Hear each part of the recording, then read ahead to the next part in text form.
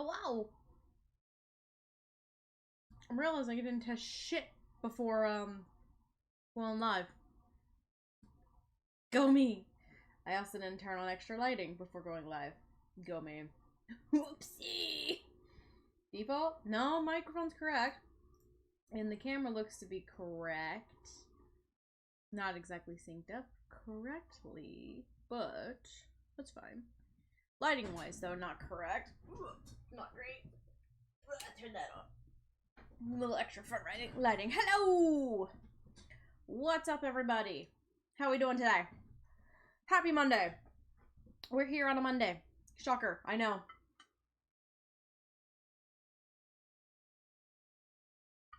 Shocker, shocker, shocker. For those that don't know, today in the States, it is Memorial Day, which is a federal holiday, which means most workplaces are closed, including mine. So today I figured instead of the normal Sunday stream that we've been doing, I changed the Sunday stream to today, and we're gonna have some fun with primarily spooky shit. Spooky mystery shit, because Sky is off too. They're taking advantage of it and playing Skyrim. I feel that. Hell yeah, love that. I love that for them. So what we're doing today is we're gonna take advantage of it, because I could I have streamed yesterday? Absolutely. But I kind of wanted to, given the past couple of months with like the annual work event that I had to help coordinate and plan out, and a bunch of other shit going on with like with my boss and all this other fun shit, I'm like, you know what, I kind of want to take a weekend for myself and just kind of relax and attempt to try and get some more catch up on more personal stuff, including cleaning the apartment. We didn't clean the apartment, as a heads up. That didn't happen. But, you know, shit, I guess I was more tired than I thought I was. It's fine. Hey, that's okay. No, I know, it's, I'm sad that we didn't get to clean the apartment.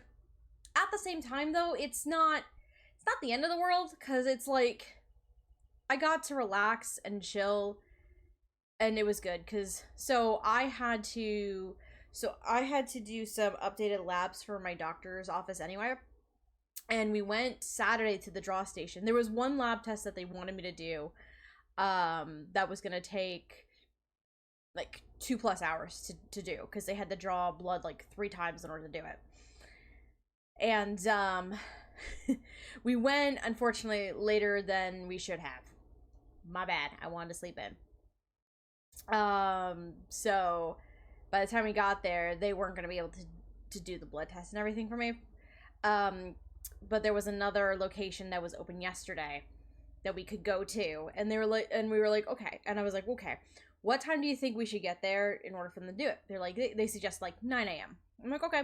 We got there at 9 a.m. There was nobody there, first of all, basically. There was like maybe one other person like a son, like father and son. And I think the son was the one who was getting tested on something else as well, because he had to go a couple rounds too, and had waiting periods and in between. And yeah, it was, I brought a book to read, so I was reading in the waiting room during the time. Andrew was with me because I fucking hate needles. Let's be real, I'm scared of them. So he was my designated yapping buddy, who has gotten very, very good at his job. So we did that yesterday, and we ended up going out for breakfast afterwards. So it was good. Everything was good. And then Saturday, basically, he and I, afterwards, we ended up watching we watched some anime on the couch. I think we caught up on, well, he started, and I caught up on, Tamon's B-side. Fucking cute as shit. Love it already. And then we finally finished, Toilet Bound Hanako-kun seasons 2, and we marathoned the entirety of season 3. Because I love Hanako. Hanako is my son.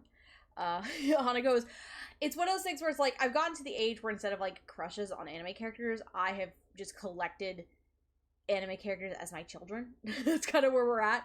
Hanako is one of my kids. He's my son. He's my little ghostly goblin son. It's so funny. No spoilers for Twilight. I'm catching up on that currently. No spoilers. I got you. Real caught up on that manga-ass cliffhanger. Yeah, I know. Because the anime, because I had been reading the manga too, and I dropped off on it for a while, and hi Baba, he's coming through to hang out, and I dropped off on it as well. So some of the anime that we Lily, Jesus Christ, some of the anime that we watched was some stuff that I have not read in the manga yet, so it's very interesting. The fuck just happened. We have a bag of like cans and bottles, like returnables and stuff. It's hanging on the door to the laundry room, which is like basically right outside the office here. I don't know 100% what happened. All I know is that because Ash is over here, right? Somebody just ran themselves right into it at full speed. Because Andrew's in the bathroom dealing with cat litter. So I'm 100% positive that was Lily. I'm 100% positive that was Lily just running into that shit. Like a goblin. But no, we watched the first it's the English dub. We watched the first 3 episodes, I think, of the English dub for Tomon's B-side. And then we watched the rest of Tale About Hanako-kun, finally. And I want more, and I'm sad that a new season has not been announced yet. But it did take a couple years for a new season to be announced. So, and I think it might have something to do with the material, is my guess. But who knows? And then Sunday, I think after we got home from having brunch or breakfast or whatever we did, I'm calling it brunch. It was like noontime or whatever by the time we finished with my blood work. I came home and I legit, I napped for almost like 4 hours. I was tired still. So I napped. Andrew picked up groceries. He came home. When I woke up, it was like almost 6 and he was napping. So it was a wash for cleaning. But shit happens, you know. We have separate trash can for cans. Then we bring them out to the garage, and when we go to Sky's hometown to visit, we take this place to the recycle zone here. Nice. Yeah, we go to the local grocery store has does like bottle returns and stuff for there. We don't have a good local spot. We do have a recycling center. Yeah, we live in a state that allows you to exchange bottles for cash. Yeah. So a lot of local grocery stores here will be able to do it, thankfully. Which is good because 5-10 cents here and there, it helps and it adds up a lot, honestly. But we don't have a trash can for our our bottles and cans. We have like other trash cans for like plastics and paper and cardboard and stuff like that for recycling purposes. But even though at this point our building has decided one dumpster for everything. They used to have like 2 different dumpsters, for like one for recycling and one for normal trash and stuff. However, I think there was some regulation changes in the city itself, and our complex, our building management is like, oh, we got to figure this shit out. So they went with different trash company or whatever, and they don't have separate bins for recycling, which sucks. The place we take them to is a non-profit, so they give us the cash there. Oh, that's awesome! Oh, I like that. I'm assuming, is it kind of like a non-profit where they give you more than what the return is, or they take like the bottles and cans and they use that for like a donation for, I don't know how that would work for a non-profit standpoint. I work full disclosure, I work for a non-profit. I work for a non-profit company too, actually. Completely different. than probably what this is. But that's interesting. That's cool. I like that. Better than a grocery store, because I can imagine like they take that as like donations for whatever they need it for. There, you know, it's fascinating. I'm gonna run. Hold on one second. I didn't get to do this. Pardon me.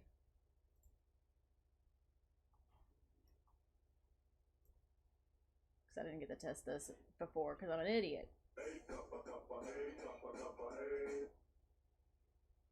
You're welcome. You're welcome. I didn't get to test this earlier because I'm an idiot.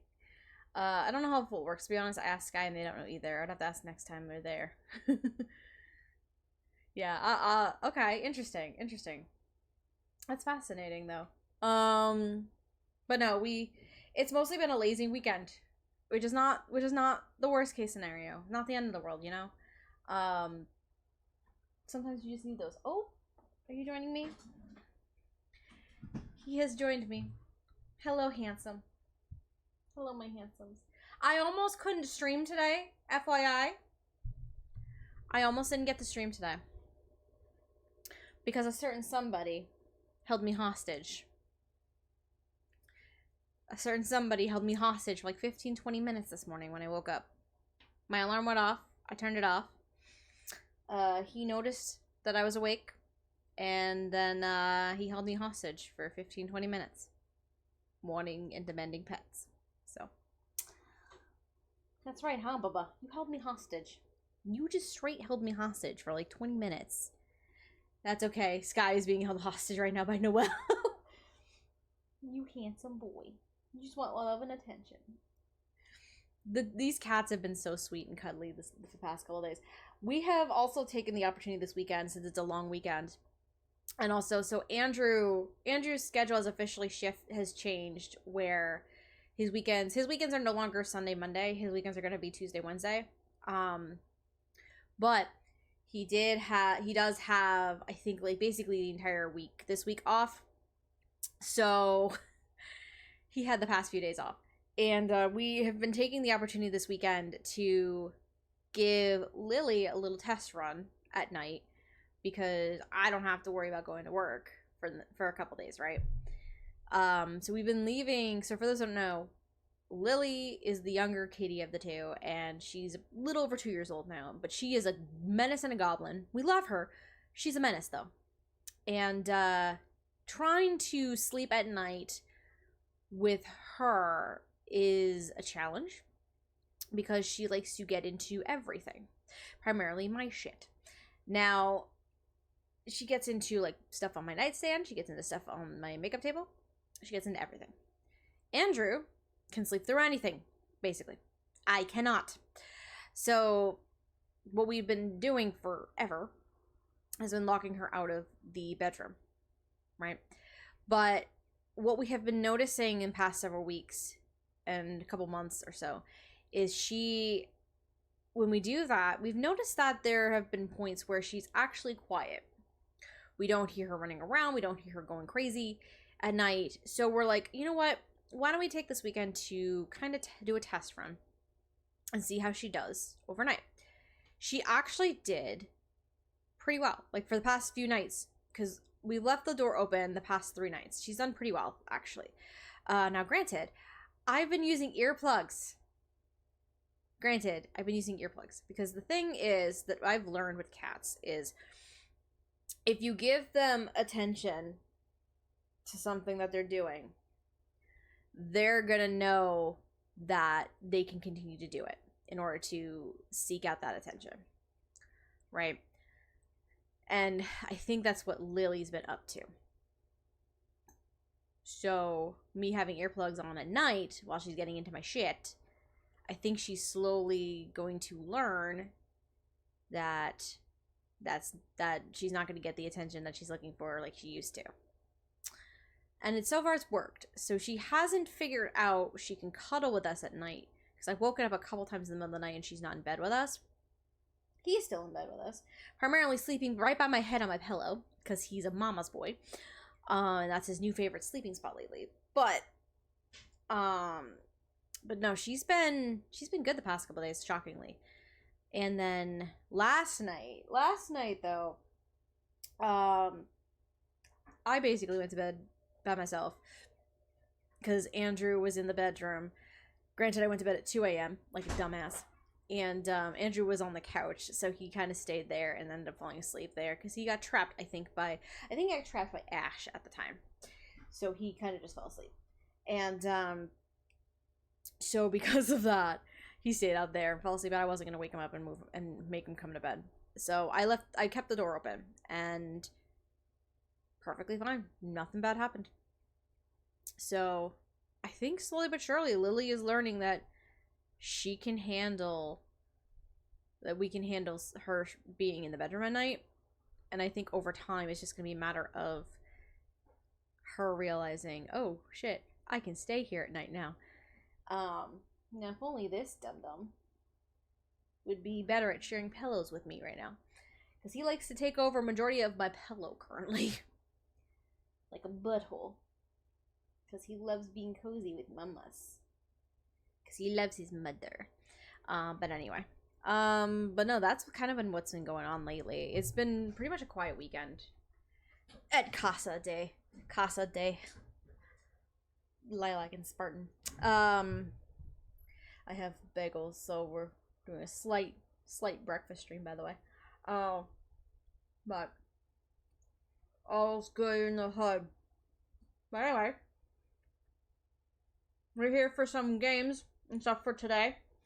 And boy, we got some shit on the way. Quiet weekends are always good. Yeah.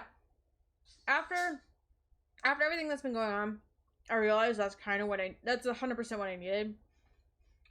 Even though I want to get some cleaning done, I realized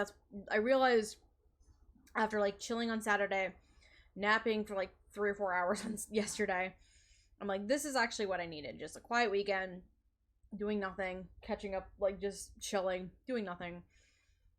I did accomplish something with getting blood work done because I needed to get that done, but other than that, just doing nothing, you know? It's exactly what I needed. But gotta go back to work again tomorrow, so hooray. Not looking forward to that, but we'll see how that goes. Anyway, we got some shit to do today, boys and girls.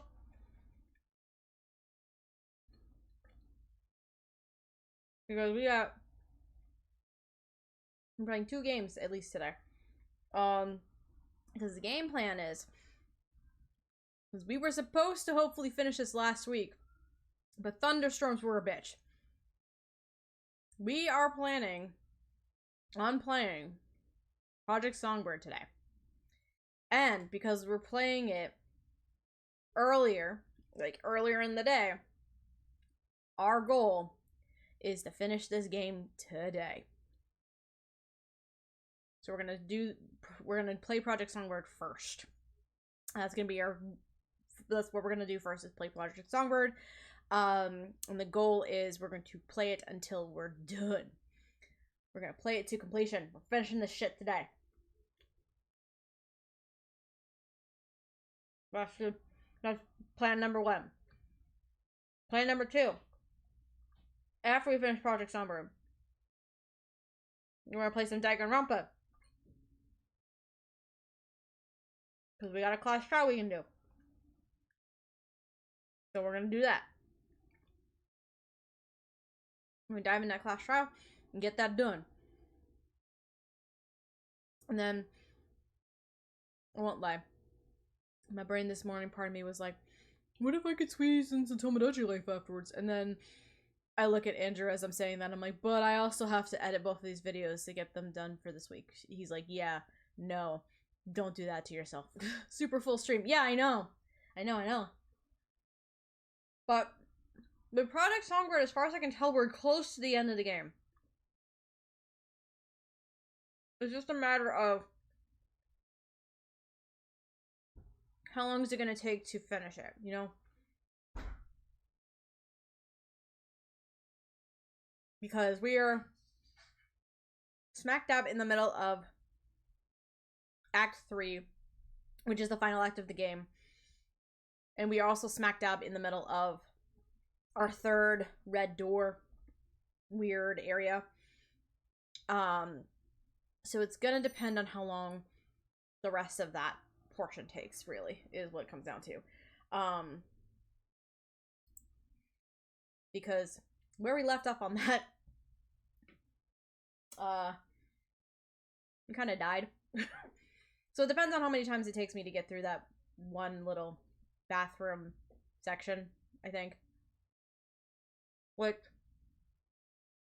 now I have an understanding of how it works. I think I have an idea of what we're going to do with it. Because that fucking stalker, man. I hate that bitch so much. And then, class trial-wise, aside from the mechanics being a pain in the ass, the class trials have been pretty simple to go through.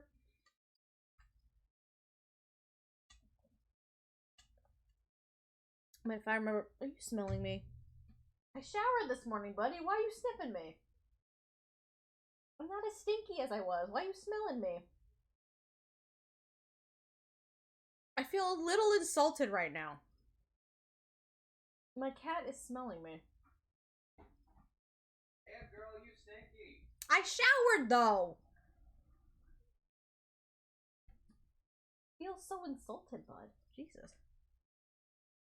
Fucking rude. Handsome. Handsome boy. Handsome big boy. Where you going? Maybe you smell good? I hope so.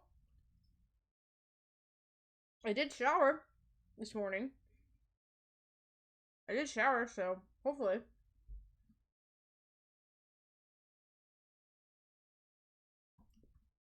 What's up, Papa? He could also be smelling outside. Smelling the smells of outside, because I did crack the window open. That could also be a thing. But anyway, also in terms of the rest of the stream schedule for this week, the plan is, our current plan is, so Project Songbird and Danganronpa are going to be today.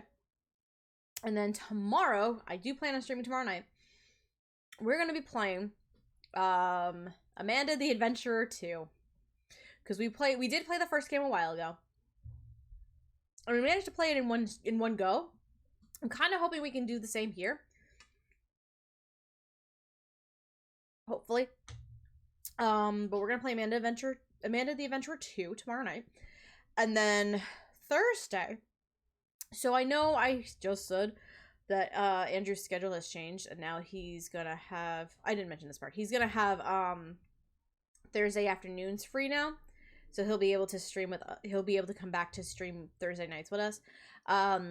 He's on vacation this week, and I asked him the other day before I finished making the schedule for the week if he wanted to stream with me this week or not. And he's like, I think this week I'm just gonna like keep my vacation as a vacation. I'm like, that's fair. So we're gonna do more Pokemon Legends ZA on Thursday, and then we'll be back again on Sunday with more Danganronpa.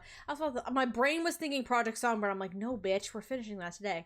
We're gonna do more Danganronpa, and we're gonna do more Tomodachi Life. So that's gonna be our game plan there. We're gonna do some more Danganronpa and Tomodachi Life next Sunday. So that's the name of the game for this week. Yeah. Yes. Let me at least eat my last bagel before we dive into Project Songbird, because I haven't had breakfast yet. Are you gonna hang out with me while I stream?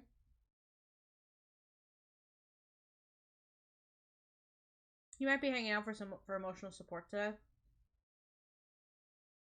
because Lord knows I might need it with at least the Project Songbird portion of today.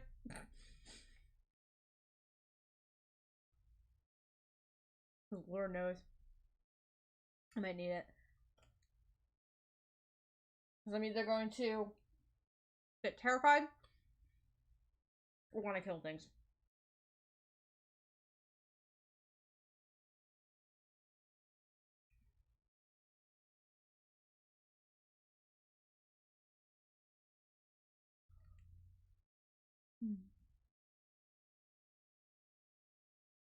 My little bagel. Bagels are so good. We love bagels.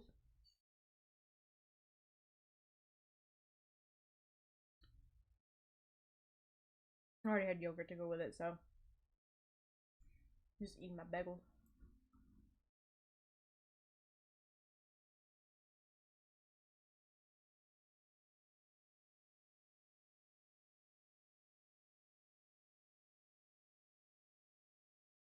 You my emotional support kitty today?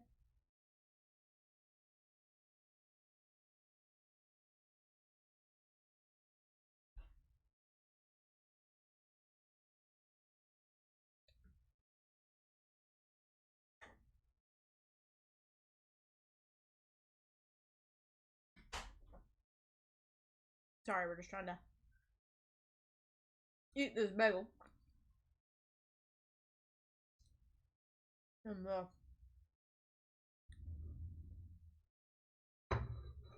get through this. Alright. You ready, bud? Are you ready for spooks and scares?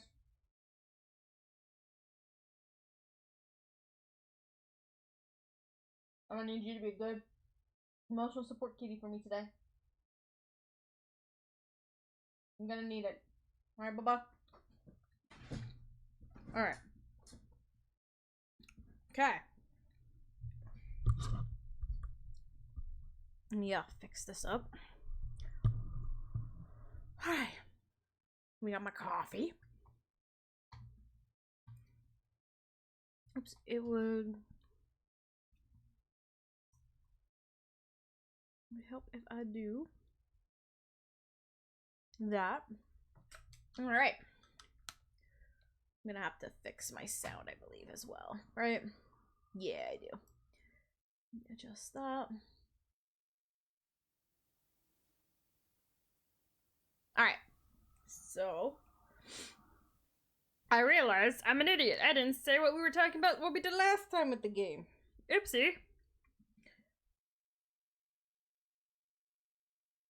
Photo sensitivity warning. Oh, that's different.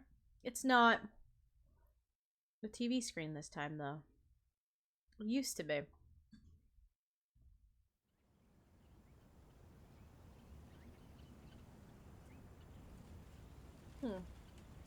Interesting. Interesting.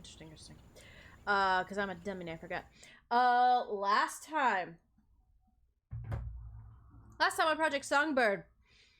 Let me see here. Last time on Project Songbird, we had completed Act 2 of the game, so we had escaped the concert venue, Red Door shenanigans, and all that stuff. And Dakota was able to write, I think, 2 or 3 more songs because of that, feeling inspired. But now they are kind of stuck again in this little writing funk. But they ended up getting a call from Rob on the walkie-talkie.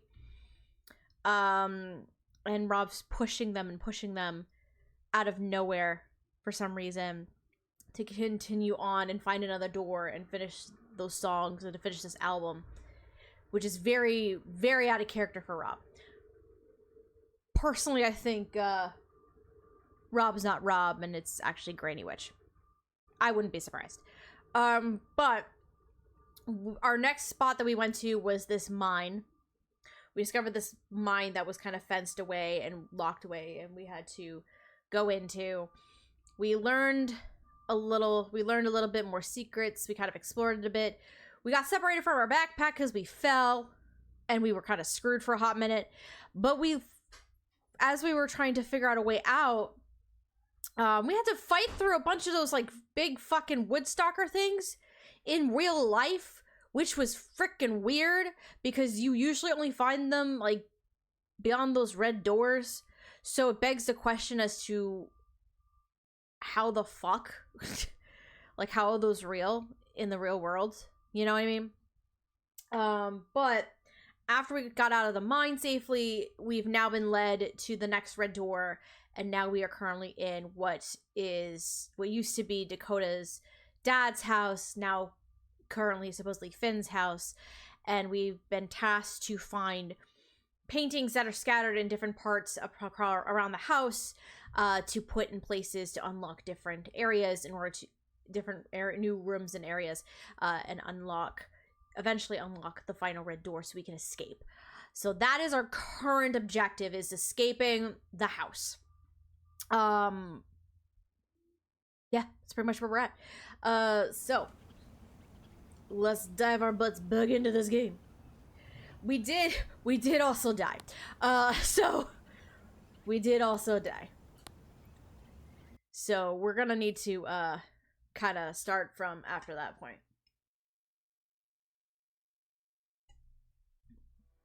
But I think I have an idea of how to handle it.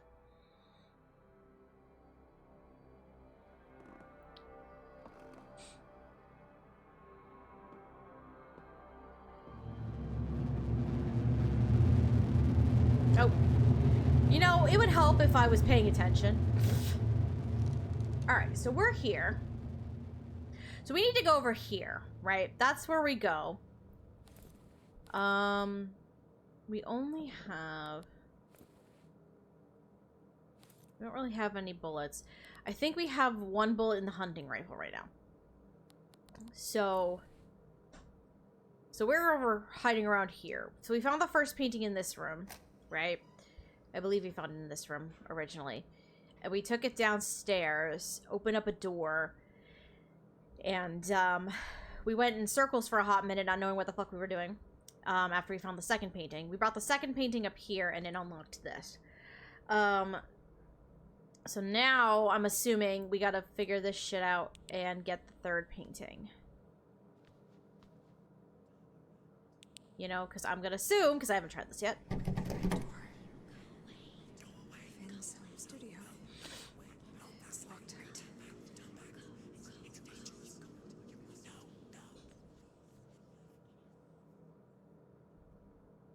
Yeah, I'm assuming we gotta unlock that.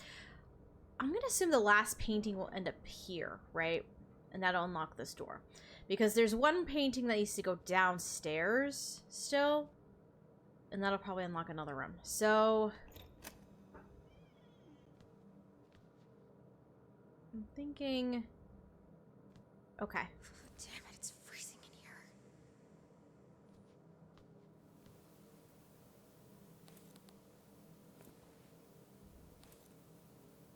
Okay, so I have 2 bullets apparently. Because I think I learned that this guy will automatically be reloaded. Right? Before I do something stupid. How do I reload? X is my reload.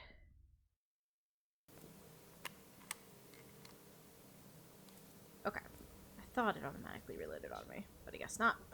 Alright. So. Alright. Because what's gonna have to happen, right, is I gotta find 3 of these in that room and rank the shit out of them. Because it looks like, I didn't explore in the back, but it looks like there's an area in the back where... No! Oh, that was so stupid. That was so fucking stupid. Okay. I got a bottle. Alright. So, I know... So, for a fact... Yeah. So, okay. So, I'm gonna... hop in here for a second. So, there's one here.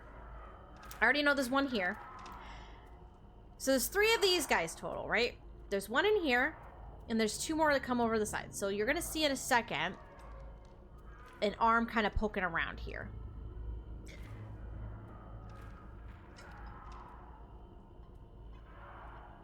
You'll see his arm poking around eventually when that dude comes through. Because it looks like he kind of patrols the hall over there. And then there's another room further on the side, right? That has the 3rd guy. So Where you at, bitch? Where's your little arm? Where's your little arm? Where's your little arm? There you are. There's your little arm. Okay. So there's a third guy. I'm thinking there's a hallway over down that way. There's a third room over that way. I think the second guy is patrolling that hall over there. Over here, behind me, is a room where there's a crank in here. You can see it right there immediately. The second crank is going to be in the room where the third guy is. And then behind me here is the third crank. But there's a stalker in that one. We kind of fucked up last time. And we went for that room second. Which was a terrible, terrible idea. Okay. So what I'm gonna do is I'm gonna go for this bitch first. I'm gonna make sure I got my controls. Okay, I gotta make sure I hit the right arrow key when I'm done shooting this bitch out. I'm gonna go for this guy first, bolt out of this room because the other two are gonna get alerted.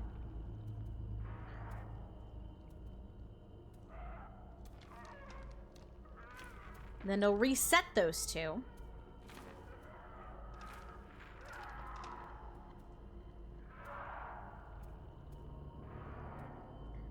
And then what I'll need to do is I'll go after the second one that's in the hall. Is what I'm thinking.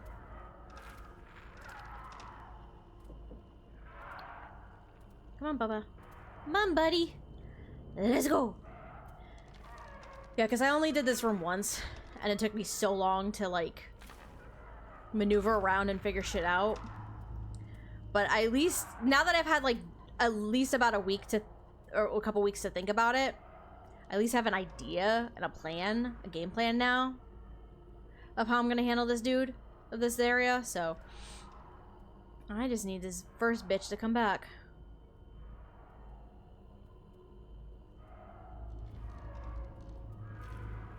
Come on, come back to me. Because after that guy on the right comes through, there he is. Come on, do a thing.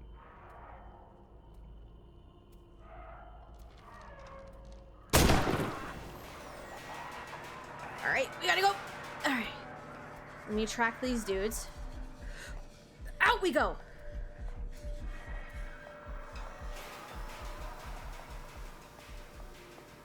Because they don't follow me out here. So I'll give them a second to reset.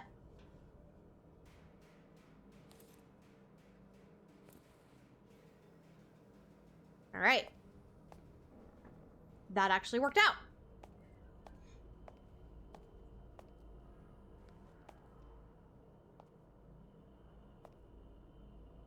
Now, the fun part. Okay.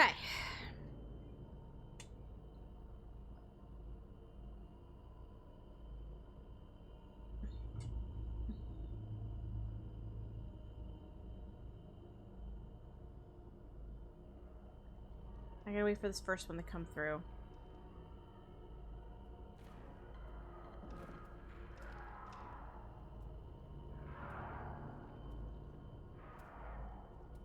He just went back.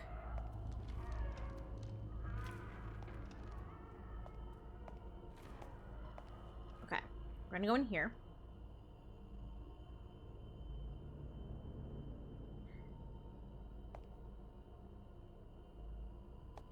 Because this is this guy. I'm not gonna touch this yet.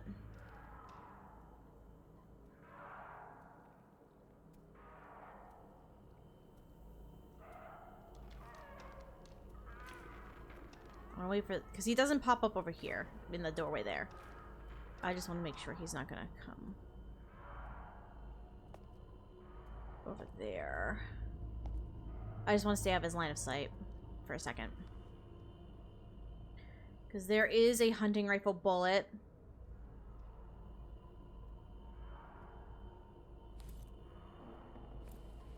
that I want to be able to grab.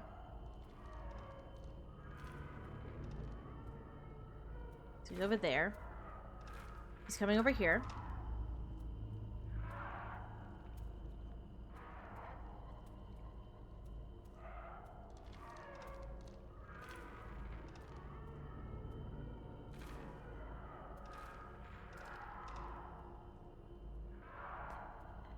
Let me go back.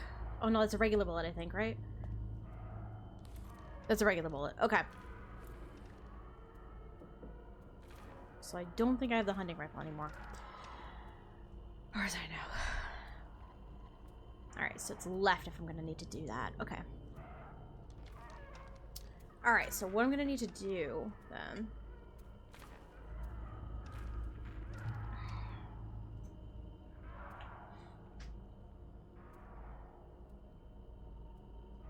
I'm going to put myself in a spot where I can bolt out easily if the third guy gets triggered. I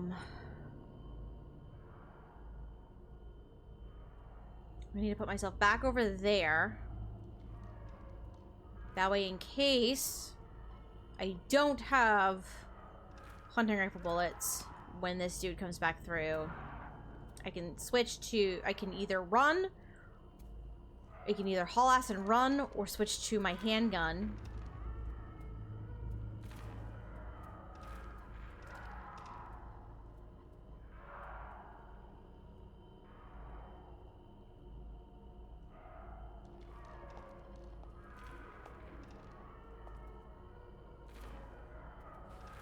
Let's see if we can do this.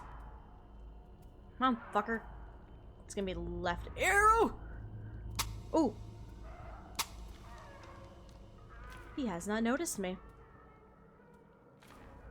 Oh, that's your pattern. You go over that way. Interesting. Come here, fucker. I should probably do this. So I know I'm about to get my ass in trouble.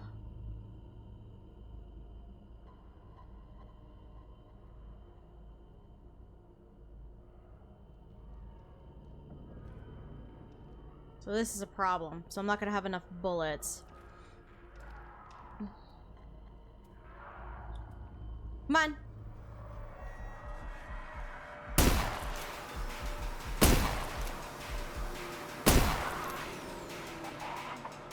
Good. Okay, we gotta go. We gotta go. Out, out, out, out, out. Third one got activated.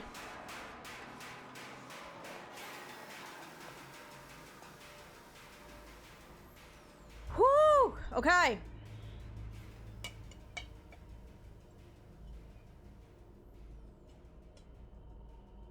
Okay. So this... Alright, that's 2.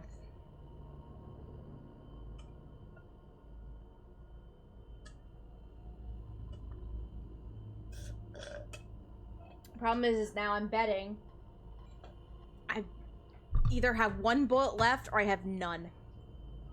So that's the problem. Okay. But on the plus side, the last guy, I believe, is going to be the one that keeps staying in this room.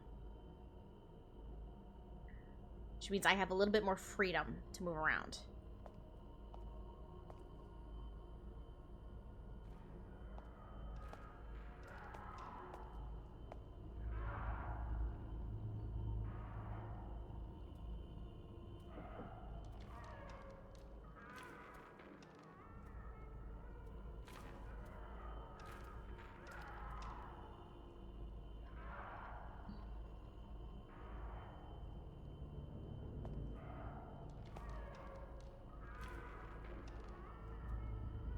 Yeah, because the stalker's over here in that room. And I don't want to activate him yet because I got to get over to where the painting is.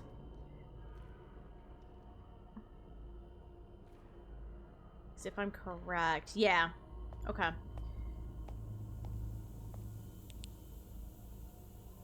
So basically, I need to get past this, right? To get in there.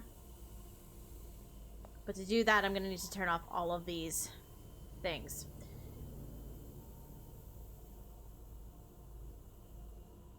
I need to turn off all these switches, but I have to worry about that damn stalker in my way.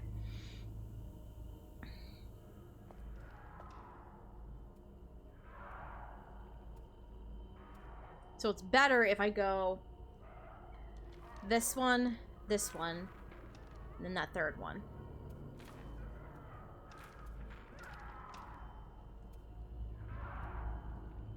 And then I have to lead this fucking dude on a goose chase. Where you at? 'Cause if I need to... Come on.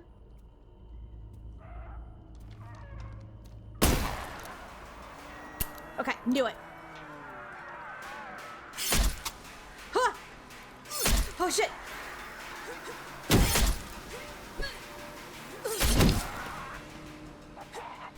Oh, God, thank God. Woo!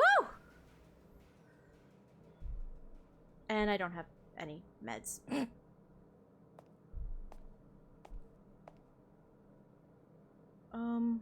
Okay. Well.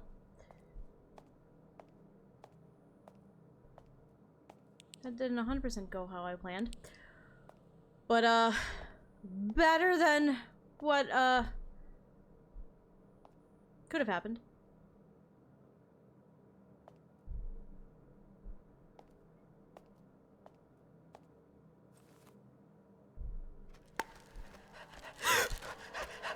You bitch! I didn't do anything!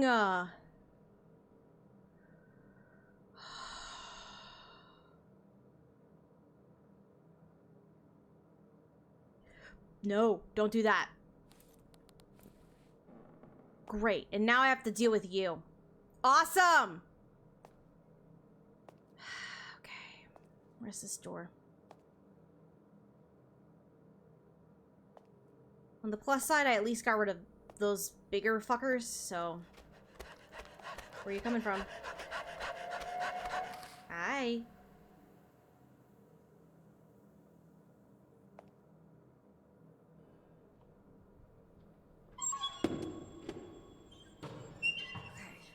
That's one. I hate you so much.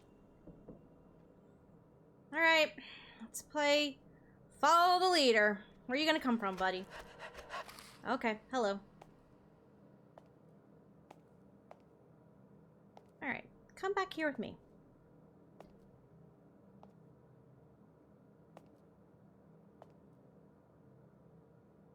Come on, let's go. Come on. Oops, nope, nope, not what I wanted.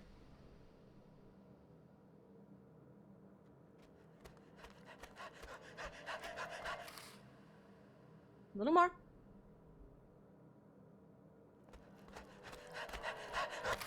Perfect. Fuck you, bitch. Alright. Keep you in my sight.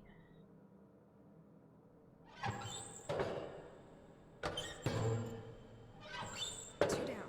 One to go.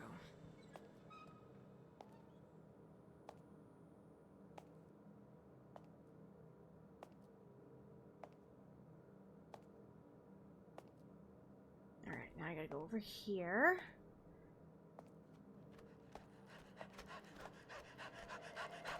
Where are you coming from? Hi.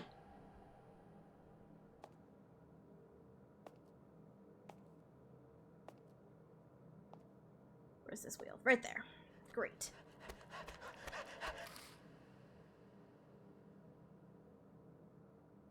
I need this, please. Can I have this, please? Friend. Friend. You bitch. I hate you. Oh, actually. Can I lead you over here for a second? Come here, buddy. Come over here. Come on. Come on.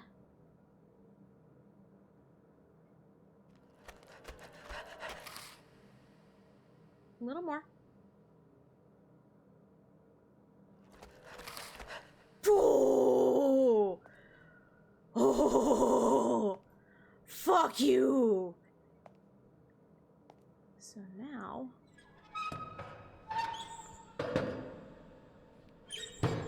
Okay. Let's hope that's the last one.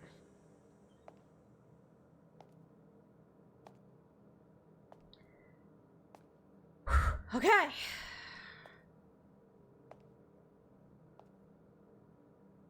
Where's my door? Where is my door?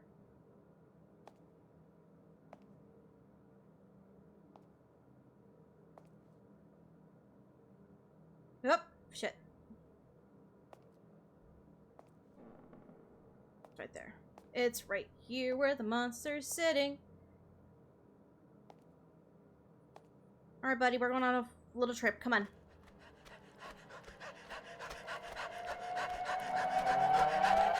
Come on, buddy. Going on a trip.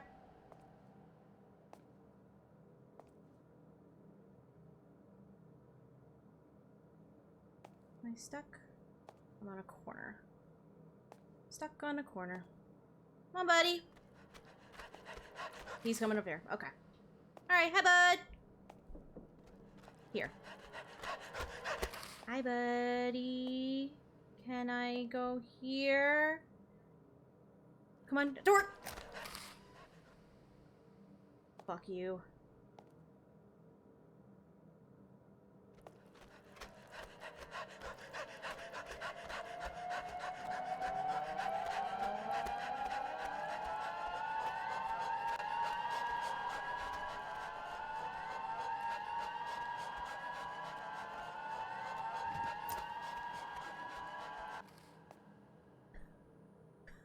Okay.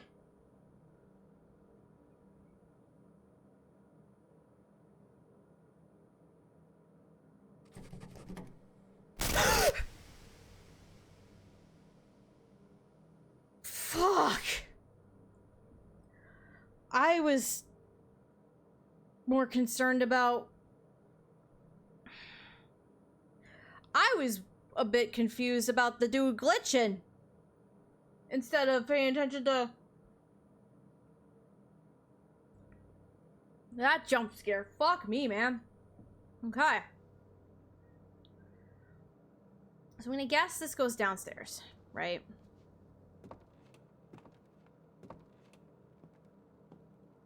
So there's this guy.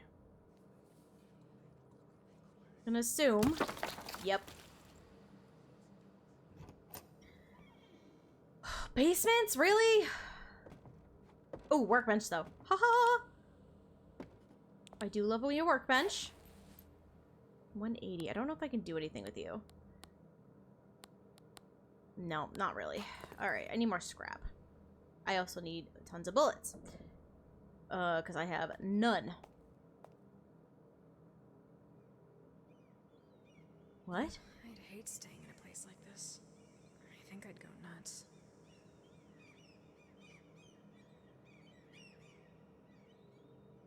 Okay. Interesting.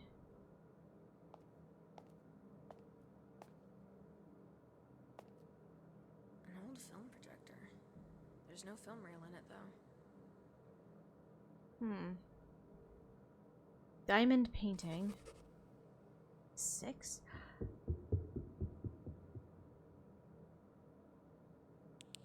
Oh, that's rude. That's fucking rude.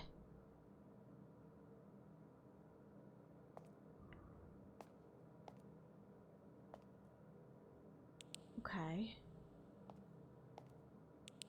So, a lighthouse? Give me this. I got no bullets. I need this. Okay.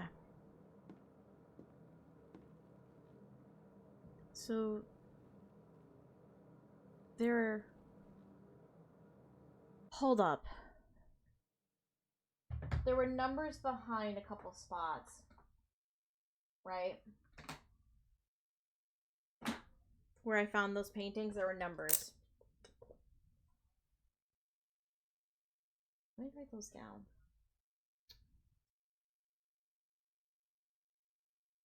So... that last one was a 6. 1, 2, 3, 4. There's 4 total, so the one was a 6. The bathroom... is that a 2, maybe? I'll have to go check.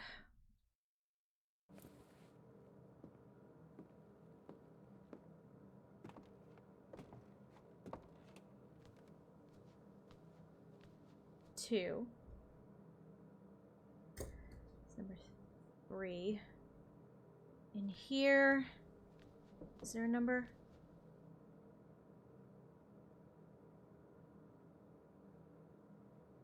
I don't see a number. I've got a 2 and I've got a 6.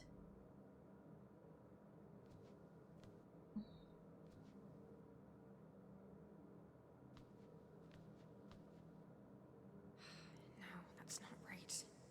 Doesn't match the size or shape of the painting I have. Really? A diamond painting, huh? Where would that go?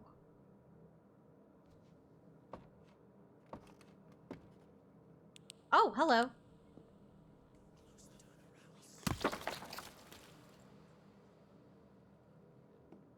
Just keep moving? Interesting. Let me check this room again.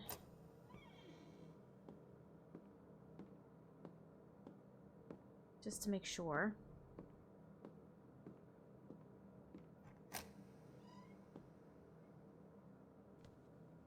Is there a number around here?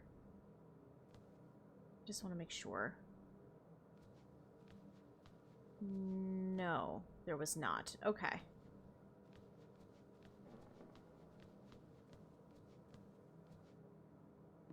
Okay. At least I can run with the axe. That's good. Okay. So I have a 2 and a 6.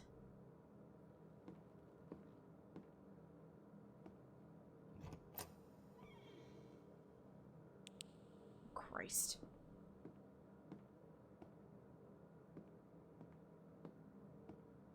I don't like that.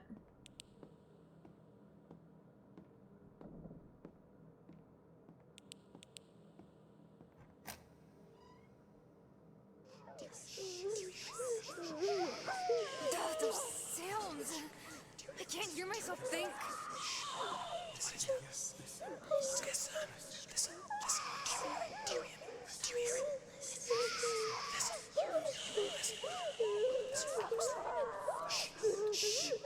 I'm turning that down for a second for my sanity, but I am so sorry, chat. Strange poem. Every silence is preceded by a sob that must be hid from the twisted mob. Every sob is preceded by a scream, one without hope for one to gleam. Every scream is preceded by the gasp, a shock too great for most to grasp. But so it is, and so shall be.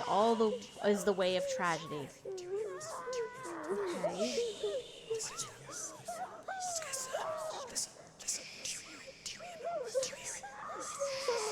Okay, I have a bullet. A normal bullet.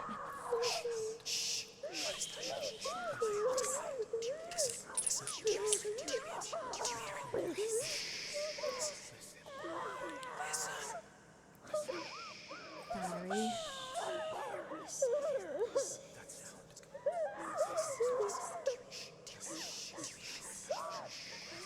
Okay, do I go this way, I guess?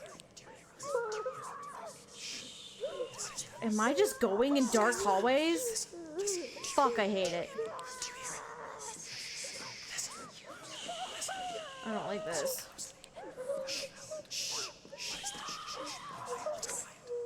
Oh.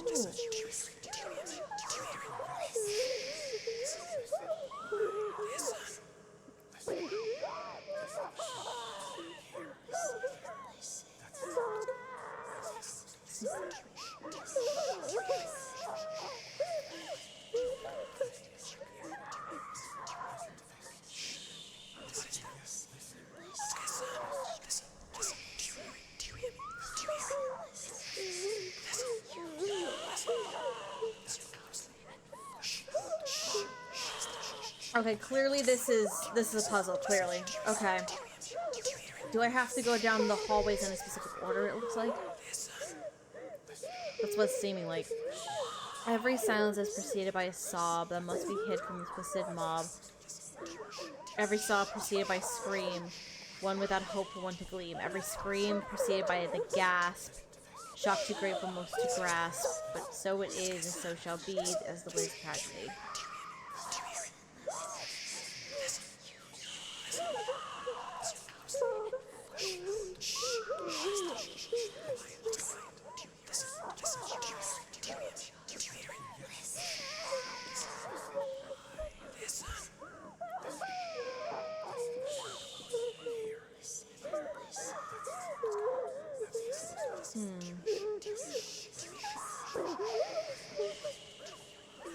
So this hall takes me here.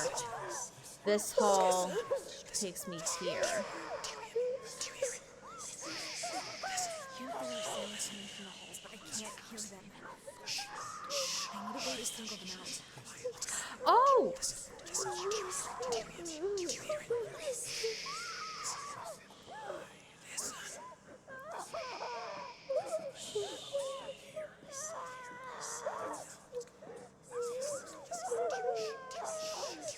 Do I use this?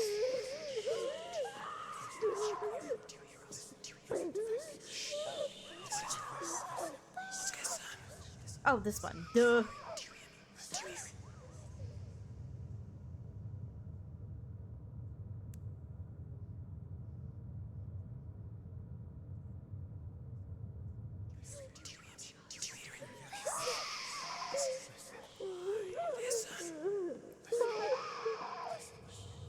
Oh! What? Debug puzzle crying wave? What?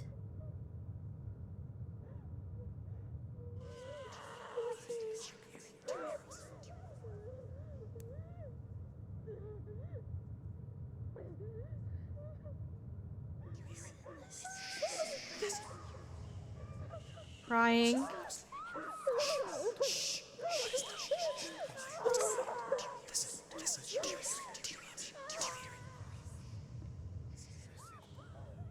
Nothing there.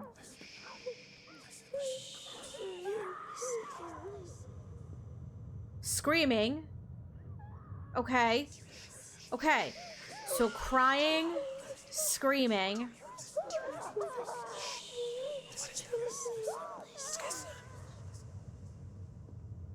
Nothing here.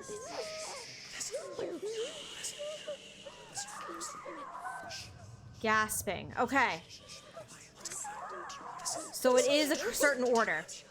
So, alright. Alright, y'all need to shut up for a minute. So, we've got... I'm gonna try and do a layout, a brief layout. So we have... one here. One here. Then it goes...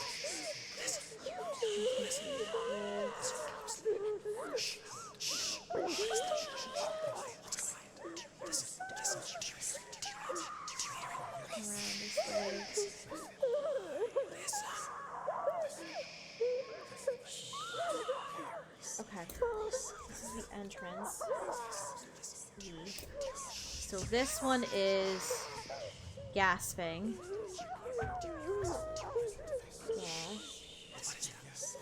I believe this one was silence.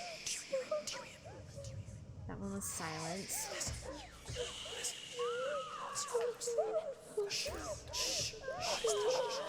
This one... scream. And then that one was cry. So the poem says... every silence is preceded by a sob. So... it must be hid from the twisted mob. Every sob is preceded by a scream, one without hope for one to gleam. Every scream is preceded by the gasp, a shock too great for most to grasp. For so it is, and so shall be, as those away is tragedy. So silence is last. So we need to put these in order. So 1, 2, 3. We gotta put the entrances in order. Silence is gonna be number 4. Silence is preceded by a sob. So we're gonna need crying as number 3. Sob preceded by a scream. Screaming is number 2. And every scream is preceded by a gasp. So gasp is going to be number 1. Okay. I think we got it.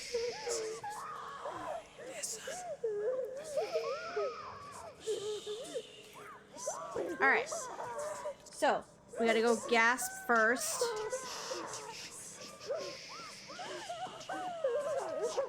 Oh! Okay. gasp is preceded by a scream. Then we gotta go for the scream. Oh. Then it's for scream.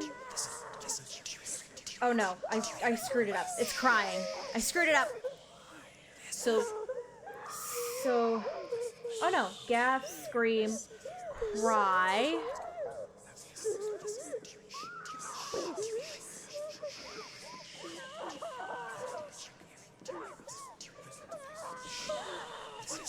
Oh wait, I think it's working. Cry, and then silence. Did it. Got it. Okay, I got it. Fabulous. Okay.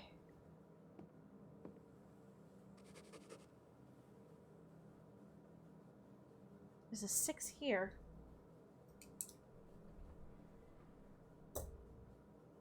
Okay. Journal.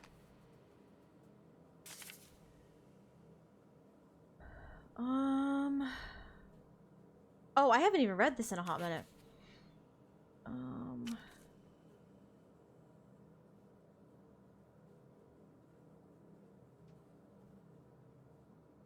Oh, okay. I'm on night 23 here. When Dad died, he was going to leave the house to me, but I know Finn could have used it more. My music was doing pretty well at this point, and I was able to afford a decent apartment in Pittsburgh. That's all I really needed. Finn was still struggling a bit, but he was just coming into his own. He was young, a starving artist. I wanted to make sure he had resources to pursue that dream without the stress of making ends meet. He was always either painting here or in his warehouse studio. I still wonder if I made a mistake giving him this house. If I didn't, maybe he would have had less to obsess. So, something seems off about this house, though. There are a lot more rooms missing. The paintings, they shift the house around. I can use these to navigate the place. Oh, my number. Okay, the numbers I'm seeing are going to be put up there. Got it. I don't even care about being inspired anymore. I don't care about the music. I just want to get out. I need to get out of here and go home. There's a number written in the bathroom, too. There's a number written in the basement. 6. God, I can't even hear myself in this room. Think of this room. The whispers are too much. I need to think of a way to drown out this out and focus my listening. There's a number written in the kitchen. 6.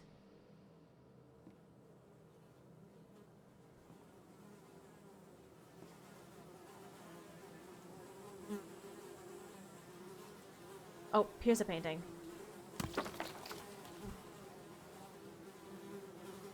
What popped up?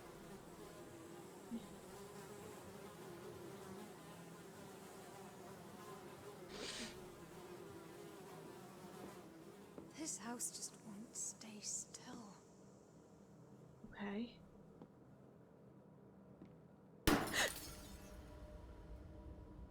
I'm going downstairs.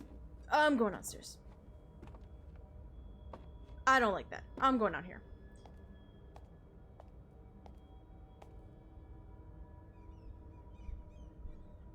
Mr. Lighthouse, will you give me some comfort?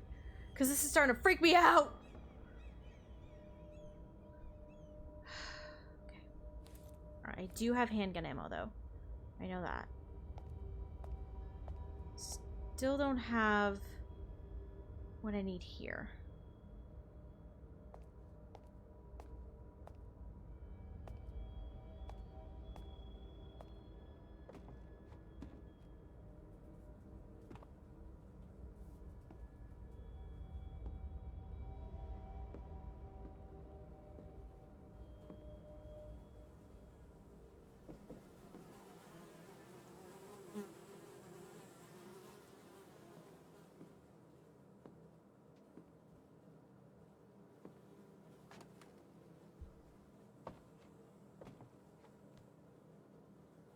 Okay. Jesus. This has changed.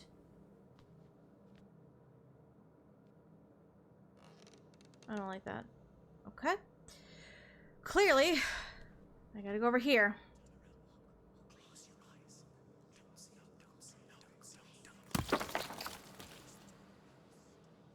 Oh.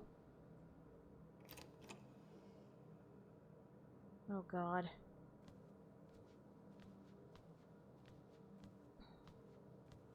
What now?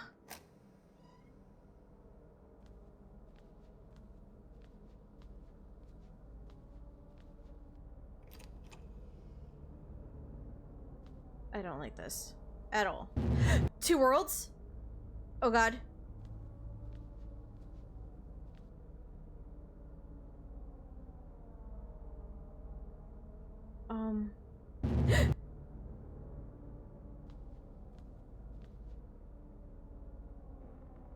Uh.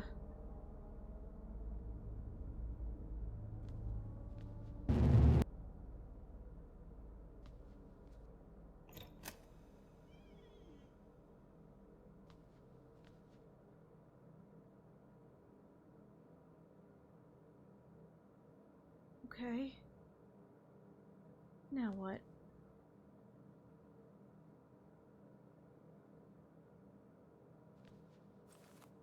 Okay.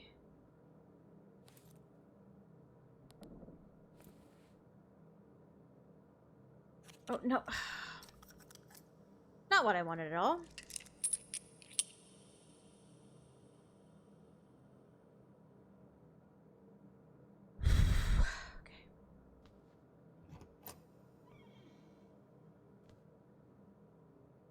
Okay. Okay.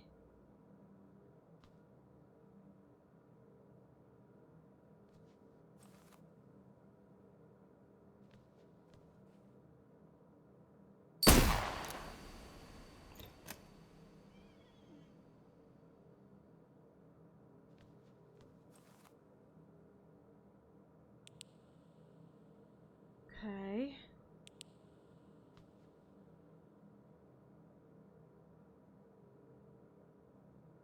I gotta go over there, I guess?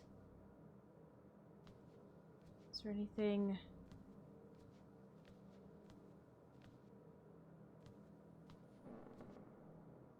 Swear to fucking God. Okay, cool.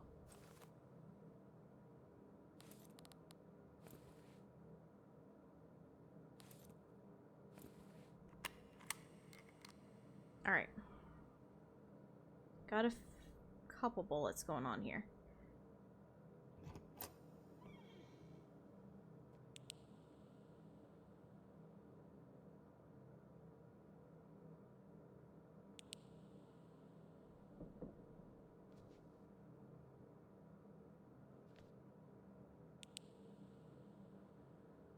Okay. Got another bullet.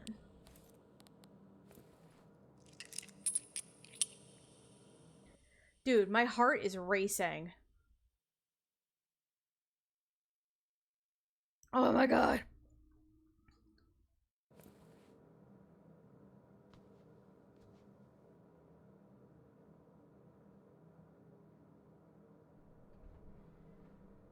Not sure about that yet. Can't go there, because that's blocked.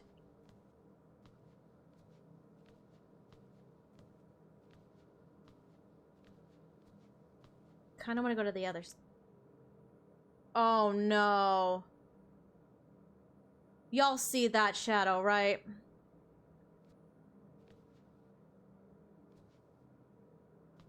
Well, that's where I came from. I can't run right now. Let me see. Okay.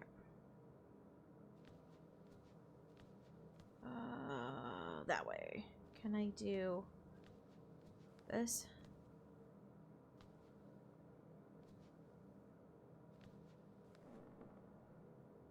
It's locked. Oh, There's a shit. door. I gotta go the other way then. Okay. Clearly, I'm gonna be finding Finn somewhere. I gotta go back the other way. Damn it.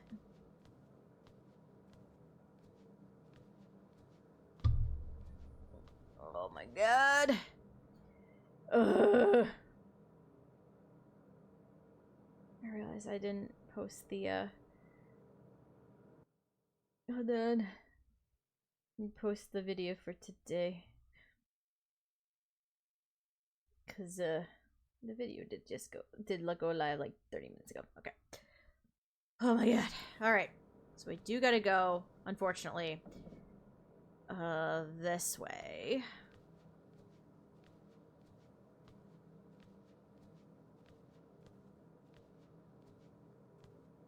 Oh, I don't want to be in here. Okay. I got 250. I need another workbench, fuckers.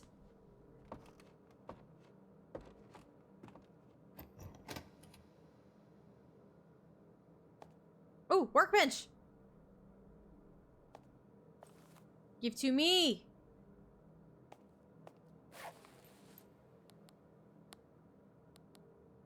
Yes! I think I damage free blow. Oh no! I could have done that! I should have done that. Fuck! I thought I upgraded my axe entirely. I'm an idiot. Damn it. Knew it.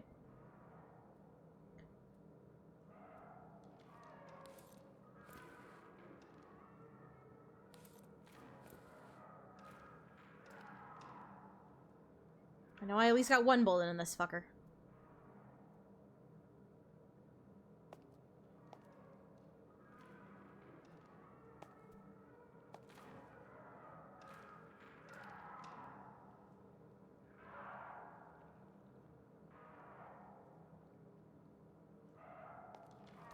Oh, you're in there. You're either in there or you're in the hall.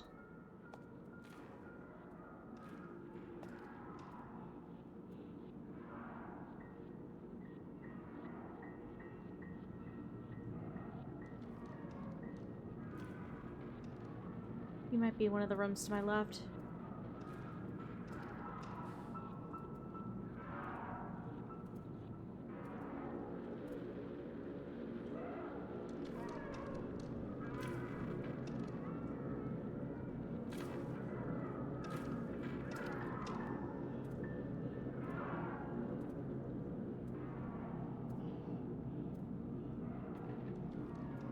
Yeah, he's in one of these rooms. Did not see anything, so...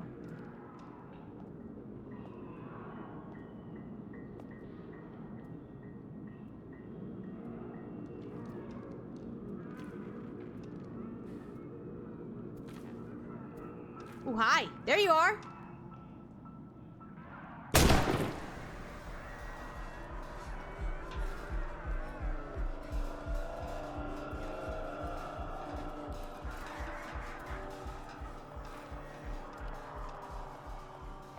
Just gonna hop over here for a second. And hope and pray they don't follow me. Whew! Okay.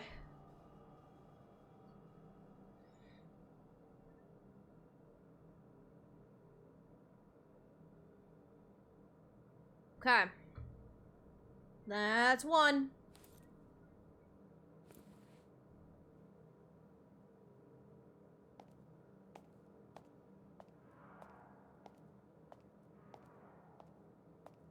Oh, yep, okay. Knew it.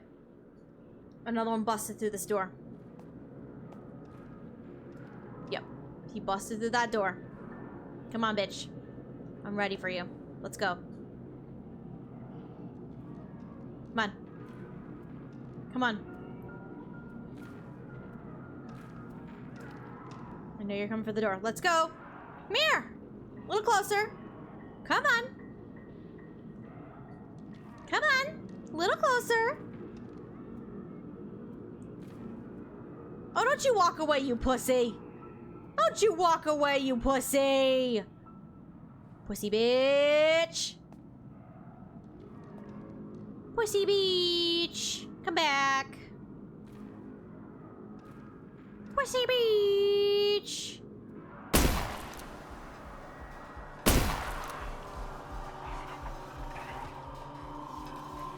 Oh god. Go. Meanwhile, here I am being the pussy bitch. Running away. So those bitches don't follow me. I have no idea if I have any more ammo. I really have zero idea. I somehow doubt I do. We're gonna find out.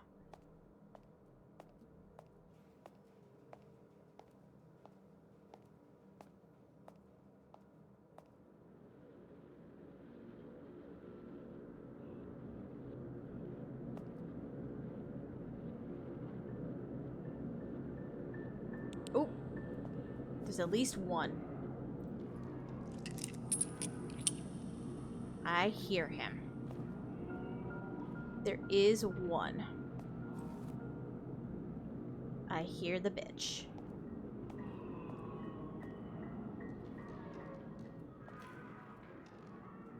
Around here, I'm guessing. Come on.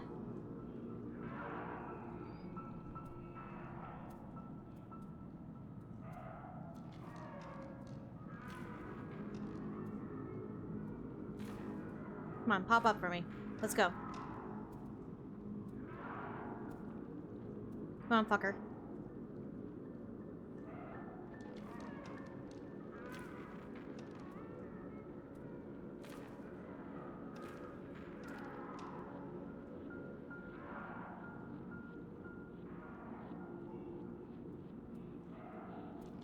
Where are you at?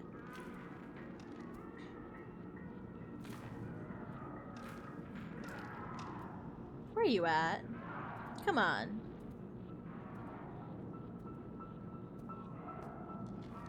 He's clearly in this hall. Is there anything else I can collect, though? I don't think so. By the looks of it, no. He's clearly in that hall, though. What? Where are you? Oh, hi! Okay. Oh, that is not even what I wanted. Is there another one that I don't know about? I'm gonna run just in case.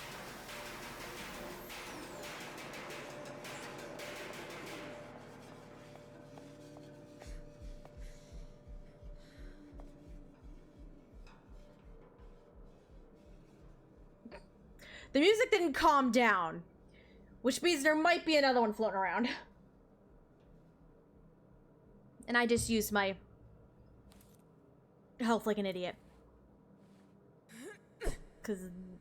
Cause my stupid ass, I need to not use the... If I want to protect myself, I need to not hold down the left trigger. My stupid ass. So I believe I am out of bullets at this point.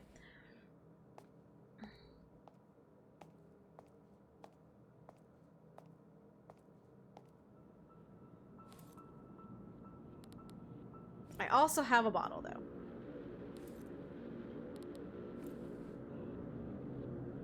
Okay.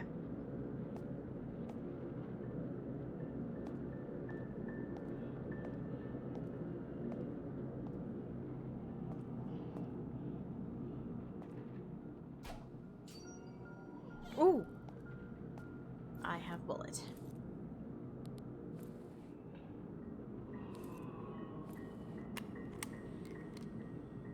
Okay.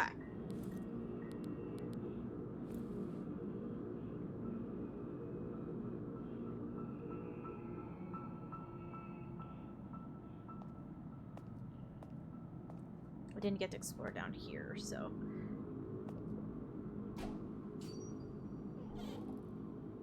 Ooh, okay. I forgot I have my flashlight on the most of this right now. Oh, interesting. I think there's a bullet up there, actually. Let me stay here for a second. Whew. Let me see what's going on with this.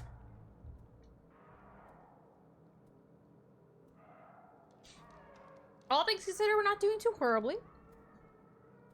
I'm gonna knock on this wood desk just to make sure I don't jinx myself.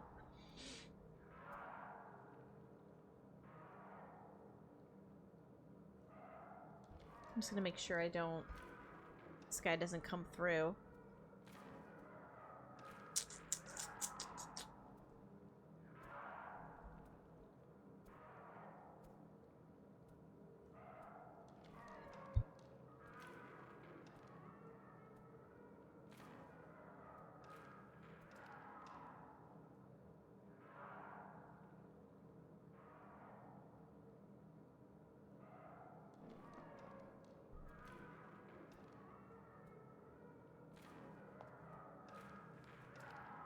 Ooh. Oh, I need those. Yes. Okay, we're gonna hang it here for a second.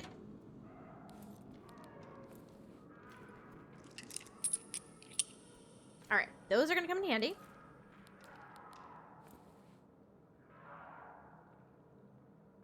Alright.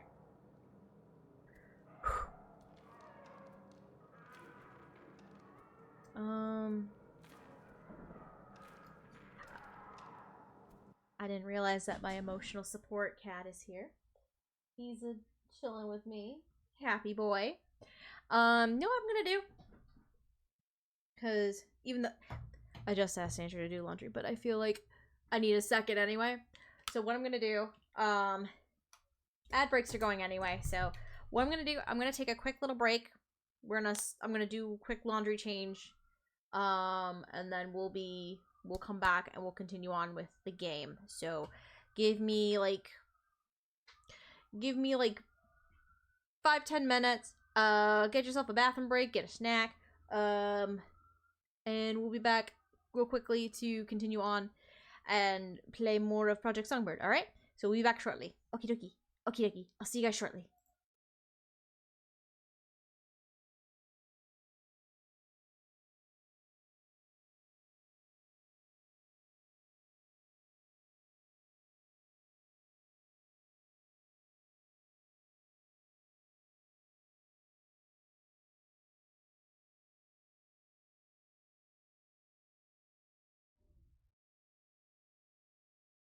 Hello.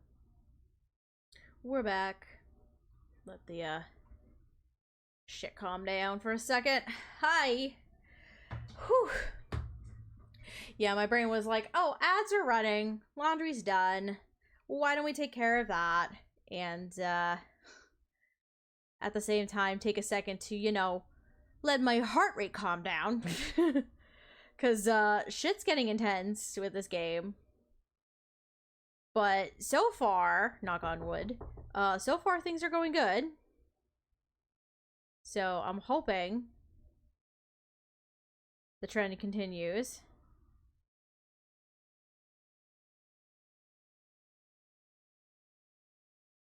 But I was just like, you know, while I have a minute and I have Dakota hiding in a goddamn vent, let's take a second and be like, ooh, just collect ourselves. Just collect ourselves and make sure we're okay. But what?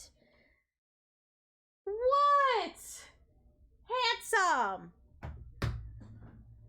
Yeah, swapped out laundry, fed the cats. Ash, handsome. I heard that. Handsome, you're not going in the bathroom. Hi, ma'am. Your brother's staring at the bathroom, isn't he?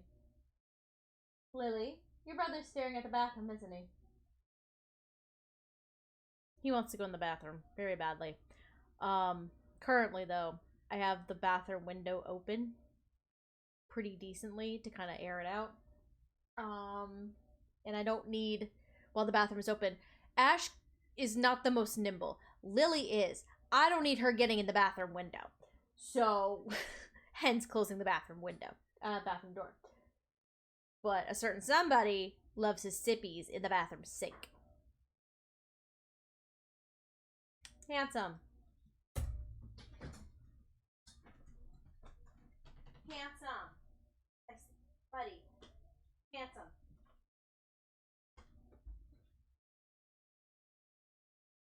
Handsome. You're not getting in the bathroom.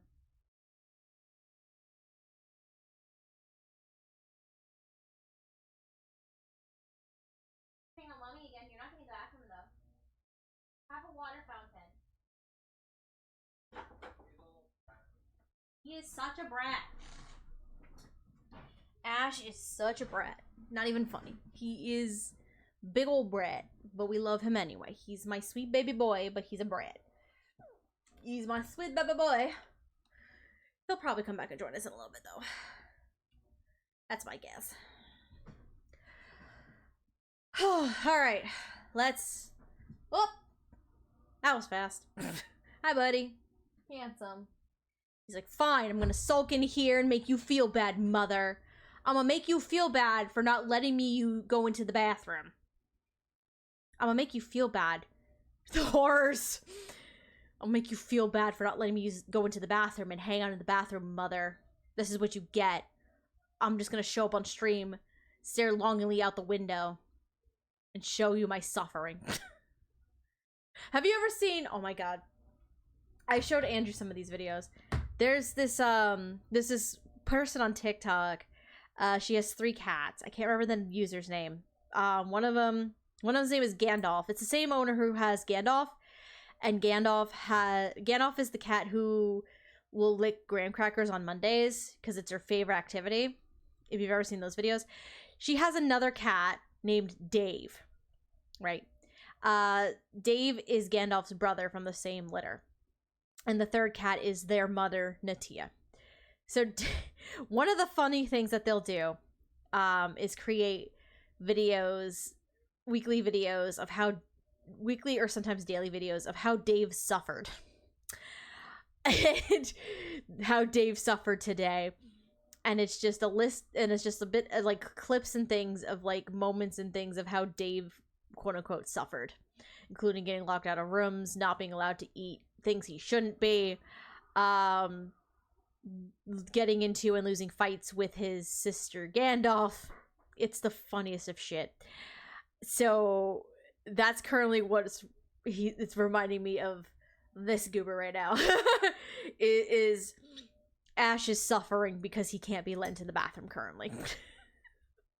That's what I'm being reminded of right now, is just Ash is just suffering because he can't get in the bathroom to have the sink to himself.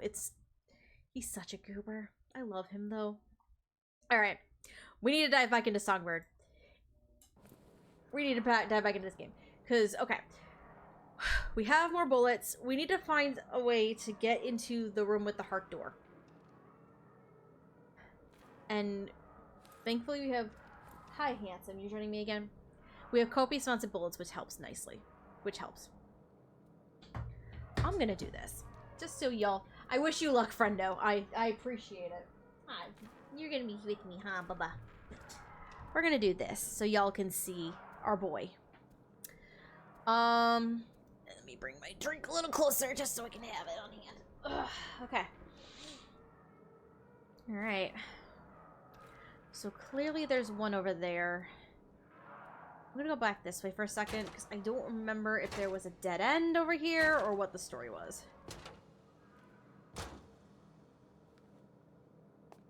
Is there a dead end? Or is there... Okay, dead end. Batteries, though. Oh. Well, okay. Perfect timing. I need to stop using my flashlight excessively, though. Alright. So clearly I need to go through all of this shit.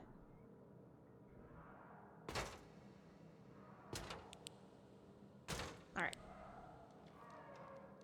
So there's a guy over there. So I can do this one of 2 ways. Either I can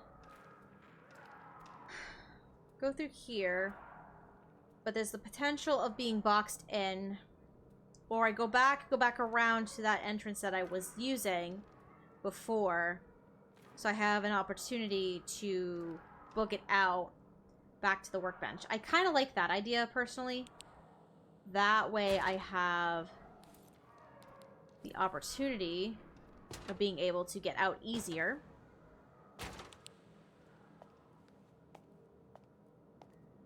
Compared to...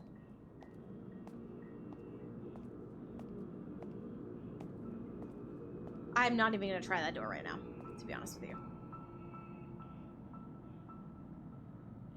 I'm going to have this guy on hand. Because I at least have 1 hunting rifle bullet, and I think I have 2 or 3 handgun bullets on hand. Alright. Minimum of 1. I wouldn't be surprised if there's 2.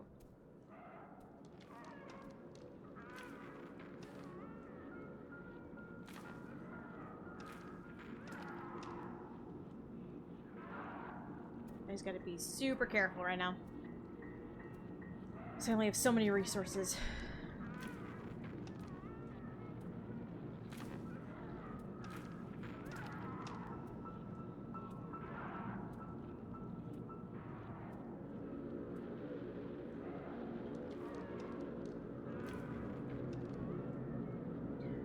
Clearly.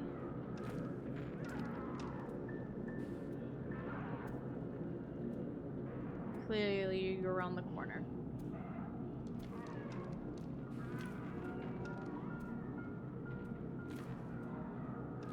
I need you to get away from this side here, please. How much? Okay. It was 3. No. Oh, fuck me.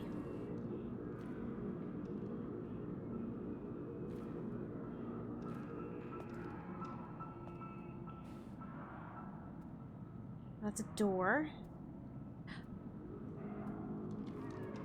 Oh. Oh, I think you're over here, friend. Where are you at? Come over here. You're somewhere. Where are you at?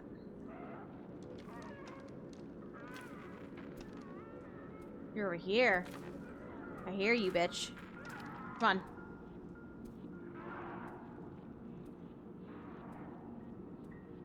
Not sure if I had to guess. Yep, got it. Down here? I'm assuming you're gonna be over here.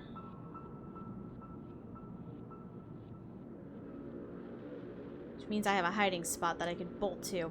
Perfect. I like that, at least. Come on.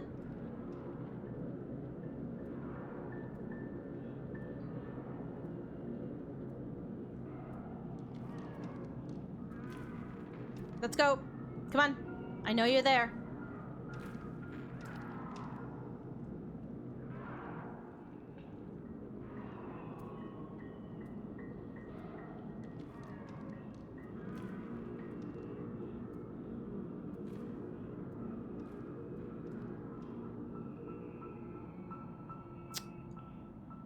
Come on. I know you're here. Let's go, bitch.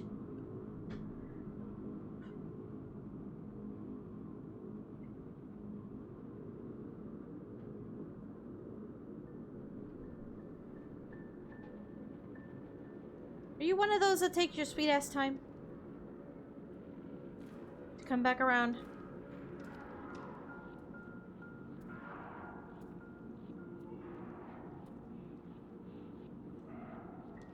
I hear you. Come on.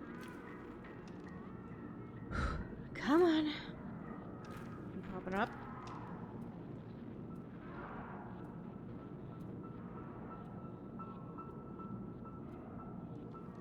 Oh, okay. Okie doke. So that gives me the opportunity to do this. Oops.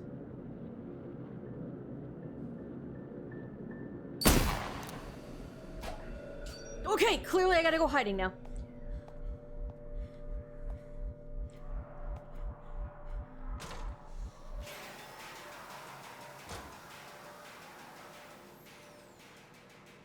Oh.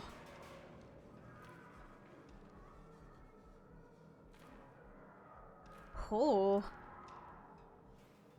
Did not expect him to activate like that. Bitch, alright.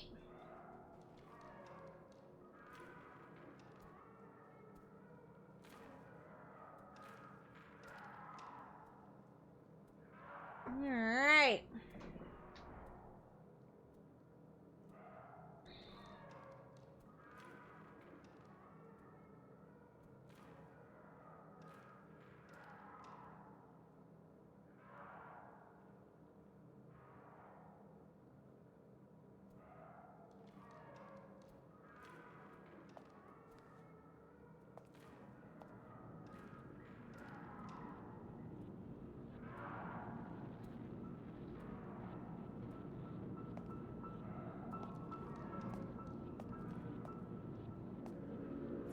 Ooh.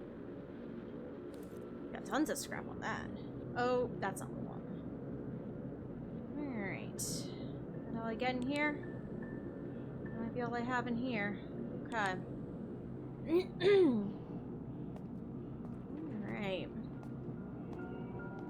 I missed that, though.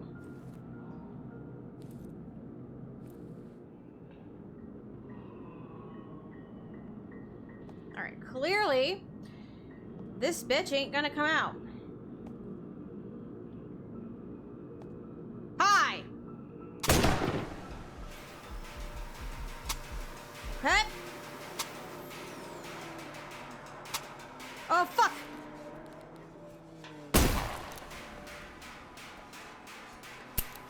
Shit!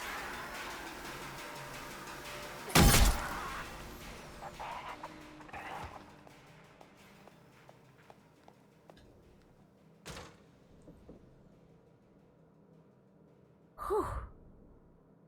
That it?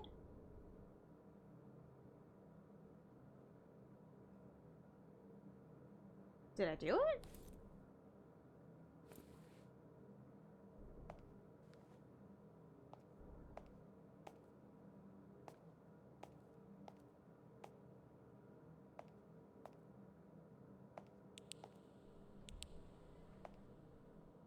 I did something.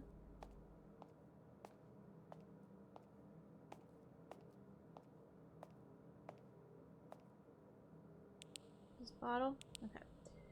Ooh, bullet. Love that.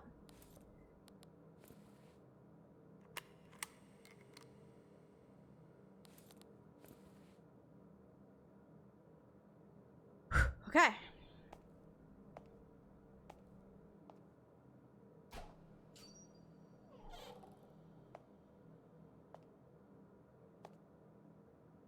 Oh, hello.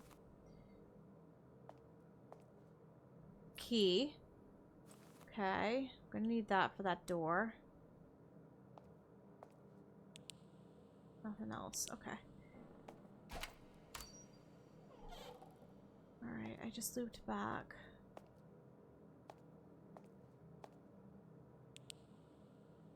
Where am I now?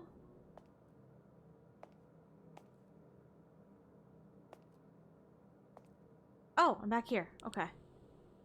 Got it, got it, got it.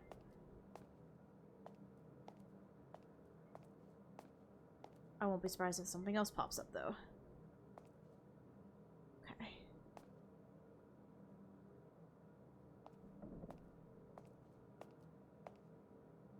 Oh, well, shit. Where am I going? I got my ass lost. Great. There. Go back this way.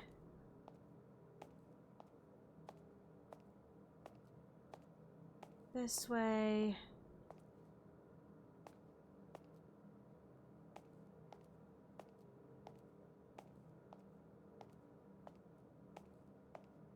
Here we go.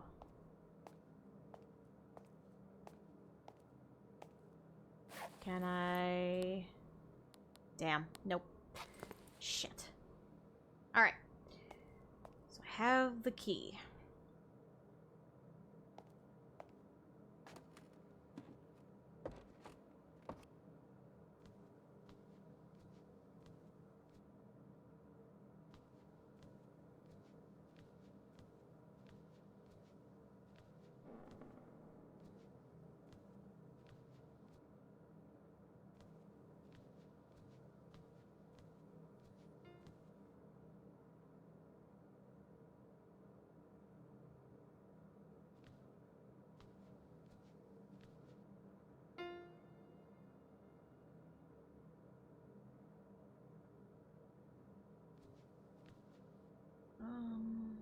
Here.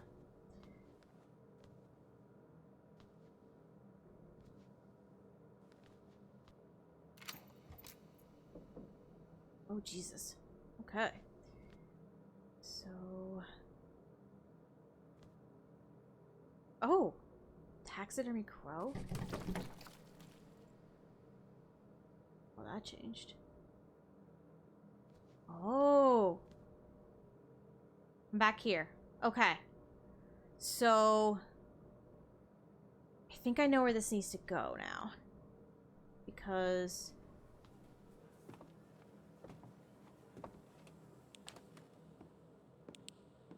There was that perch here.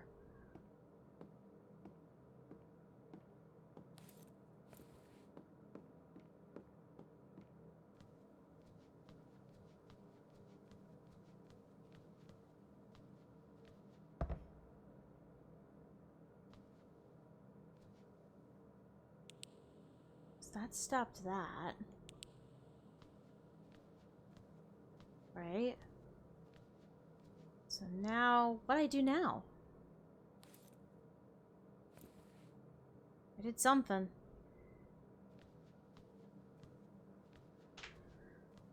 Okay.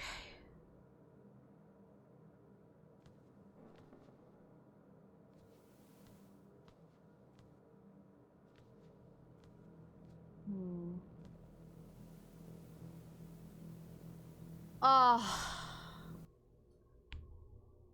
You're fucking serious right now. Okay.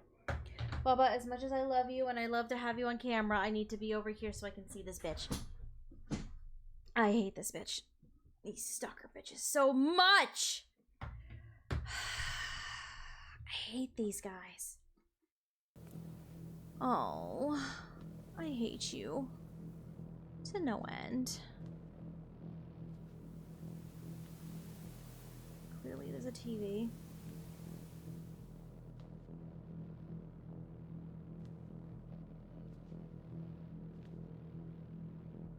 Okay, gotta go over here.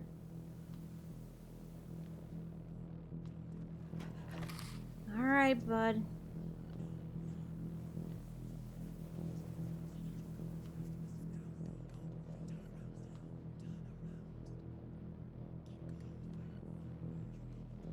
That's weird and glitching. Oh wait, there's a hall here. Okay.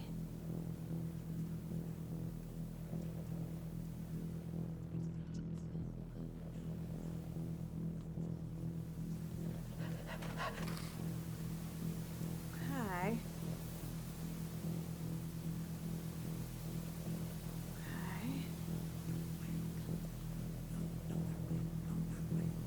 Not that way?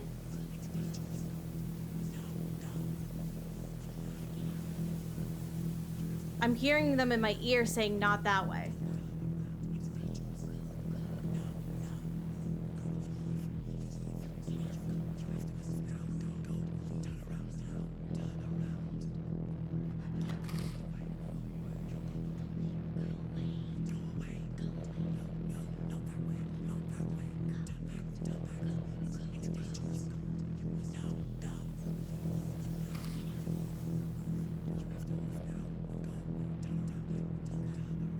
Like this bitch.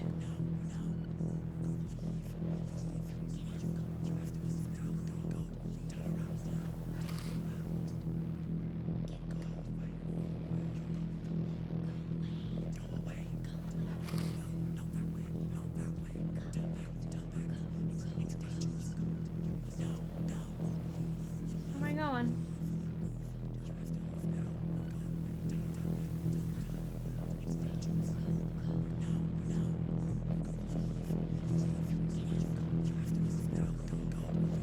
I'm trying to move, bitches. Oh, hi!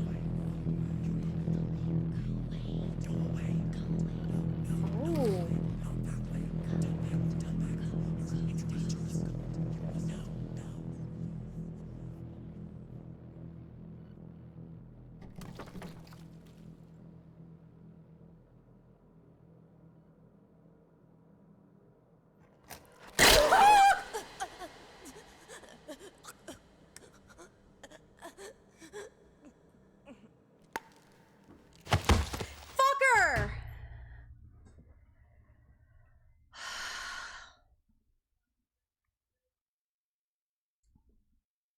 Damn it! Whoa! Okay. Wow, okay.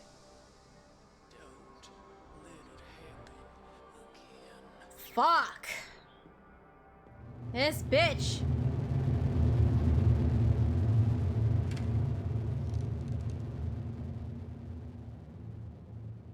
Okay, I'm up here.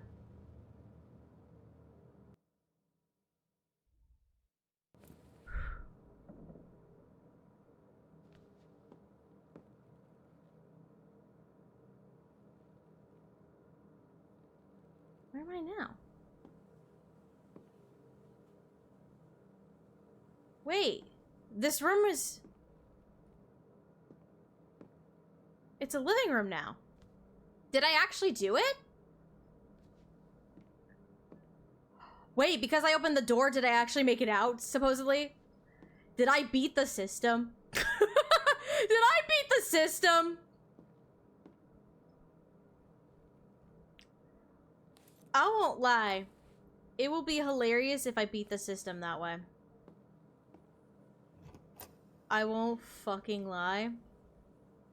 It will be hilarious if I did it.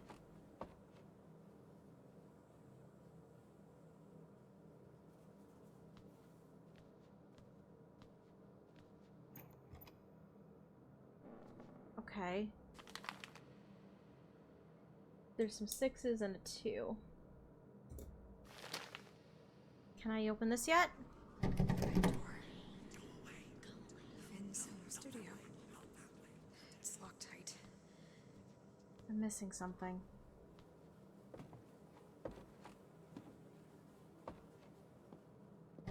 Can't go in there.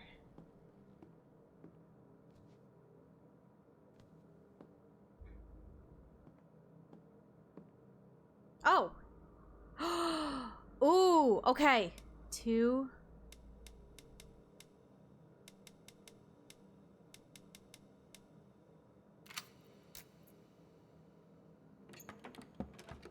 Okay. Down the basement we go. I didn't realize that box was there. So I beat the system. I beat the system. With that fucking stalker. That was funny. I somehow beat the fucking system. Oh.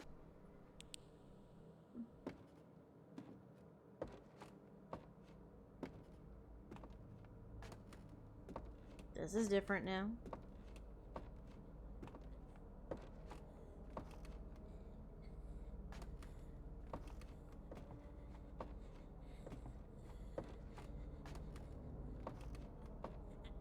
Oh.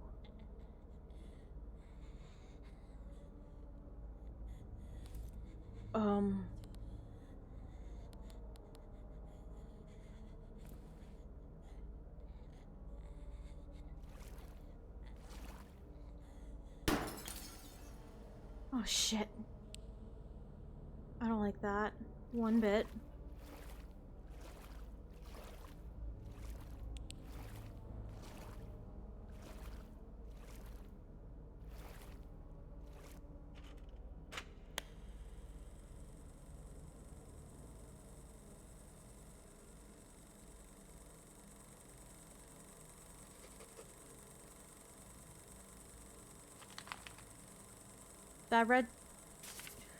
The red door. There's absolutely nothing that will ever scrub away the memory. Finn painted it red because he wanted something bold.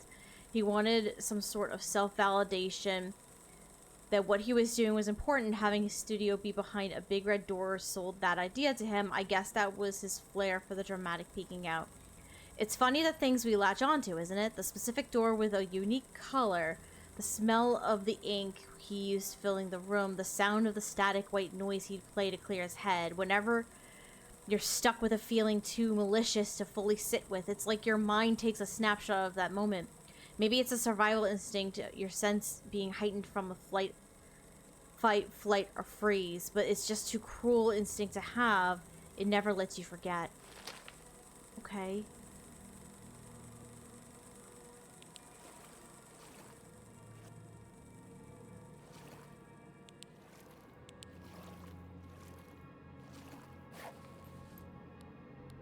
I don't have enough for this.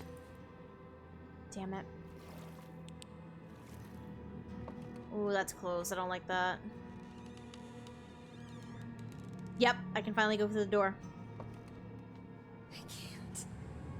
I can't do this again.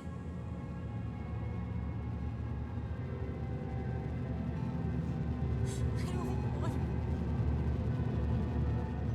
I don't have have a choice. Do I?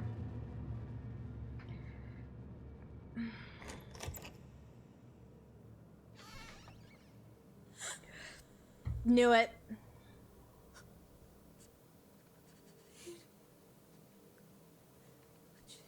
Just come down. It's okay now. I'm here now. Just come down. Finn, please come down. Finn.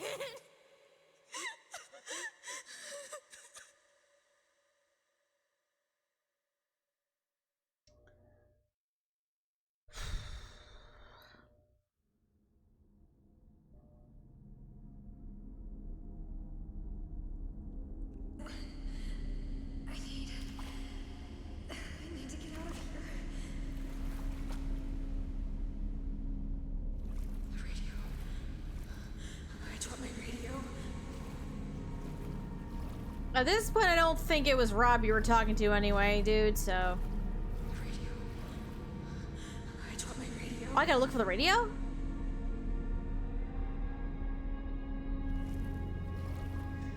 Oh, here.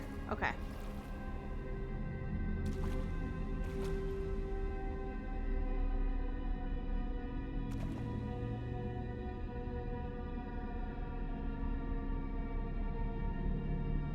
Batteries.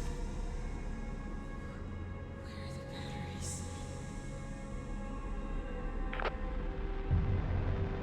The crow is such an interesting creature. By taxonomy, a songbird, but one without a song. Instead, an ugly caw. What we miss is that its ugliness is only ugliness to us. The crow caws regardless. It's only meant for the crows.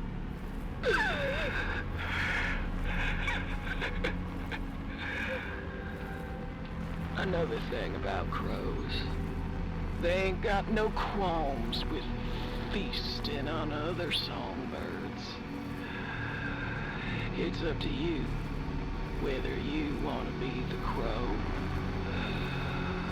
or the robin, trapped in the crow's unforgiving maw.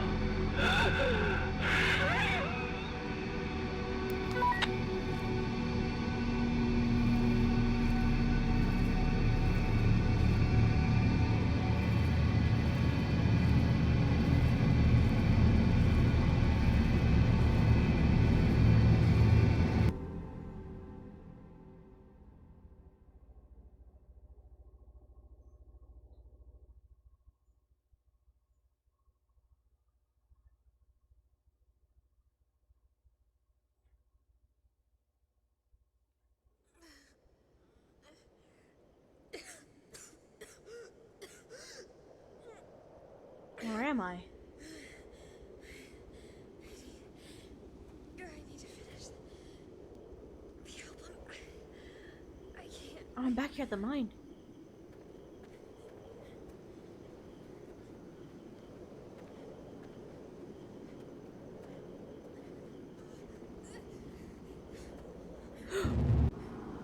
Seriously? Oh, fuck. I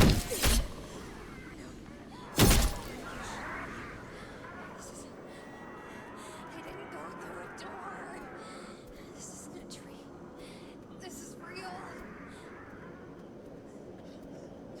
Okay, we're just gonna try and just fucking book our asses. I don't have any bullets at this point, I don't think, so we're just gonna fucking leave.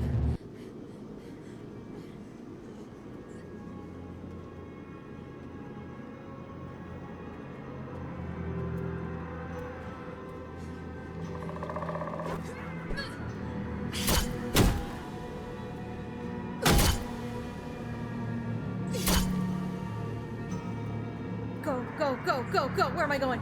Ha! I don't know where I am! I don't know where I am! Oh my god. Okay, I just gotta focus. I gotta go. I just gotta run. I'm just gonna run.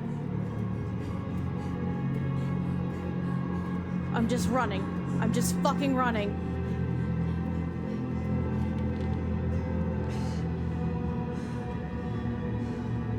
Let's get this over with.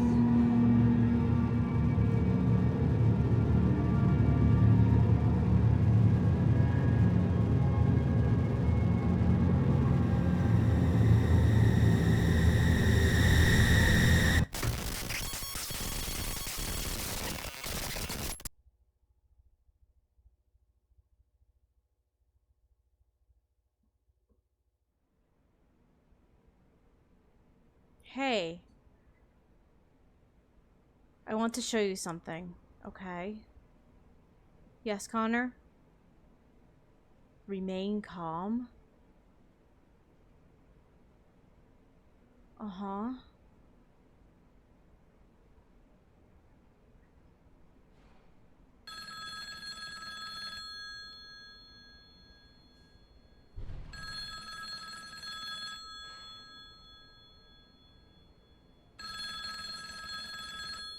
Oh.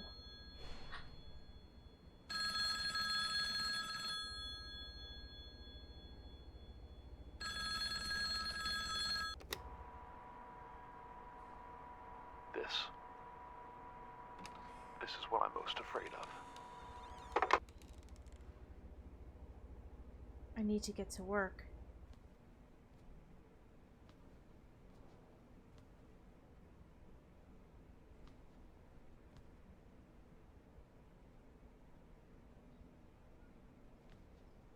Whoa. What?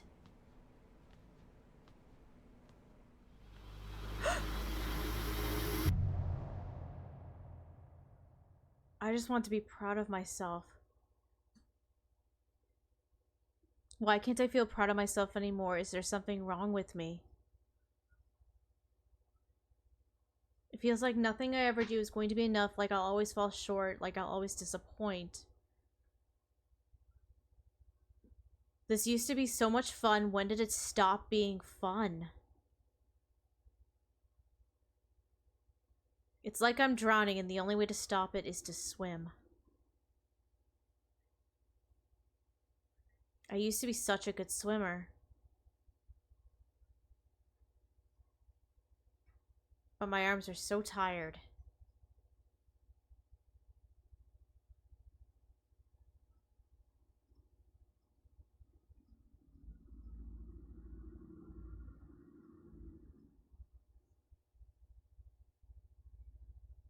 What am I doing? Connor?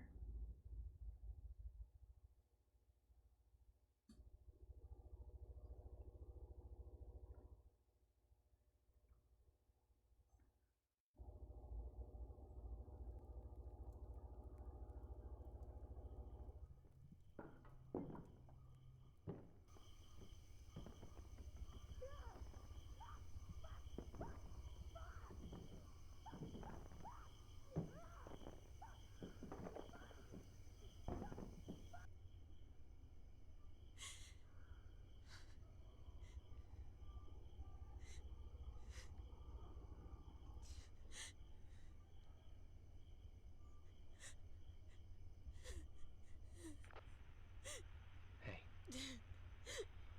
Come outside. Come out to the fire.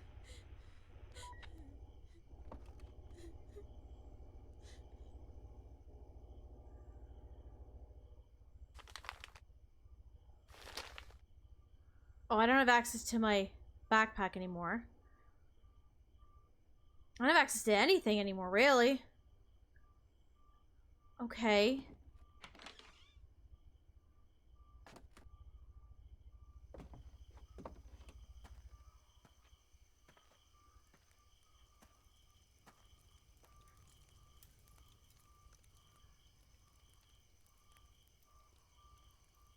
Oh!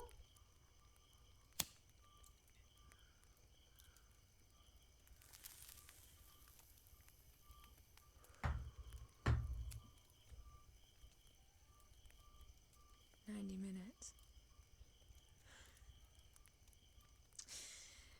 90 minutes between you calling and me finding you.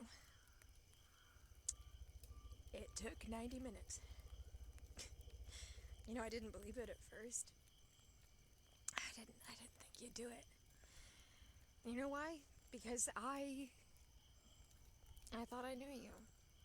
So many times. So many fucking times you said you were fine.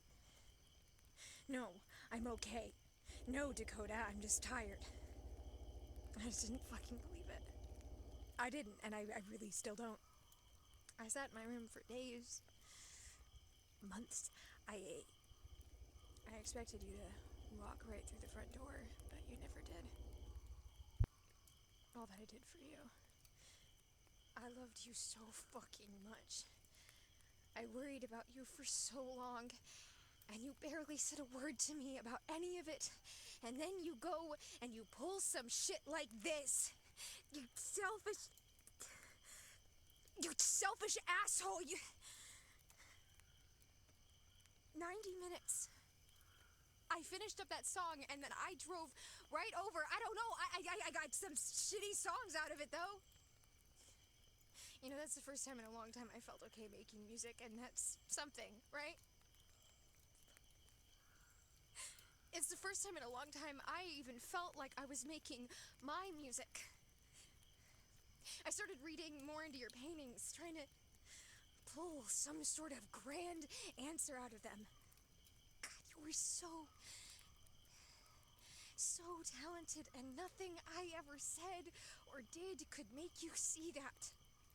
No matter what I said, you'd always go back to the audience and the critics. And you just couldn't fucking let it go. And listen to me being a hypocrite. I'm reading so much into your art now because I'm still looking for that piece of you in there that may tell me that you still loved what you did.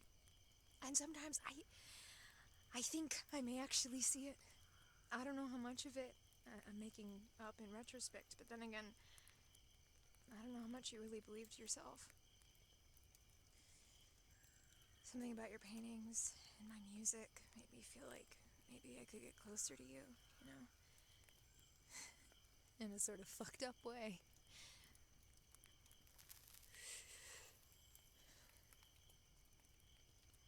I'm so tired, man. You make me so goddamn tired. I can't stop thinking about how I could have made it if I didn't take that 30 minutes to finish that fucking recording. Is any of this worth it? The album? Any of it? Why am I trying? Everything feels worse. I just don't understand. I was perfectly fine months ago, and now everything is just worse now. As much as I love you, as much as I respect you, I am fucking terrified that I have turned into you. I don't want to be that.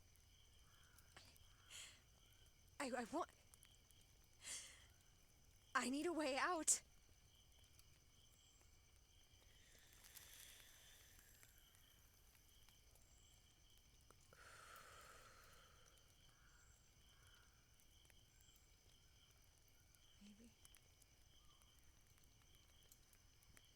Maybe I can make one.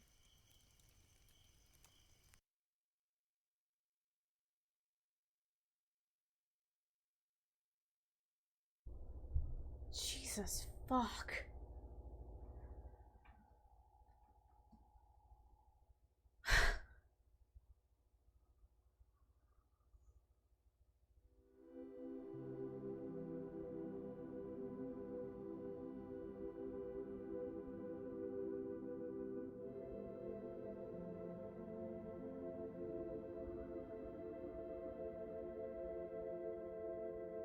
Are we leaving?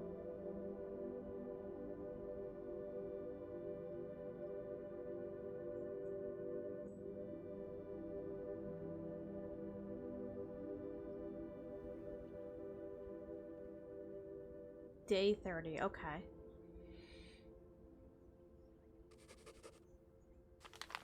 Okay. Just a few more things to carry and I'm good to go. Guess we're leaving. Okay, so this is the last page, I guess. Day 27. The album is done. I don't know how, but I did it. I'm not sure how I'm meant to feel, but I feel empty. I was so determined to do this, to prove myself, but I don't think I ever really understood why. I think I found a new sense of peace. I can finally breathe. I can finally close my eyes. I can finally hear my own thoughts clearly.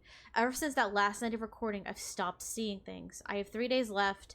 I think I'm going to take them from me. No music, no pressure, no journal, nothing. This will be exactly what I needed.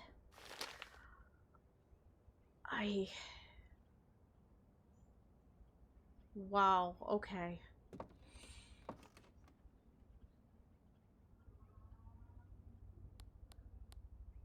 I missed 2 field recordings, but this is the full album. Full stuff, fine, pulse, is this real?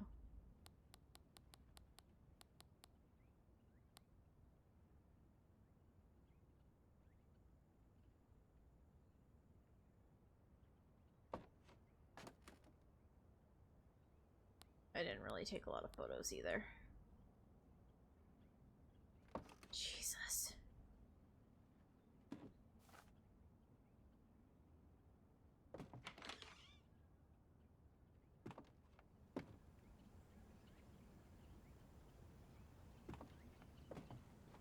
Oh, you know what? I should have gone to say goodbye to Boomer first. I gotta go say goodbye to Boomer first. I want to say goodbye to my friend Boomer. Real quick. Before we, head out. Oh, it won't let me! Won't let me go over there. Sad face. Boomer! If you can hear me, buddy, you are a very good companion. I appreciate your help and your support. You live in a very, very fucked up place. And, I hope you can get out of here and go find your friend, your friend Connor. And you get lots of cheese to satisfy your cheese addiction still. But yeah, I appreciate you, Boomer. I appreciate you very much. You have fun. I appreciate it. Thank you, buddy. Ugh. Dang it, they wouldn't let me go say goodbye to Boomer. Rude. Boomer was my buddy. Dude. That last part, my heart was racing.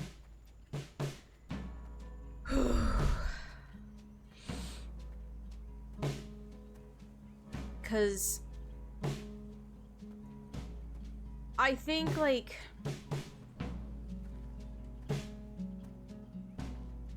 I find it very fascinating that, because remember, I've got, this is a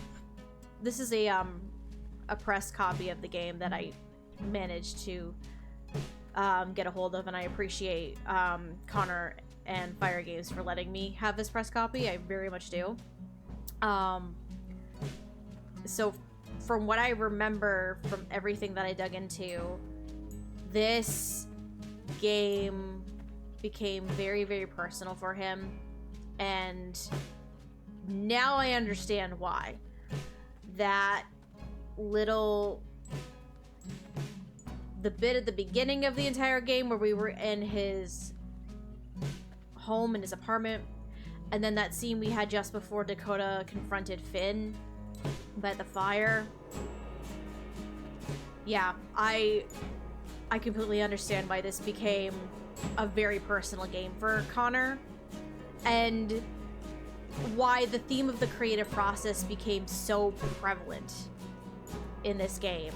Because you hear all the time about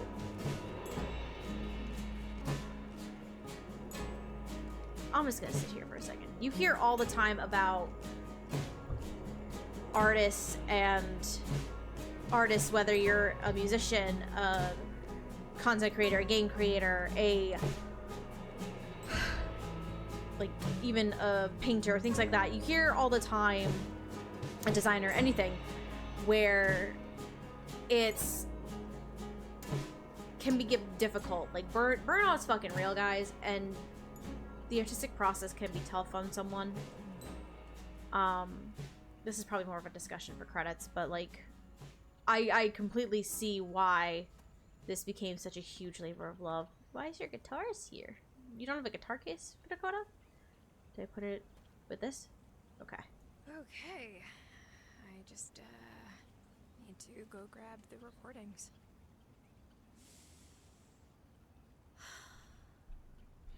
I think it's about time I got out of here.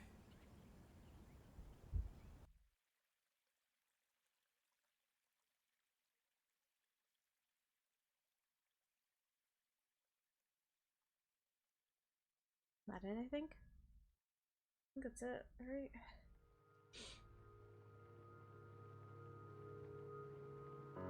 Yep. I think that's it. Oh. Hey, Dakota. Just wanted to, try again to check in. I haven't really heard anything from you since you left to go to that cabin. I don't even know if you're getting these voicemails, but the songs you sent us are exactly what we needed. The early impressions are already saying it's some of your best work to date. Listen, I know that you left that letter with your demos saying that you're done making music, and I respect you want to step away, but I just think you should reconsider. I don't know what you experienced over the course of that month, but whatever it is, I'm sure we can work something out. Please, call me back when you get the chance, yeah?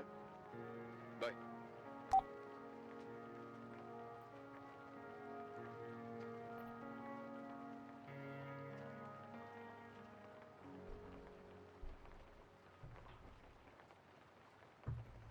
I'm in control again.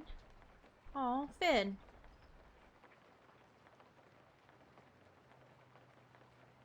So, I gave up smoking, I guess. Dakota's given up smoking. Dakota apparently quit doing music.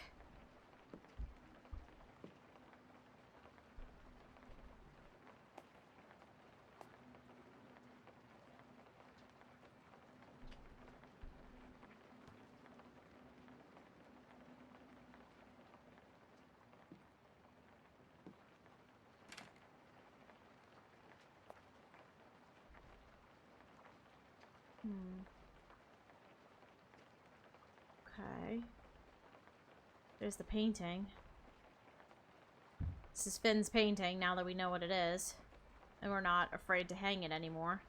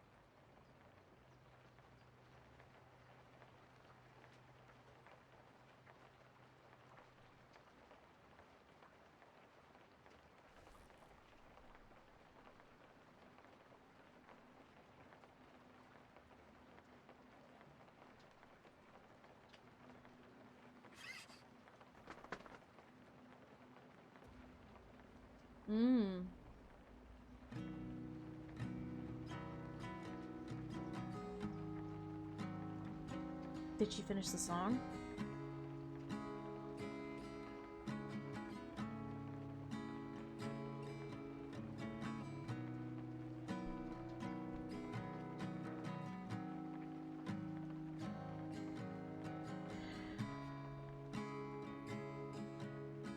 Jesus.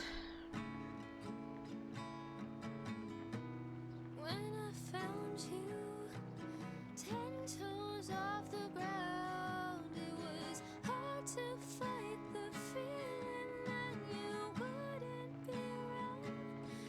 Oh my,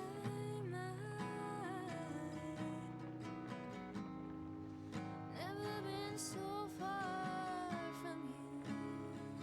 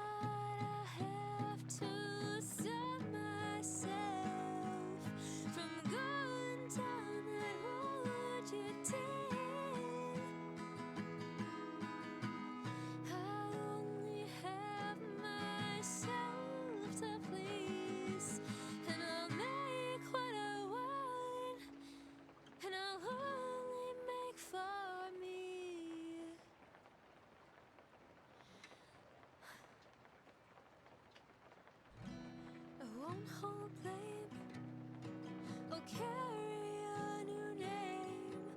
I won't make the same mistake.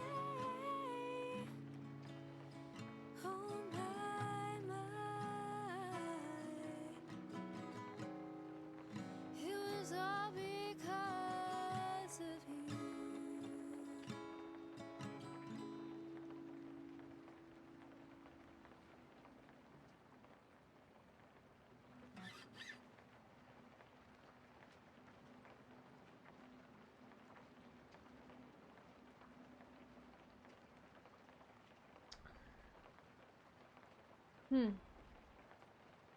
They finished the song.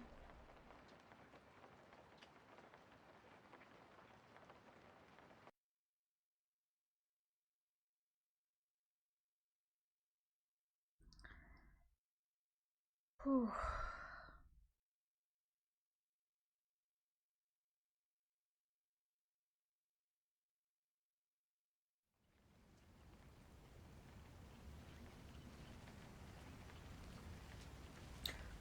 The guitar's missing now from the opening.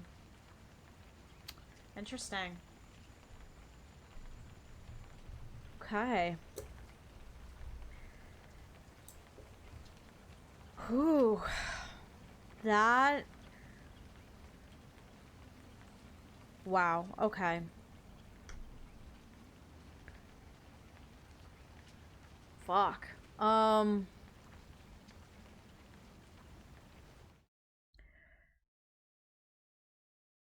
I think I did unlock the extras. Okay. There are gameplay modifiers and visual filters for the extras. Okay. Okay, there are gameplay modifiers if you want to do replays, including infinite ammo, infinite battery, invincibility, one-hit kills, and caffeinated. Okay. That's what the extras. Oh, you can do New Game Plus. Interesting. I like that. I like that.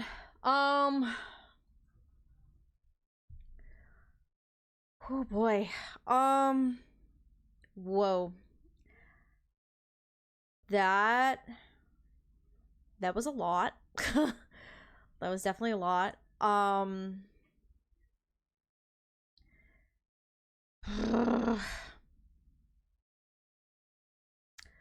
feel like kind of like what I was saying before we finished the game. I feel like a lot of people, especially in a creative space, will resonate with this. And maybe even people who aren't in a creative space will resonate with this, where it's like the fears of depression and anxiety are real. You know, it's not... I'm gonna... Hold on. I'm gonna just snooze the ads for a minute, because we're gonna chat.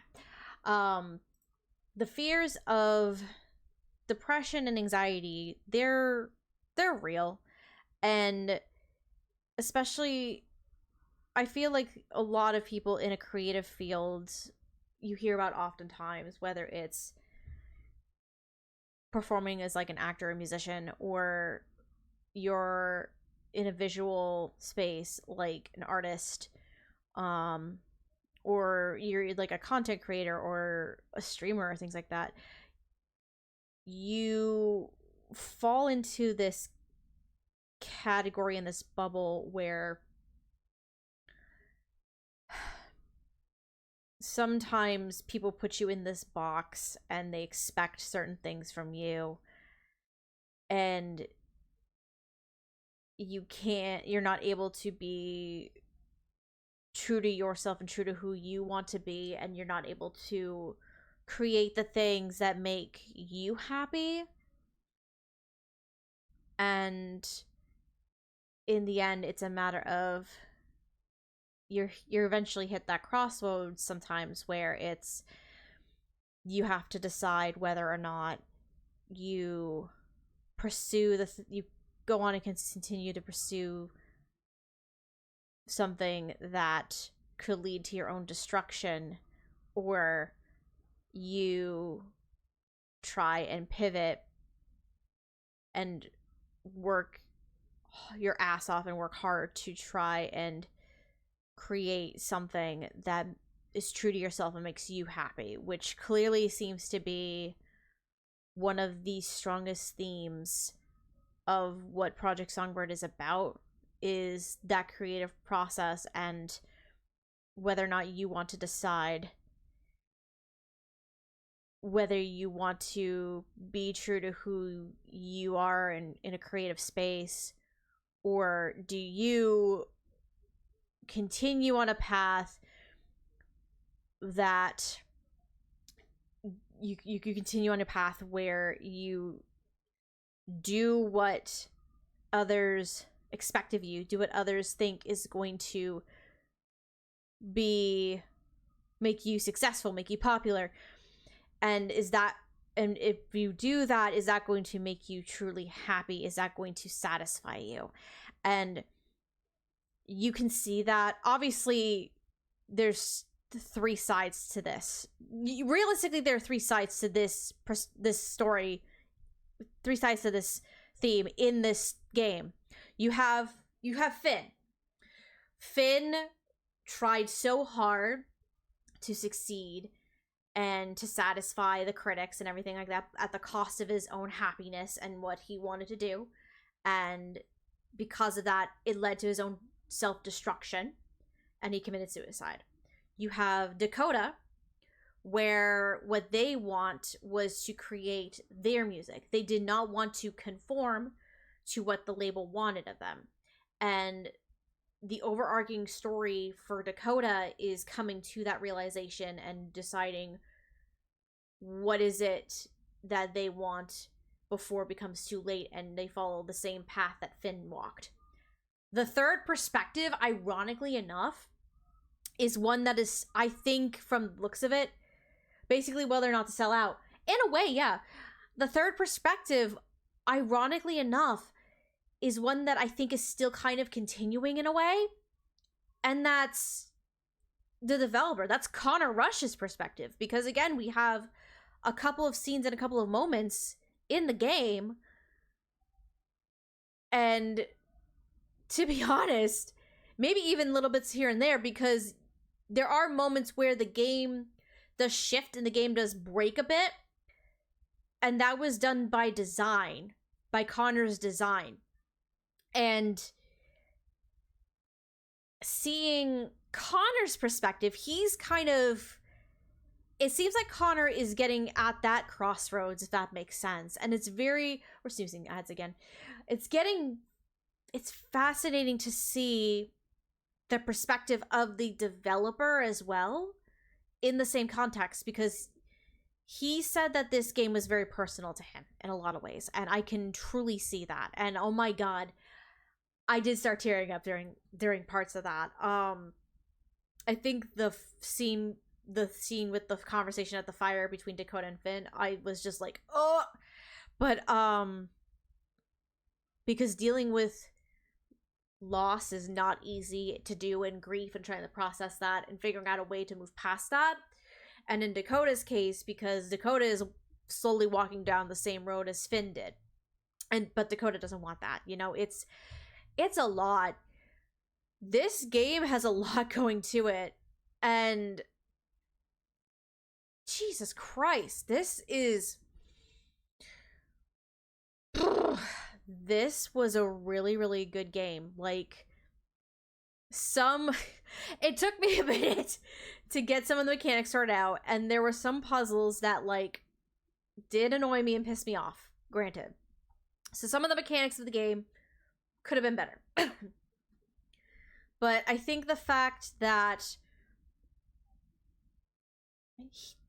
the determination to have it as a linear story, a single-player linear story that has an atmospheric tone, and the goal was to tell a story, and a very important story at that. And I think with that being the biggest and most integral piece of the puzzle, I think Connor and Fire Games succeeded in that regard, to be honest with you. I really do think that they succeeded in that regard. Jesus Christ. I really enjoyed playing this game. It sent me into orbit a few times in terms of terrifying me and my heart racing, like, and panic attacks. But I think the theme and the main message of the game is very clear, and that message is to keep going. Like, it may be difficult at times, but at the end of the day, you'll find a way to do what makes you happy. Don't give up. You'll find a way to do what makes you happy. You know? It's... God. Ugh. Fuck me, man. Shit.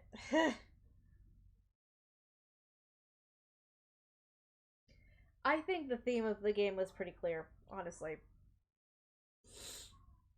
I think it's very, very fucking clear. So snooze ads one more time. I can't snooze ads anymore today, guys. So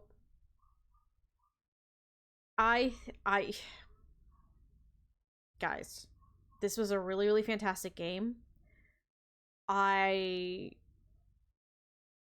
think for people who are in similar circumstances, I 100% recommend playing this game. 100%. Even if you're not in this circumstance, like, even if you're not currently in this circumstance, I think you'll appreciate the story that it's trying to tell. 100%. Legit, this is a fantastic game. Personally, I really liked it.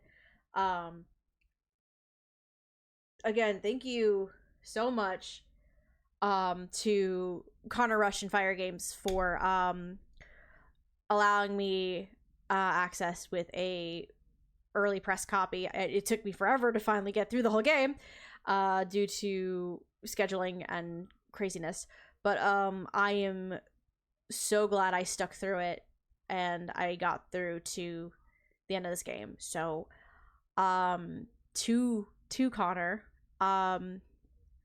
I wish you so much success in the world with this game and for your future projects, and I wish you happiness with the things that you want to do, because this clearly is a labor of love and it shows. And I hope you get more opportunities to do things like this, because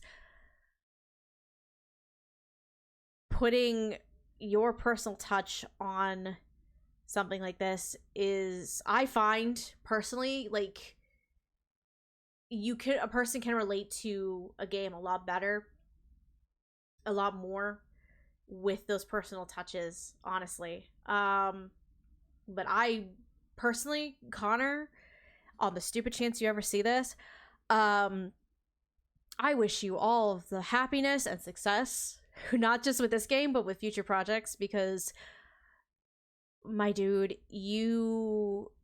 Jesus Christ, you blew me away with this one, and now I'm gonna have to, at some point, play all the other games you've worked on. I've heard that Summerland is really good. I've heard that one is a critical darling, from what I've been told. So we'll have to play that one at some point. But, no, fan-fucking-tastic game, and really solid, and guys, please go play Project Songbird. Really, really, please, just go do it. That being said, it's gonna be it for Project Songbird. So, yeah, yay, we did it! We kicked Granny Witch's ass! Well, okay, I think she kind of got what she wanted, technically speaking. She got what she wanted, but also Dakota didn't exactly give Granny Witch what she wanted. So Dakota in the end kind of won, in a way. It's a kind of bittersweet ending for Dakota in some regard, so. But, yeah. Go get Project Songbird. Go get it. It's a really good game. It's a really good game. You should get it. You should get it. I liked it. I liked it a lot. I'm gonna call that good for the YouTube video at least. Okay. Wow. Now that I'm done being emotional as fuck, what I'm gonna do, because I think laundry's done, I'm gonna double check it. I don't think Andrew put an extra 30 minutes on it though. So what we're gonna do, because what we're gonna do next is we're gonna switch over to Danganronpa. We're gonna do Danganronpa next, but we're gonna take a quick little break, run some ads. Excuse me. We're gonna run some ads, take a break, get a snack, go to the bathroom, get a drink, whatever you guys need, and then we're gonna switch over and do Danganronpa because we have a class try to fucking do today. But that's going to be our next game plan, is we're gonna swap to Danganronpa. Alrighty, so we will be back. We'll be back shortly. Give me probably, let's say about 15-ish minutes. I still need to post the afternoon TikTok video anyway, I believe. So we're gonna do that. So I will see you guys probably in about 15-ish minutes or so. And then we'll dive back into some more Danganronpas, okay? So I will see you guys shortly. Alright? Alright? Alright. We'll see you in a few minutes.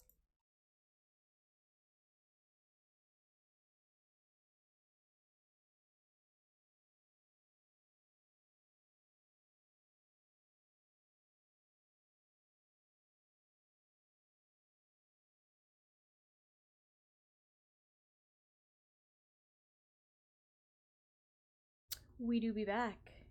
Hee hee hee hee. We do be back. I can talk, guys.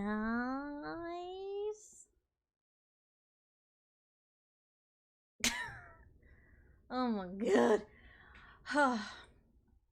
Well, the end of Project Songbird kind of left me in a little bit of an emotional state, so that's a grand old time, but I had a feeling it was going to. From what I had heard, I had a feeling it was going to leave me in a little bit of an emotional, like, ugh, you know? Do you need to end here? No, I'm fine. I'm good. I took a minute. I dealt with laundry, even though dryer's not done. I did a bathroom break. I posted things. I had a snack. Or play a game that isn't emotionally taxing. Well, we do got Danganronpa, we still gotta play. It's not emotionally taxing in the sadness factor, at least. It might make me angry with mechanics, but that's where we're going next, I guess. We're gonna be doing Danganronpa next now. But you know, ooh, I have a hangnail bothering me. Hold on, I got a hangnail bugging me. Oh no! Oh no! What's hold on?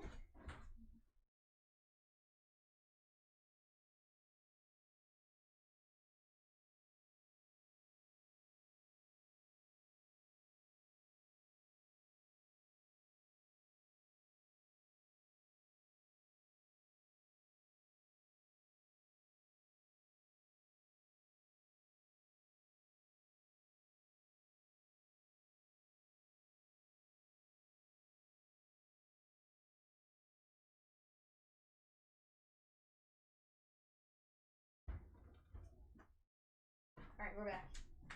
We're back. I had a hangnail. Had a hangnail was bothering me. I'm like, ooh, let me fix that problem. Meanwhile, Andrew and Lily are currently napping in the bedroom.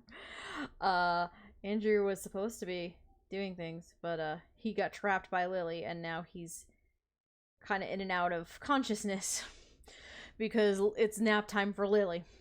So, whoops-a-doodle. He's trapped. The man is trapped by the kitty. And meanwhile, I also has kitty. Yeah, I got some kitty pets from Miss Lily Bean and the boy. Yeah, after when I put the BRB screen on and I was like, let me run ads and take a second. I went to the bedroom. I kind of woke Andrew up a little bit. I'm like, Andrew? He's like, what? Can I have a hug? And he gave me a hug. He's like, you okay? I'm like, yeah. I finished Project Songbird. It hit me in the feels. He's like, got it. But we're good. We're good, we're good, we're good. No, Project Songbird was really fucking good, guys. It was really good, honestly.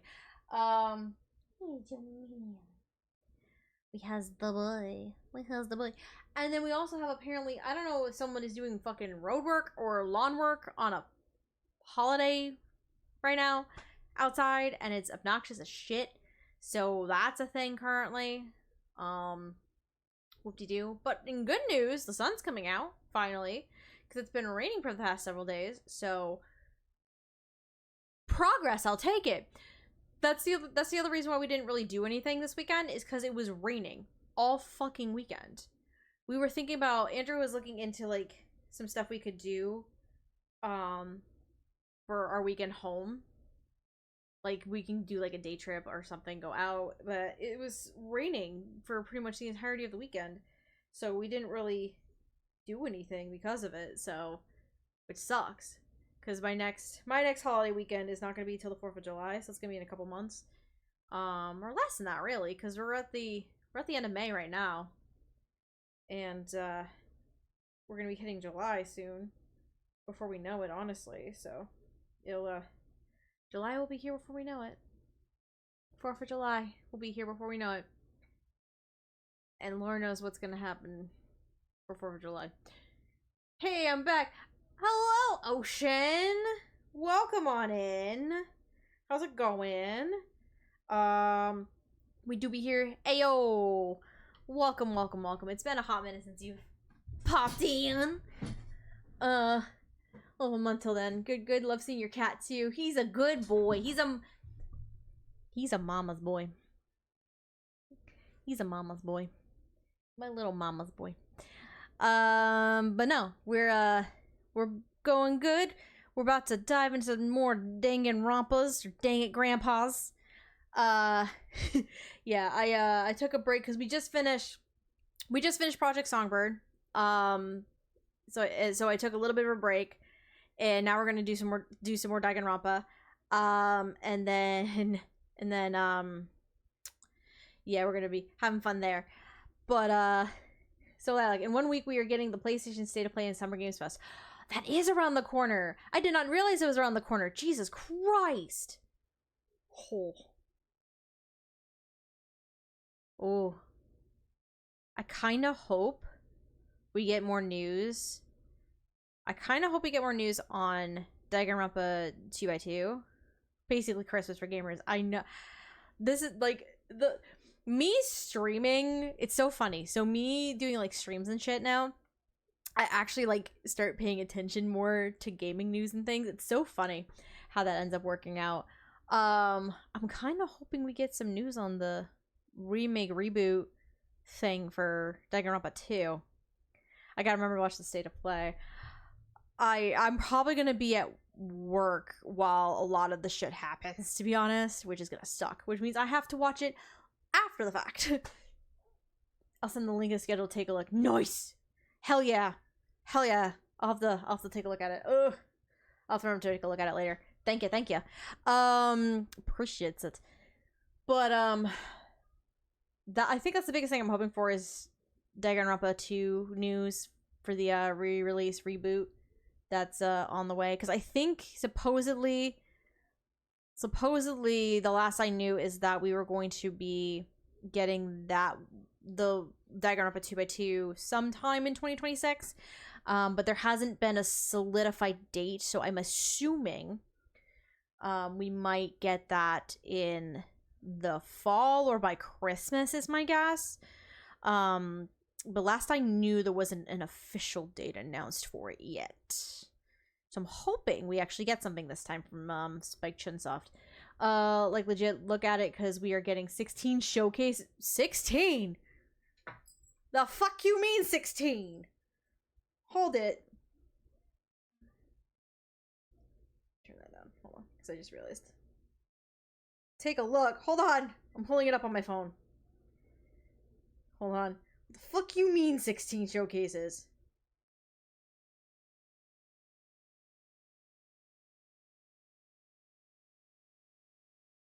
Copy that. That way I can see it. And I'm going to paste it here.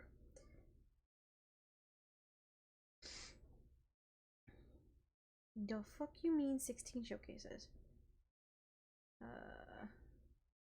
Okay, so Summer Games Showcase. Black Voices in Gaming. Okay. Cool. So, okay, so we have... Okay, so the first one is... Okay, so it starts June 1st. Got it. So, from June 1st to June 8th. Showcase of 60 upcoming independent titles. Okay. Interesting. Cool, cool, cool.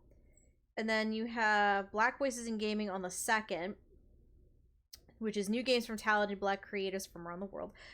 I might sneak some of this on while I'm at work, since my boss is going to be on a medical leave, and hopefully I'm left alone to my devices. And then, okay, so State of Play is for not Marvel. I'm saying Marvel because I'm reading the description. For PlayStation is on the 2nd, and they're gonna talk about Marvel's Wolverine. Makes sense. Big kahunas are State of Play, Summer Game Fest main showcase, and the Xbox showcase. Okay, and then Lags, which is 80 games from 12 countries across Latin America. Interesting. That's on the 4th. Women-led games. Ooh. Celebrating games and studios built by the women shaping our industry. I like that. That'd be cool. It's way more than last year. Really? Okay. I've never really paid 100% attention to Summer Game Fest because, like, I've only watched, like, the major showcases last year. Okay, so the actual Summer Game Fest is on the 5th at 5 p.m. Day of the Devs. I think I remember Day of the Devs. Look at upcoming indie games from the non-profit Day of the Devs. Okay, oh, it's a non-profit. I didn't know that. Southeast Asian Games Showcase. Announcements and updates from Southeast Asian game developers. Interesting. Then you have Wholesome Direct. Oh, world premieres and more surprises from the latest uplifting, joyful, and hopeful games. Oh, that's cute. The Story Rich Showcase, which is a showcase that seeks to give narrative-driven titles the time, care, and visibility they so often miss. Okay. Okay. Reason I'm showing you this is I want to hear your predictions, what games you want to see. Ooh, fuck, man. Green Games. Showcasing games that reconnect us with nature, spark hope for the future, and remind us what's worth protecting. Oh, cute. Pride Parade. Celebrating upcoming LGBTQ+ games. Frosty Games Fest, upcoming and recently released games made in Australia and Aotearoa, New Zealand. Okay. June 7th is the Xbox showcase, including Gears of War. Then you have Deutsche Indie Showcase, which is indie games from Germany, Austria, and Switzerland. And then the India Showcase. Really? Interesting. Still one new Sly Cooper Infamous, not gonna lie. I kind of hope, so right away, I think the biggest thing that I'm hoping for, obviously, would be more news on the new Danganronpa. That's the biggest thing. You're not gonna get a ton of predictions from me. 5 predictions. Fuck. Let's see. What would I like to see? 5 predictions. A release date for the new Danganronpa reboot 2x2. You know what? Since we just finished it, I'm gonna say a Project Songbird port to the Switch, because I believe it is currently only available on PC, Xbox, and PlayStation, I believe. So a Switch port is the one thing that they don't have currently. So I would love to... I'm going to predict that. That could fall potentially under the... Could fall under Summer Games, or potentially Day of Devs, or maybe even the Story Rich Showcase, I feel like could be a good spot for it as well. Or even the Pride Parade, considering Dakota is non-binary. Want to see Final Fantasy VII, God of War Remake, Persona 4 Revival, 007 First Light, and Marvel's Wolverine. Marvel's Wolverine I'm not going to count, only because the State of Play already says in their description that they're going to include Marvel's Wolverine. I'm not going to say anything. I'm not going to count Marvel Wolverine, honestly. I will put Persona 4 Revival as a prediction, though. I will take that as a number 3. I'll say that for, let's see, maybe at least, if not a release date, maybe at least a cast announcement for that. New Resident Evil remake, that could be a good one. I'm gonna say, okay, so I have 3 so far. So a final release date, a solid release date for Danganronpa 2x2, a Switch port for Project Songbird. I'm gonna say a cast announcement for Persona 4, because the likelihood of them bringing back the original cast, while would be cool and is high, I actually would love to see, because that has been years since the original Persona 4 game released. I would love to see what they did with Persona 3 and a new cast take on the roles. I'd love to see that, honestly. I'm gonna say, ooh, I got a good one. There is a new, they announced, I think, State of Play, either State of Play or Capcom, one of the two, from a few months ago. There was an announcement of a new Silent Hill game coming in later in the year. Not Silent Hill F, it's Silent Hill, shit. Silent Hill. There's another new Silent Hill on the way. Hill. Not Ascension. Revelation games. Give me the games. Townfall. Okay, so Silent Hill Townfall. It is set for 2026. I would love to see more information for that. So that's going to be number 4. There's only a release date for 2026 right now for that. So maybe for that one, I would love to see, for that one, that could be a State of Play scenario, I think. A State of Play and maybe an Xbox scenario. I think for that one, I would love to see a release date on that, since we're heading into summer, and if the intention is to release it in 2026, we might actually get a release date finally for it. That's 4. And then I need one more. Ooh.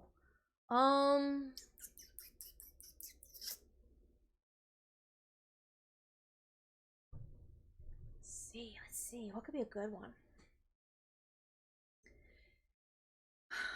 If Nintendo had some kind of showcase, I would say more information on the upcoming Fire Emblem game, because I'm staring at some art I have, but Nintendo doesn't have anything, so I can't say that. Let's say, yeah, we don't have much information on the new Fire Emblem that's in production right now, but it doesn't look like Nintendo's taking part in Summer Games Fest. And if anything, yeah, I know. If anything, Nintendo will have their own direct in the near future. You can take one of mine, Final Fantasy VII. No, I want to come up with something.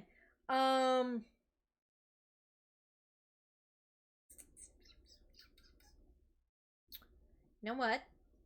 There's been a rumor floating around for a hot minute, right?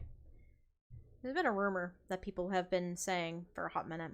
And I believe the rumor is Kingdom Hearts 4. Because the rumor has included, I guess, like, leaked footage and shit, supposedly. That's what I've been hearing. Hold on. Kingdom Hearts 4?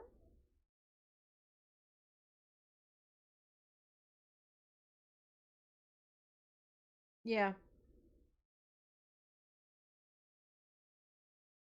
So, there is some information. So, Kingdom Hearts had... Okay, so development for the next mainline entry for Kingdom Hearts... After Kingdom Hearts 3 had begun in January 2020, with Kingdom Hearts 4 formally announced in April 2022. But... I think some some art and like some gameplay and potential artwork and stuff was leaked, I think.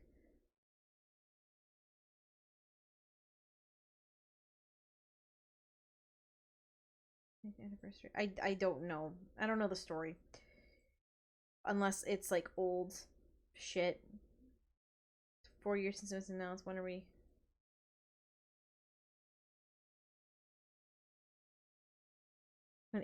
I'm on a big anti-Square Enix thing after they fired a bunch of people for AI, but even I would think a Kingdom Hearts update would be cool. Yeah, no. So, I think there's a rumor. There's been a rumor that Kingdom Hearts 4 could be 2027. Potentially.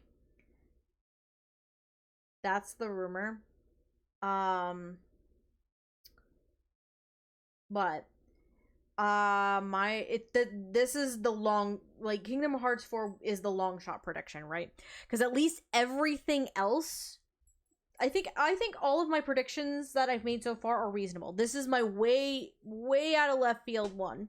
I think my way out of left field one is gonna be confirming rumor, at least confirmation of the rumor that Kingdom Hearts 4 is either back in production or a rough estimation of a release date or something, you know. We don't necessarily have to have anything crazy, but it can be as simple and basic as, hey, yeah, we're still working on this, you know what I mean? But that's way out of left field long shot prediction. So, okay, so my 5 predictions are a final release date for the Danganronpa 2x2 game, a Switch port for Project Songbird, because it is on other platforms, but except that. What else did I say? A cast announcement for Persona 4 Revival. Release date would be cool, but I highly doubt it. What else did I fucking say? Kingdom Hearts 4 rumor development, at least. And then, oh yeah, Silent Hill, the new Silent Hill game that's coming out, at least a final release date there. Last question, how hyped are you for next week? Now that I know about it, I'm kind of fucking hyped. There's a good shot that while I'm working now next week, throughout the course of the week, I will be tuning in a bit. So now I've saved that link on my browser to see what's gonna come out of it. But I'm gonna try and do my best to tune into some of these, to these showcases, because I'll be curious to know. But I think those are my 5 predictions. So those are my 5 predictions. In relation, so Songbird Switch port, a date for Danganronpa 2, a cast for Persona 4, a date for the new Silent Hill, and long shot, just confirmation that Kingdom Hearts 4 is happening. I think we can agree there at least has to be one big surprise in one of these showcases. 100%. There's always one. There's always at least one. There's the majority of these, at least the majority of my predictions so far are like from games that are already out in the world, or we know that are either in development or are in coming out, right? So there has to be at least one that's majorly out of left field, right? Big one that gets all the YouTubers scream and jump out of the chairs. I think when the announcement came that Danganronpa 2x2 was happening like months ago, when that announcement came out, I think it was originally on a Nintendo Direct. I think I saw like reactions from streamers and folks and stuff like that. Like, people are like, what the fuck? And when they instantly saw like that trailer and they have fucking Nagito Komaeda, and they're like, what the fuck? Fun fact, there has been rumors of a Resident Evil Code Veronica remake. I have heard about those rumors. That would be interesting. That would be interesting, because they remade... Because the last remake they did for Resident Evil was Resident Evil 4? Resident Evil 4, right? That was the last one they did. Because Andrew and I played Resident Evil 2? We played Resident Evil 2, I think. Right? So it'd be kind of funny. It'd be interesting to see another Resident Evil remake on the horizon, because they just did Requiem. So I would imagine, because I think I'm sensing a pattern with the Resident Evil games, where they've done a new one and then they do a re-release. I think that's how I've noticed a little bit. Because didn't they do Biohazard, then a re-release of Resident Evil 3, then Village, then 4, and then Requiem? Is that how that went? I can't remember. Yeah, there's a pattern. So it would make sense that they would go for another remake potentially this go around here as well. Silent Hill is a very odd one. Next week's gonna be Legendary. Silent Hill is another one where they're kind of going similar pattern, but also not, because they just released Silent Hill F in the fall. And then I think Silent Hill F and Silent Hill 2 kind of released around the same time, actually. So Silent Hill 2, I think, came out before F. By the way, I want to play Silent Hill F very badly. I think Silent Hill 2 released before F, if I remember right, by maybe like a month or so. And then now we've gotten news that a brand new Silent Hill game is coming this year as well, which is a very quick turnaround. If you're right about Kingdom Hearts 4, that would be literally explode the internet. I'm only again, long shot. I'm only putting that as a prediction because I've heard that there have been rumors, 1. And 2, I have been watching Pat Stairs at play through the Kingdom Hearts franchise. I've never played through Kingdom Hearts before. And last year I played through the first Kingdom Hearts for the first time, and I kind of do want to continue on and play Kingdom Hearts. So I would love to play more of the Kingdom Hearts games, actually. But I'm like, you know what? Fucking long shot. It's a long... Did Pat just go live as I say that? Oh no, his wife did. His wife Paige did. It's a long shot, but that'd be kind of hilarious. That's why I'm like, I at least need one that's out of fucking left field, because the remainder of my predictions are at least feasible. You know what I mean? They're at least moderately feasible.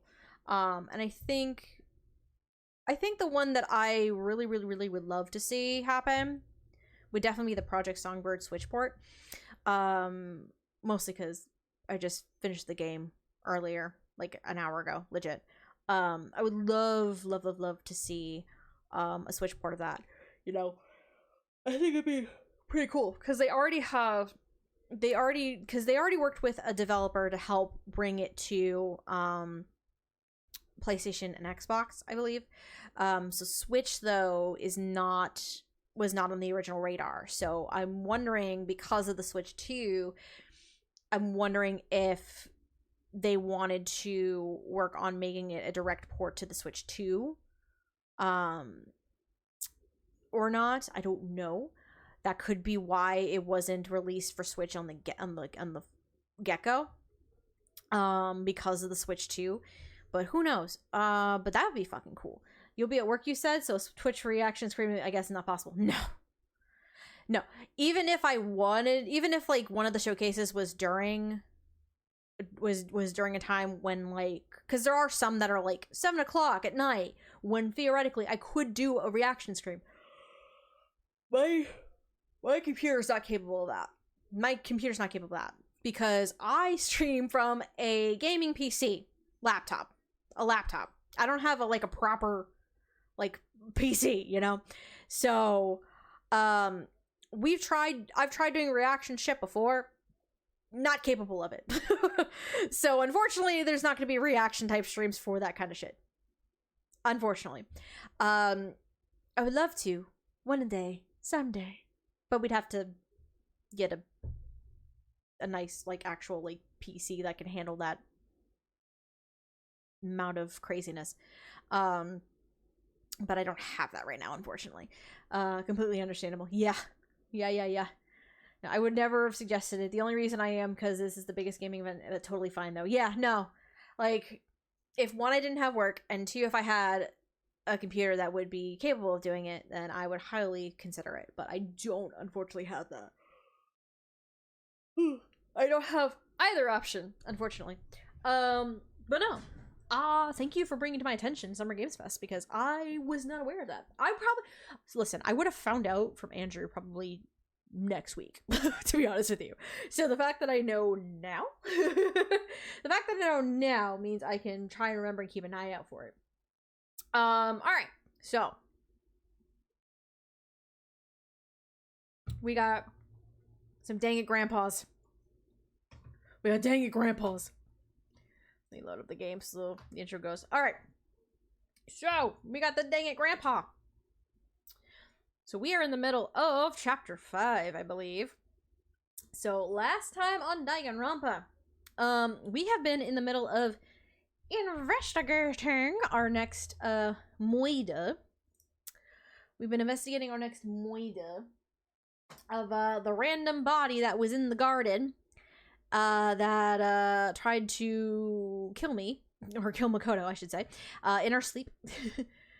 I've always wanted to play Danganronpa. I've only seen the anime seasons. I originally have I've only originally watched the anime as well. So this is my actual first time playing through the game entirely too. So it's been interesting, but I hate some of the mechanics of the class trial. They're a pain in the ass, and you're probably gonna see me rage a little bit today because of it. But we did the investigation of the body that was in the gardens on the 5th floor of the building of the school. And we're about to head into our class trial, but there's not a ton that we have learned at this point. Kyoko's still missing. We don't know where she is currently. And we learned a bit more about Mukuro Ikusaba, who is the 15th or 16th student of Hope's Peak Academy. She's our mystery student, who is assumed to be the mastermind that we thought was the one that was dead, but apparently Monokuma is still alive and kicking.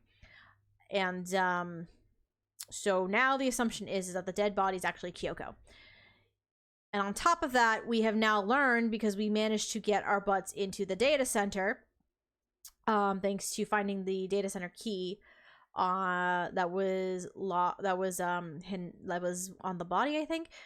We now also know that the class trials, the murder game, all this fun stuff has been live streamed this entire time to the general population, to the world. So shit's gotten weird. So all of the murders and the killings and everything that's been going on, it's been streaming to the entire world, as far as we know of. So there's a lot of stuff happening. There's a lot of shit happening today. Let me get ourselves loaded into the game.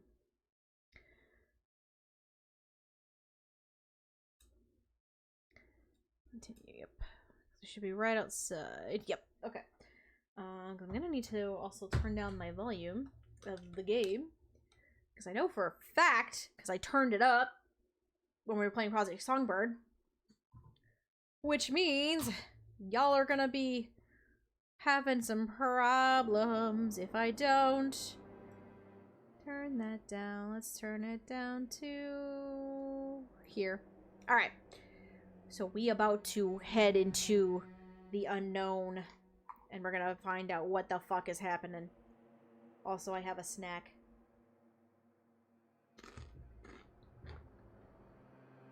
At least today I don't have to read a ton.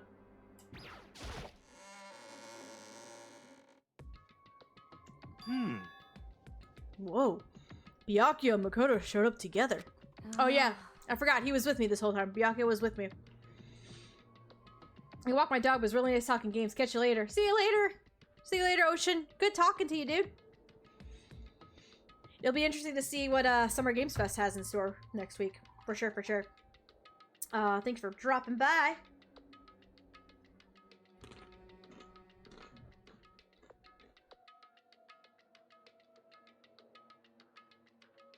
Where the heck have you two been? You just disappeared without a word.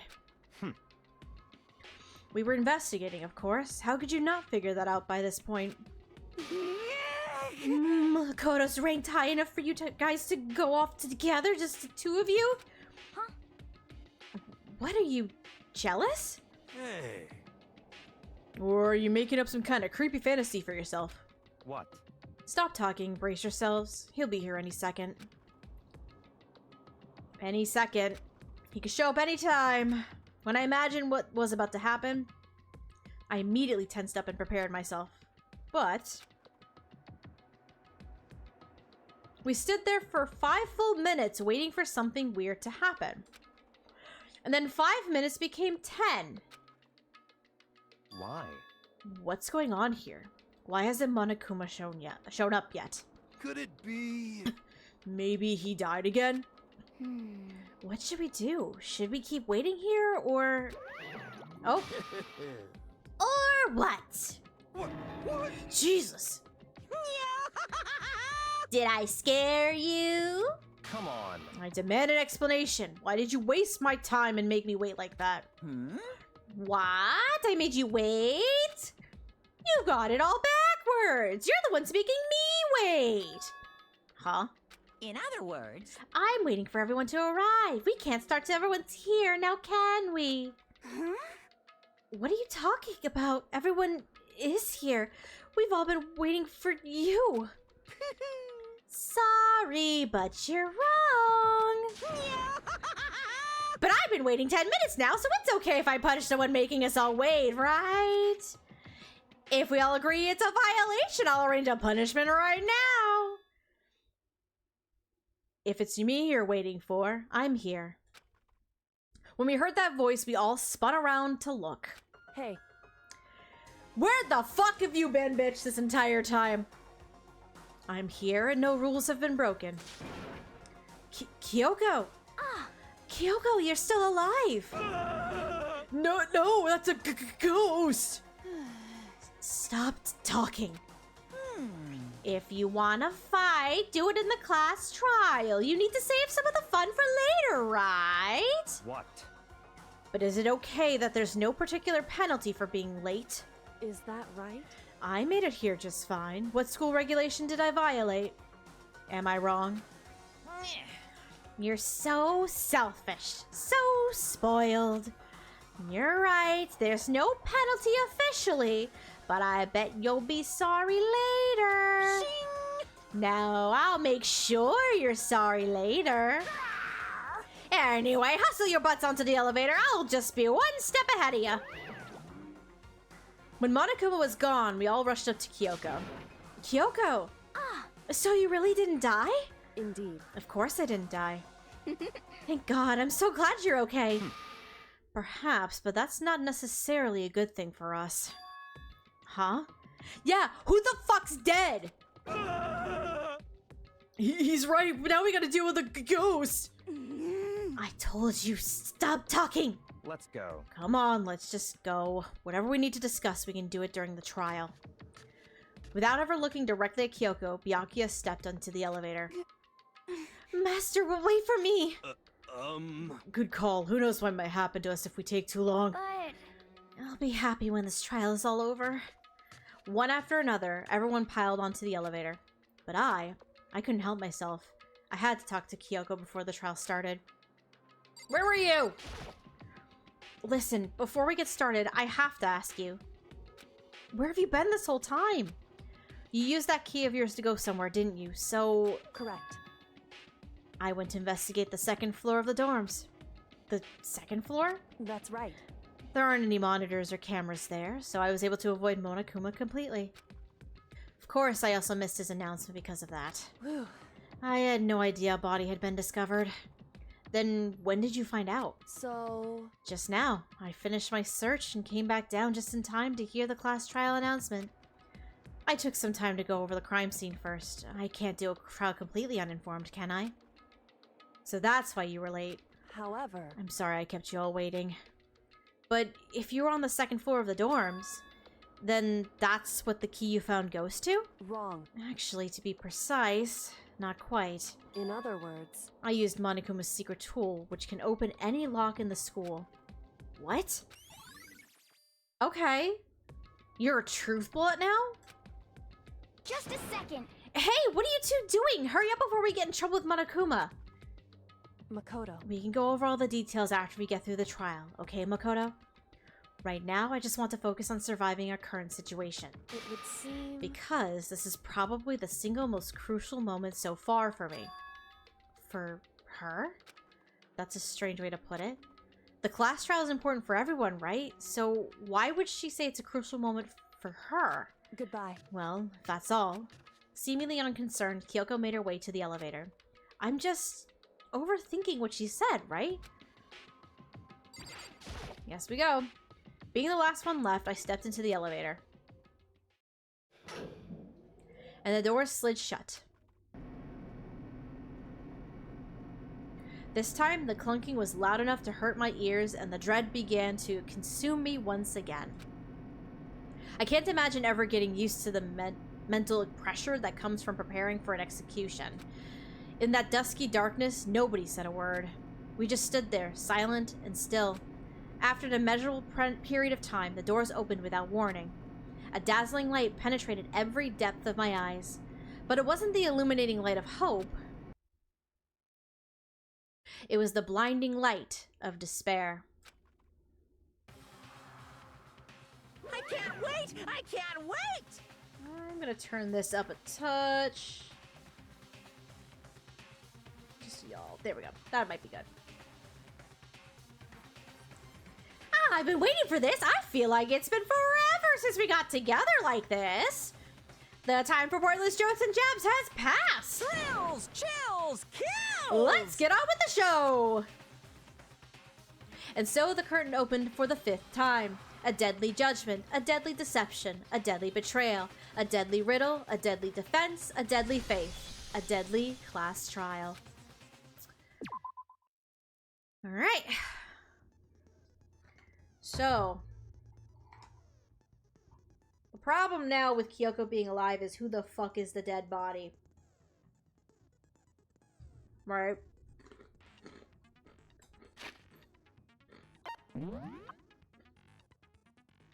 We have the file. We have the exploded body. Upper half is burnt beyond recognition.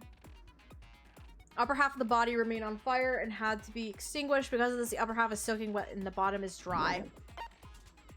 She has fake nails. We know it's a girl. We know the body belongs to a girl. Based on the figure from what Aoi mentioned. So there's fake nails. We have a tattoo. Fragments of the dead body.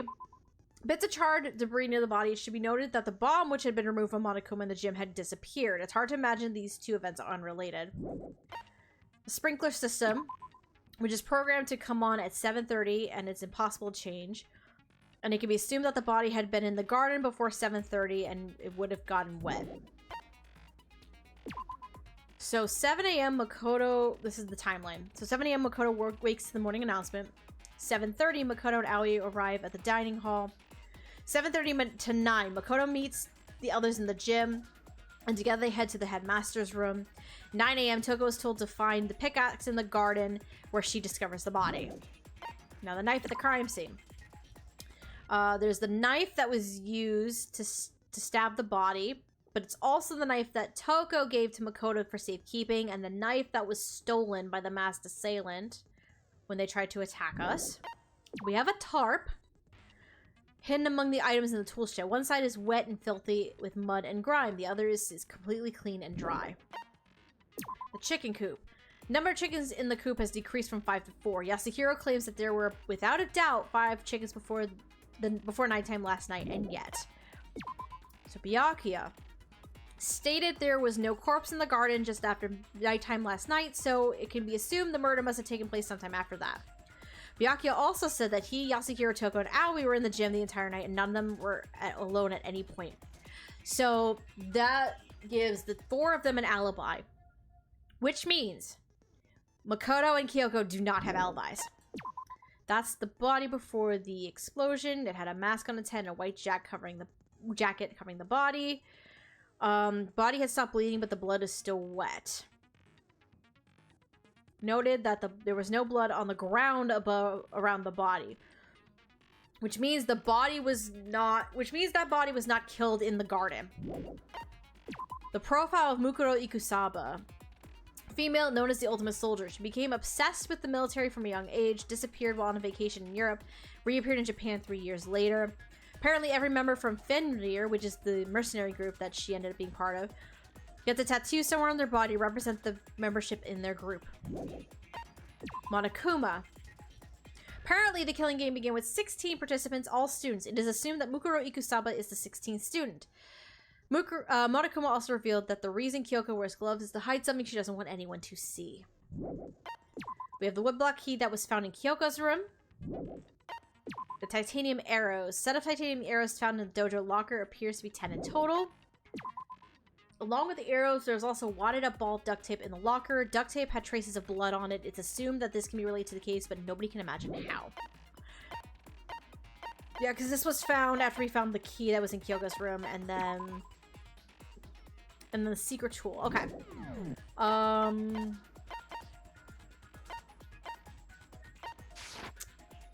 My skills. Do I have anything I can set? I got 4. Envious influence we can add. I already have downshift applied. Lotus voice. Envious influence I can add. Increase the influence gauge by 5. Effective during class trial cost is 4. Okay. So right now that's all I can add to the mix currently. So that's good.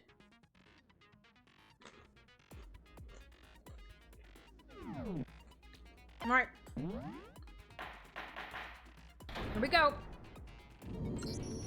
Let's begin with a basic explanation of the class trial. So, your votes will determine the results. Yep. If you can figure out who done it, then only they will receive punishment.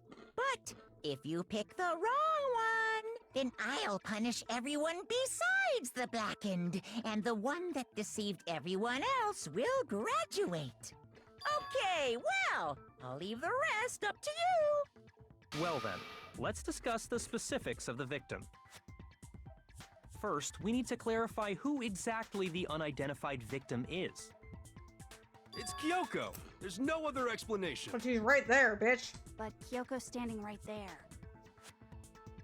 No, that's a ghost. No, it's not. But she has legs and stuff. Well, that's just because she's like the latest evolution in ghost technology. Dude, really? There's a limit to how much ridiculousness I can tolerate. I agree. I agree with you. Okay. So I just have to prove that the corpse isn't Kyoko, right? Then let's compare Kyoko's traits to the traits of the dead body. Let's start with that. Her traits? Important trait Kyoko has that proves the body doesn't belong to her. The gloves. I got it! I'm talking about her gloves. They'll give us some insight into the mystery. I'm sure of it. In that case, I think it would be helpful if someone explained why she actually wears those gloves. Mm. And would you happen to know the answer? In fact, Monokuma told me. Apparently you have scars on your hands you don't want anyone to see. This is true.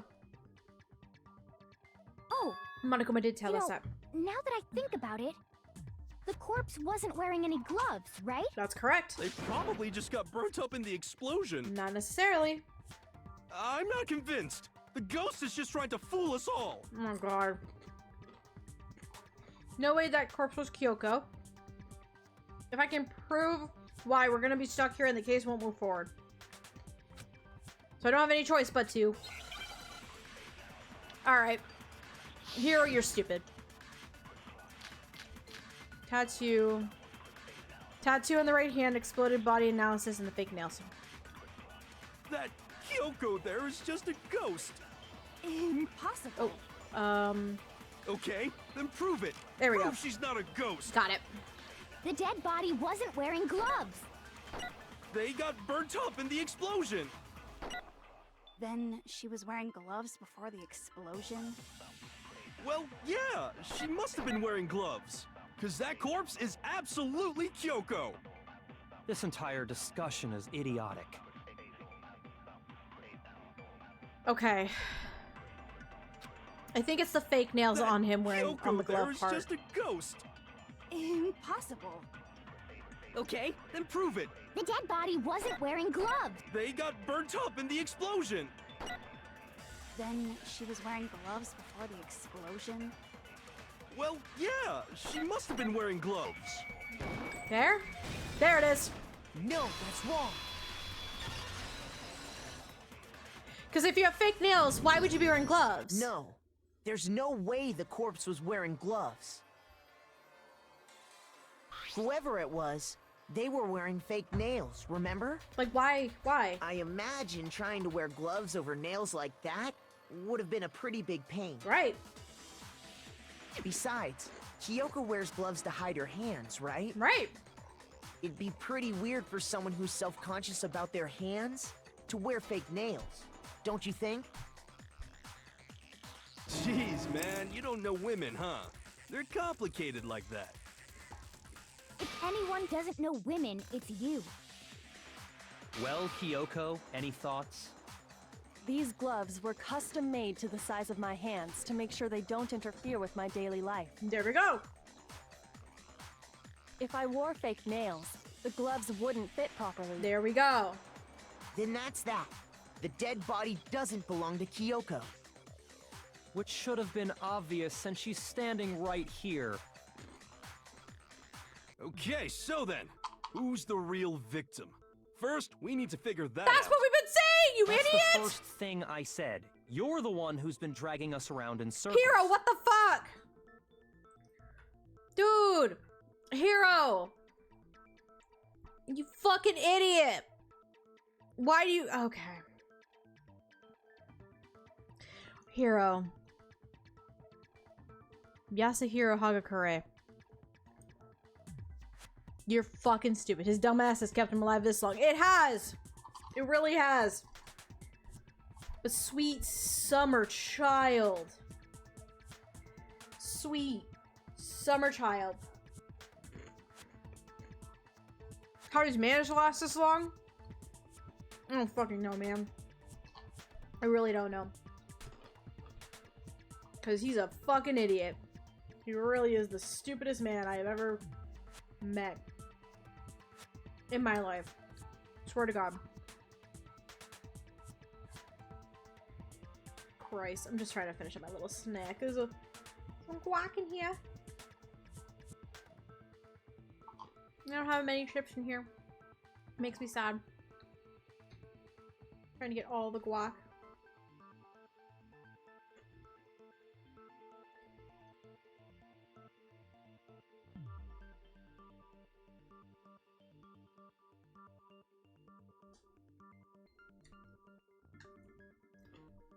Not much I can do, I think. Okay.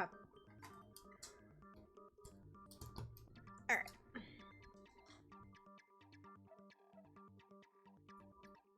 Alright. Hokalito food. Now that we've had a snack.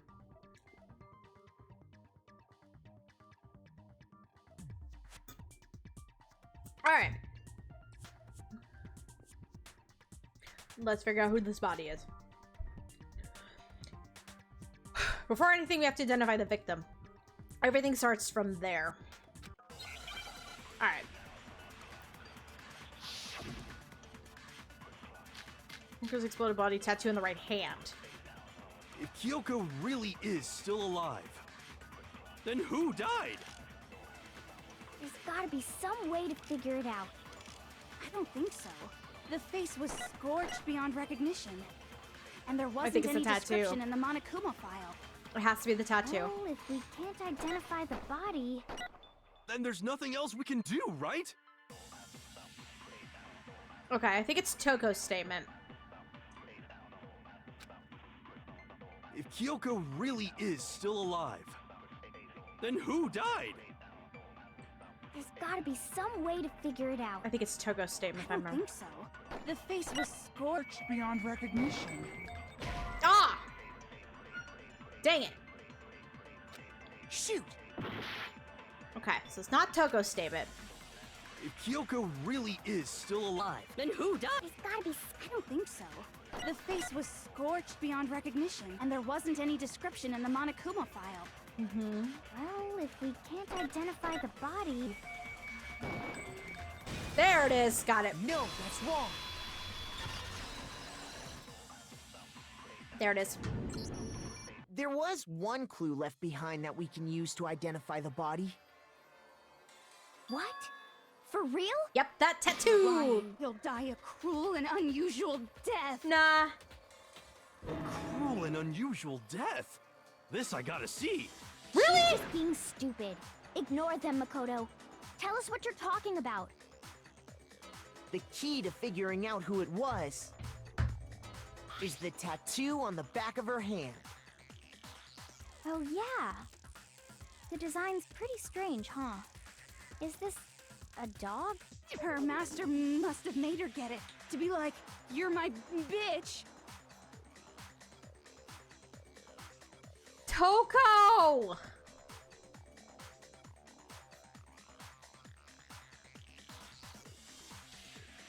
Toko! Sweet summer child.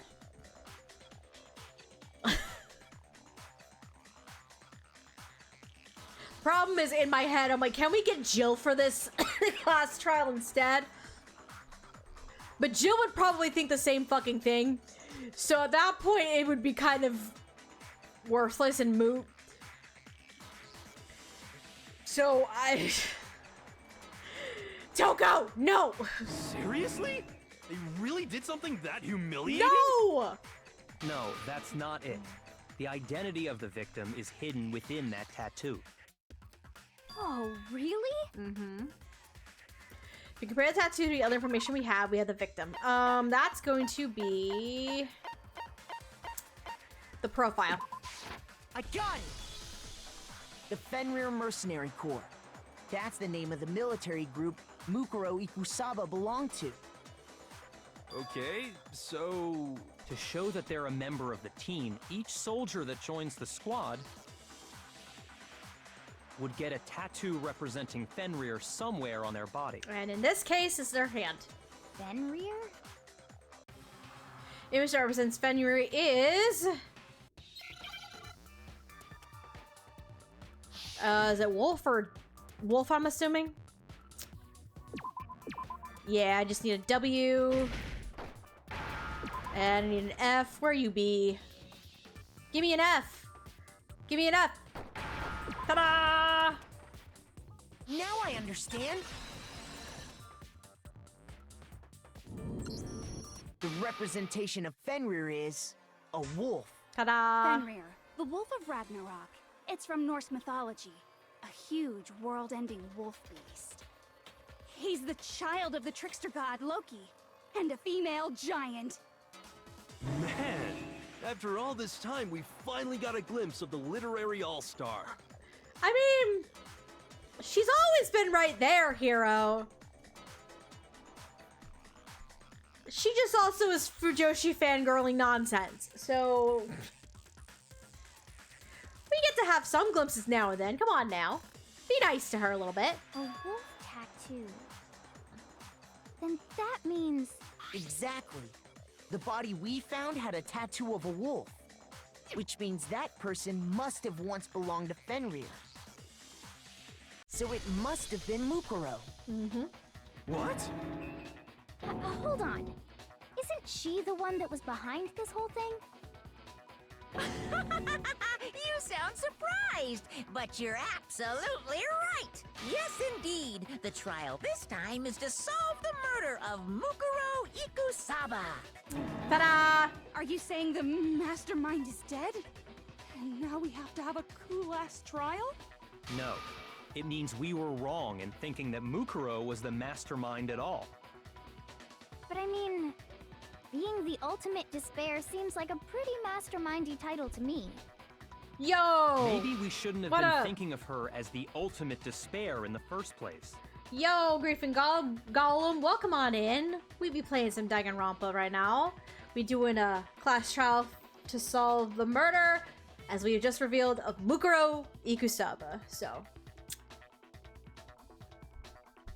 things are about to get fucking wild. After all, looking at her profile, I didn't see anything that would fit such a description. The 16th student? Oh yeah. All it said was that she was the ultimate soldier. If I remember correctly, that other information came from... The 16th student. Hidden within this academy. Someone to watch out for. Be careful. Watch out for her. Yes. Exactly. Kyoko.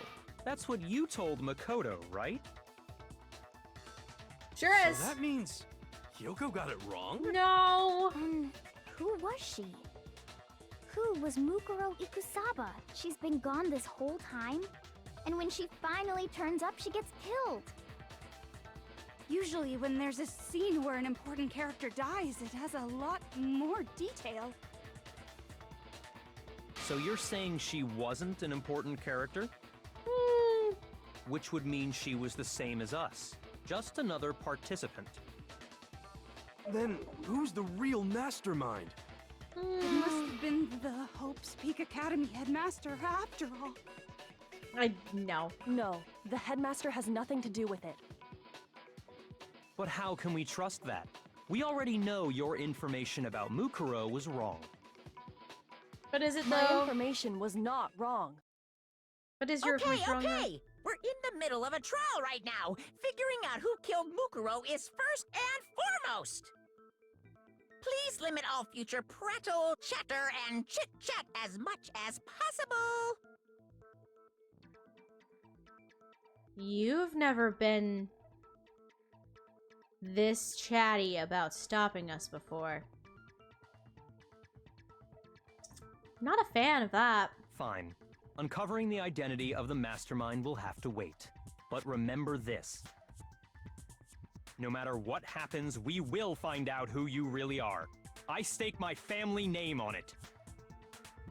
I have officially decided to completely ignore all such attempts at provocation. Now then, just so nobody's confused, let me state this one more time for the record. The reason we're having a class trial is because a murder among the students has taken place. Hammer that point straight into your big ol' brains! Right. What you're saying is that both the victim and the culprit are part of the student body?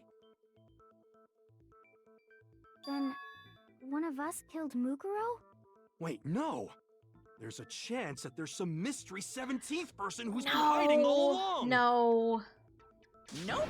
There are only 16 students in total that have been taking part in these events. Seriously? Then one of us killed Mukuro? Who did it? Who's the killer this time? Get a hold of yourself.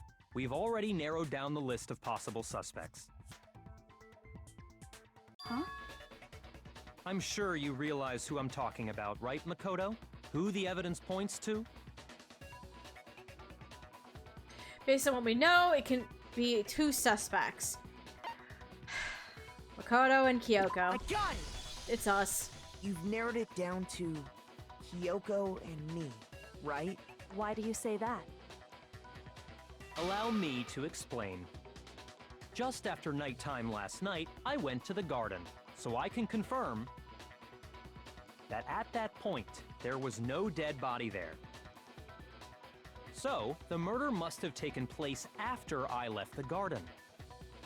However, Hiro, Toko, Hina, and I were in the gym the entire time. The gym? That's right. The four of us were there trying to dismantle Monokuma. The whole time, we were very careful not to go anywhere alone. We even went to the bathroom in pairs. All of which is to say, the four of us all have alibis. The only ones without alibis are me and Makoto. That's why you're able to narrow down the list of suspects. Yep, unfortunately. Exactly so. So the only suspects now are me and Kyoko. Damn it, I can't let this stand. Somehow I have to clear my name. I have something I'd like to say regarding the whole alibi thing. Are you thinking of raising an objection? Well, before that, I just want to try and get a better idea of what time the murder took place. Doing that might reveal some kind of clue. Whatever you want. Somebody go ahead and help him out. Me and Byakuya can both confirm that the body wasn't in the garden at... Well, it was after nighttime for sure. I'd say it must have been around 10 o'clock. So the murder must have happened after 10 p.m. Okay. Then I guess we can say the time frame for the murder was between then and when we found the body? Oh, but what time did we find the body? The one who saw the body first was Toko, right? And she went to go get the pickaxe. What time was the body discovered? It was around 9. I got it! The body must have been discovered at 9 a.m., since that's when Toko went to get the pickaxe. Now then, Toko, what time is it? Well, when we left the gym, it was just before 9 o'clock, so it's probably 9 on the dot now. Okay, go get the pickaxe and be back here by 9:01. He's right. It had to be around then. So we can be totally sure the murder happened sometime between 10 at night and 9 in the morning. But can we narrow it down further?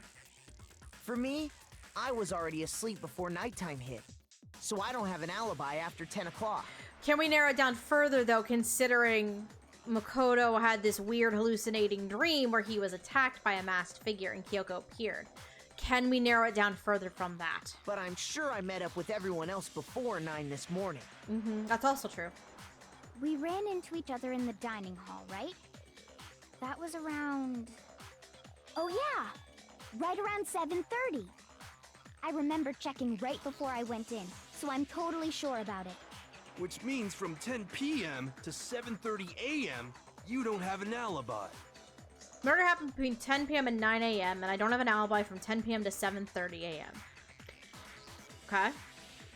Okay, then, looks like the game has begun.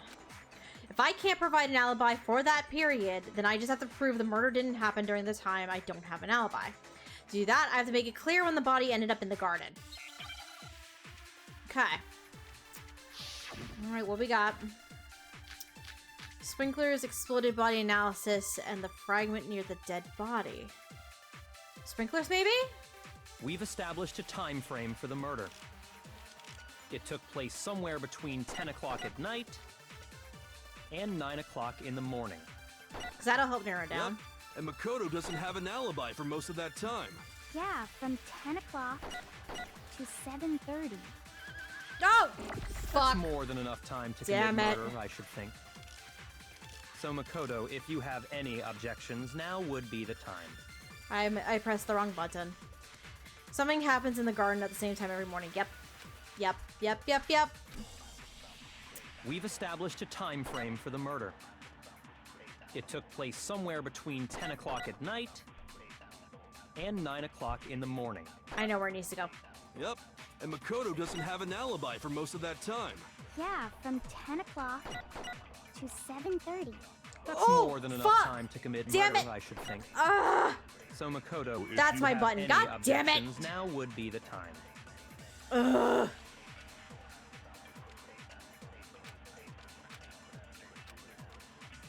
We've established a time frame for the murder. It took place somewhere between 10 Oopsie. and 9 o'clock in the morning. Not what I wanted. Yep. And Makoto doesn't have an alibi for most of that time. Yeah, from 10 o'clock to 7:30. Oh, what? Wait. Why is it the sprinklers? Because the sprinklers go off at 7:30. Hold up. Shoot! We've established a time frame for the murder. It took place somewhere between 10 o'clock at night and 9 o'clock in the morning. Yep. And Makoto doesn't have an alibi for most of that time. Yeah, from 10 o'clock to 7:30. That's more than enough time to commit murder, I should think. So Makoto, if you have any objections, now would be the time. Something that happens in the garden at the same time every morning. It's the sprinklers, but what the fuck am I aiming it at?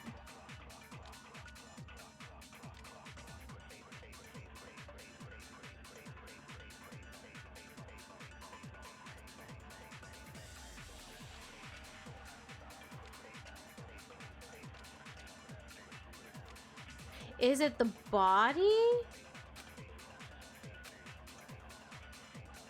Oh, hold up.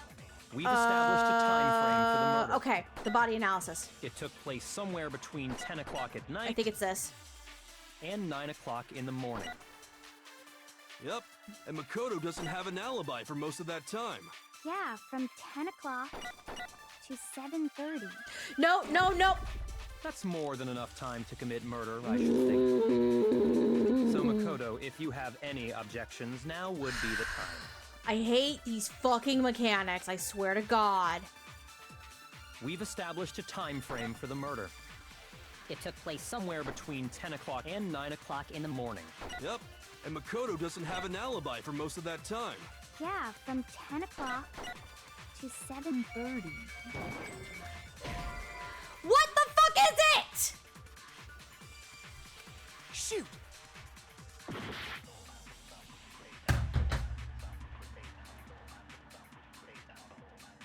What the fuck is it supposed to be? What the hell?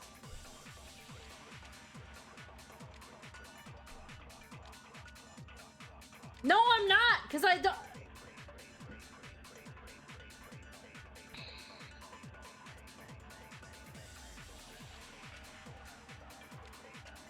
What the fuck is it supposed to be?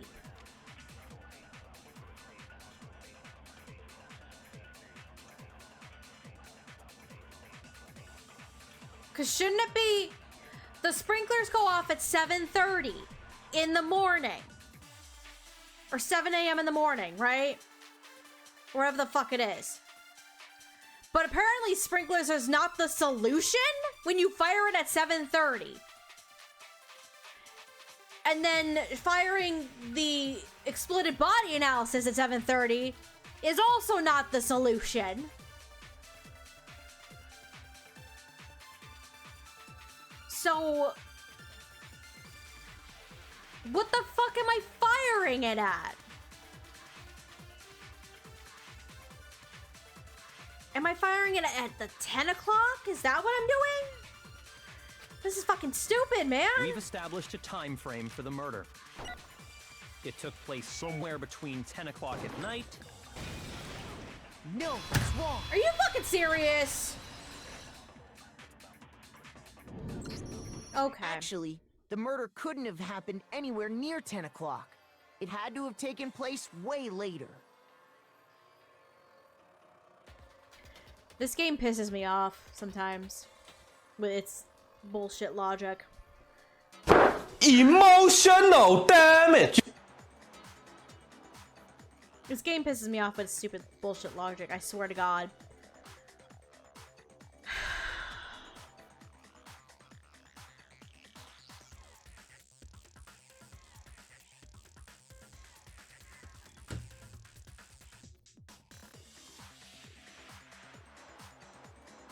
Like, wouldn't it make sense to aim the sprinkler at the 7:30 mark, though?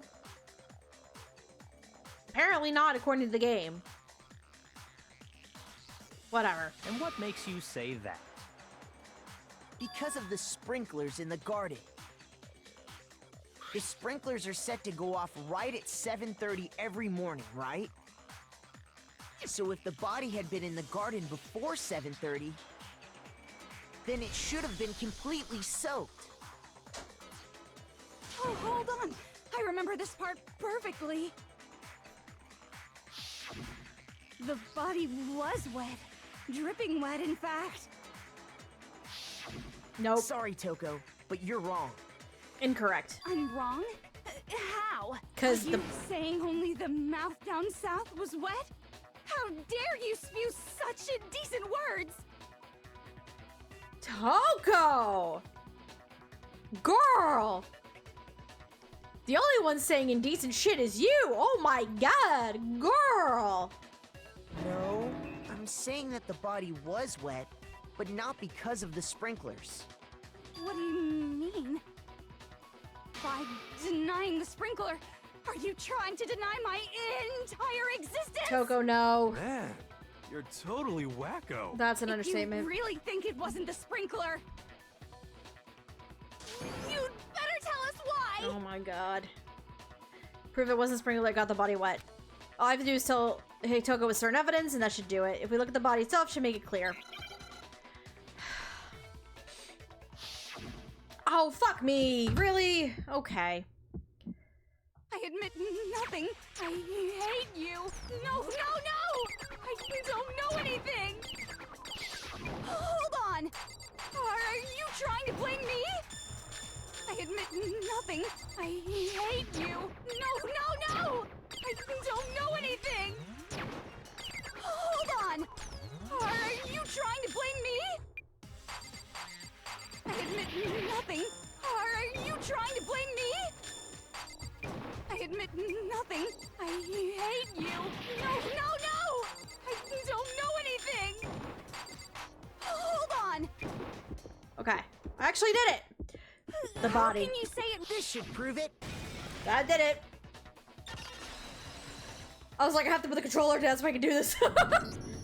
Just remember what the body was like after the explosion, and you'll see why it wasn't the sprinklers. The top half of the body was wet, yes, but the bottom half was completely dry.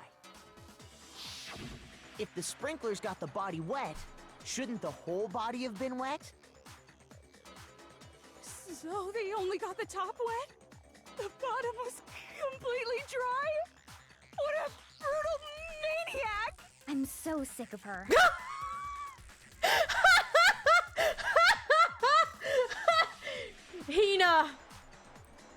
Hina, that's an understatement. Hina, I think that's an understatement, Sweet Summer Child. Oh my god. Jesus Christ, Toko. God. Let's just move on.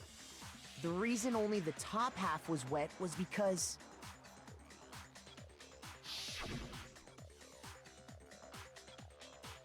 while the body was still on fire, I doused it with water. But only the part on fire, the top half. Oh, then I guess the sprinklers really didn't do it. Mm-hmm. So if the sprinklers didn't get the body wet, then the murder must have taken place sometime after the sprinklers turned on at 7:30 in the morning. Which means she must have been killed sometime between then and when the body was discovered at 9. But Makoto's alibi was only missing from 10 o'clock last night to 7:30 this morning, right? So there's no way Makoto could have done it. I guess you had an alibi after all. Good for you. That leaves Kyoko. In which case, the only one left without an alibi is Kyoko. Kyoko is the only one without an alibi, which would mean that Mukuro's killer is... No, I refuse to believe it. Kyoko murdered someone? That's... I'd just like to say one thing. Oh boy. If you vote for me and I die here, the mystery of this school will stay hidden forever. Which is why I can't let that happen. Huh? So are you saying you're not the culprit? Of course I'm not. I have no reason to kill anyone. This is a trap the mastermind has laid for us. A trap?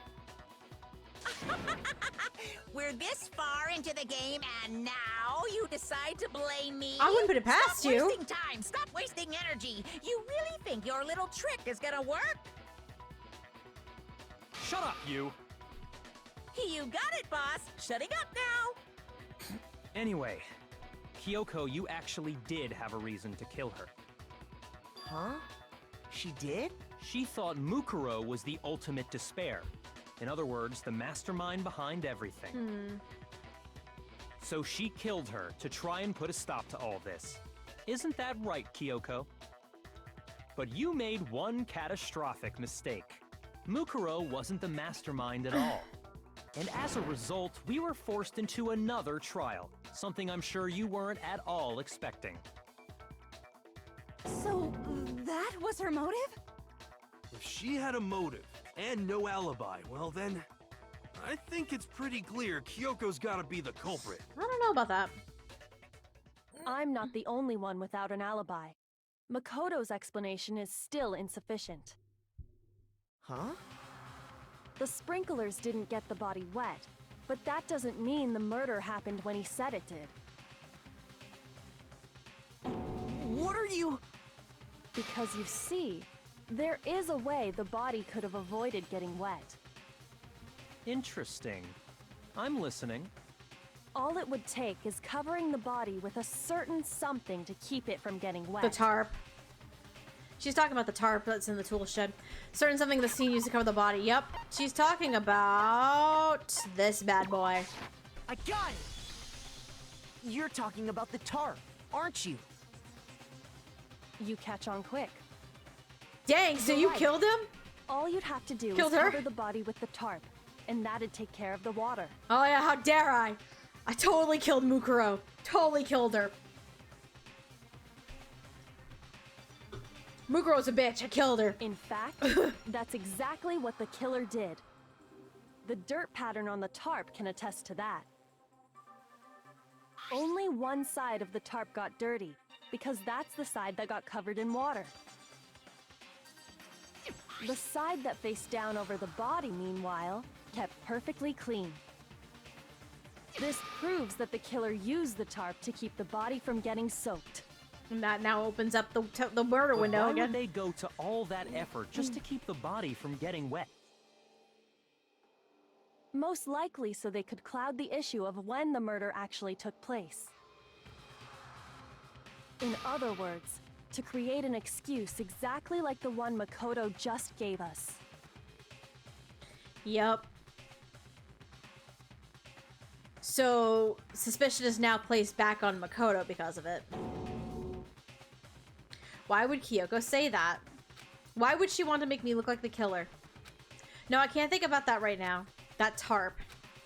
If it was used the way Kyoko said, the tarp must have touched the body, right? But the body... Wait. Something's not right. And what might that be? I can't worry about Kyoko's motivations. If I don't do something, everyone's gonna think I'm the killer. If I have to refute what Kyoko said. There's the issue of the wet blood. Body before explosion, exploded body analysis, fragments near the dead body. The body before the explosion is probably gonna be what we need. By covering the body with the tarp, the killer prevented it from getting wet. So the reason the tarp was only dirty on one side is because the sprinkler got that side wet. Mm-hmm. But the underside of the tarp, it was totally spotless, right? It's because that side was protected from the water. Ah, shit! That's not it. Shoot! Whoopsie! By covering the body with the tarp, the killer prevented it from getting wet. So the reason the tarp was only dirty on one side is because the sprinkler got that side wet. But the underside of the tarp, it was totally spotless, right? It's because that side was protected from the water. Mm-hmm. Since it was facing down toward the body. Yep. Of course it didn't get dirty. That's exactly the point I need. No, that's wrong.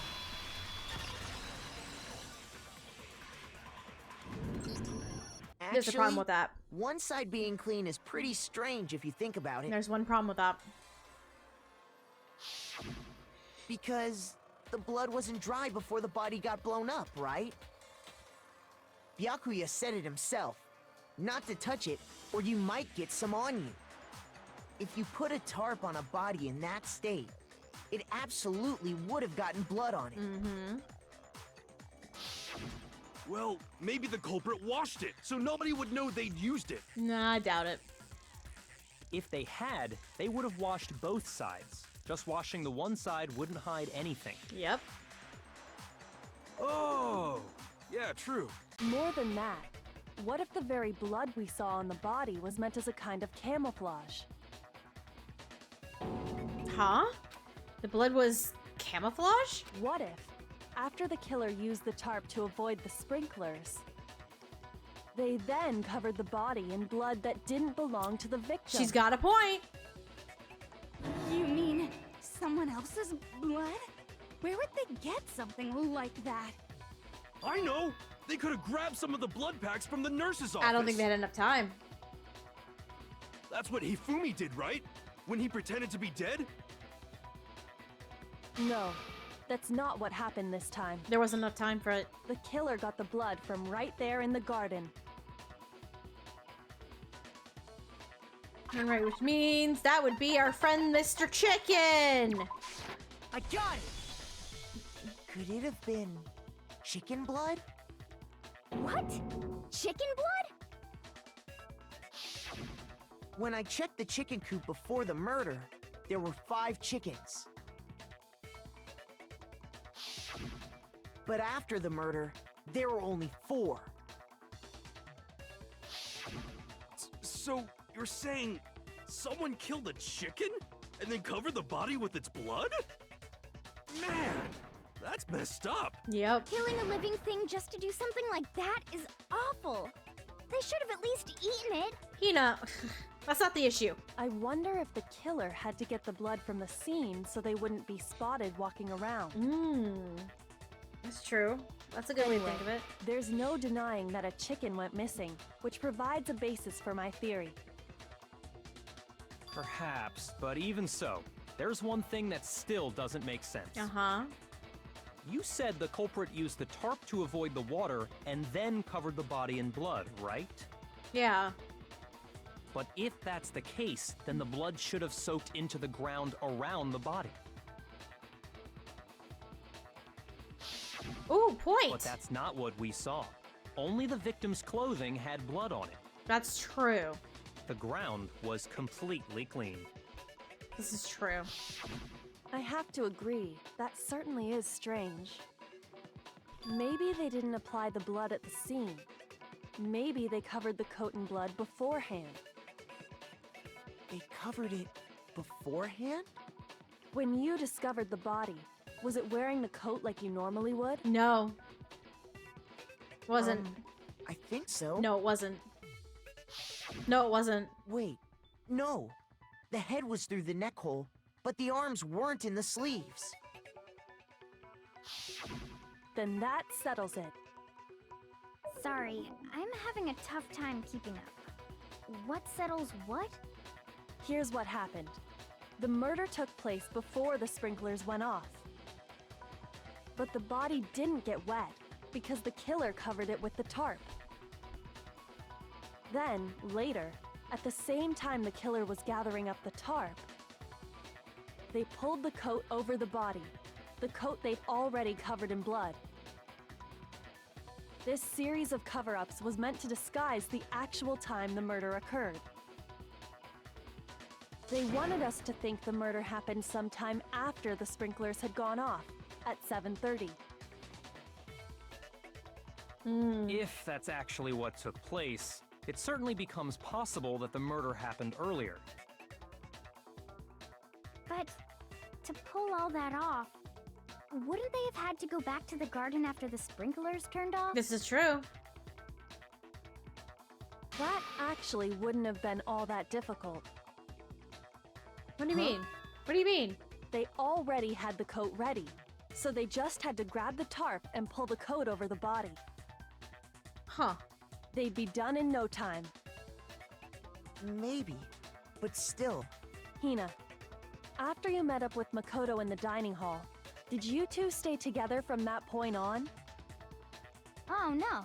I headed off to the gym, and Makoto didn't show up till later. Fuck. Then he had plenty of time to spare, wouldn't you say? Damn it. That's not... Kyoko, no! Don't bother saying it's not possible. I must admit, Kyoko's reasoning is sound. Makoto's alibi is inadequate. Damn. And the suspicion falls back on me again. But why? Why is Kyoko trying to entrap me? I don't understand. The Sky's dead body has been added to truth bullets. Okay. Well then, it looks like we're back to square one. Makoto's alibi is no good, so once again, our suspects are him and Kyoko. For serious, man? Which one of them did it?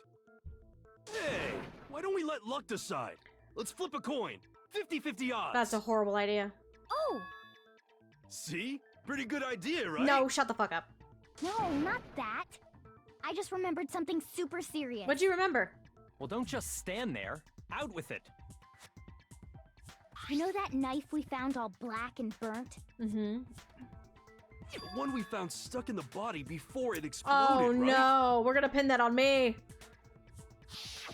Because it was given to me. According to the Monokuma file, the knife went all the way through, from front to back. So, what about it? Because I had it. I'm pretty sure I'd seen that knife somewhere before. It was given to me. That's what I thought when I first saw it. I just remembered.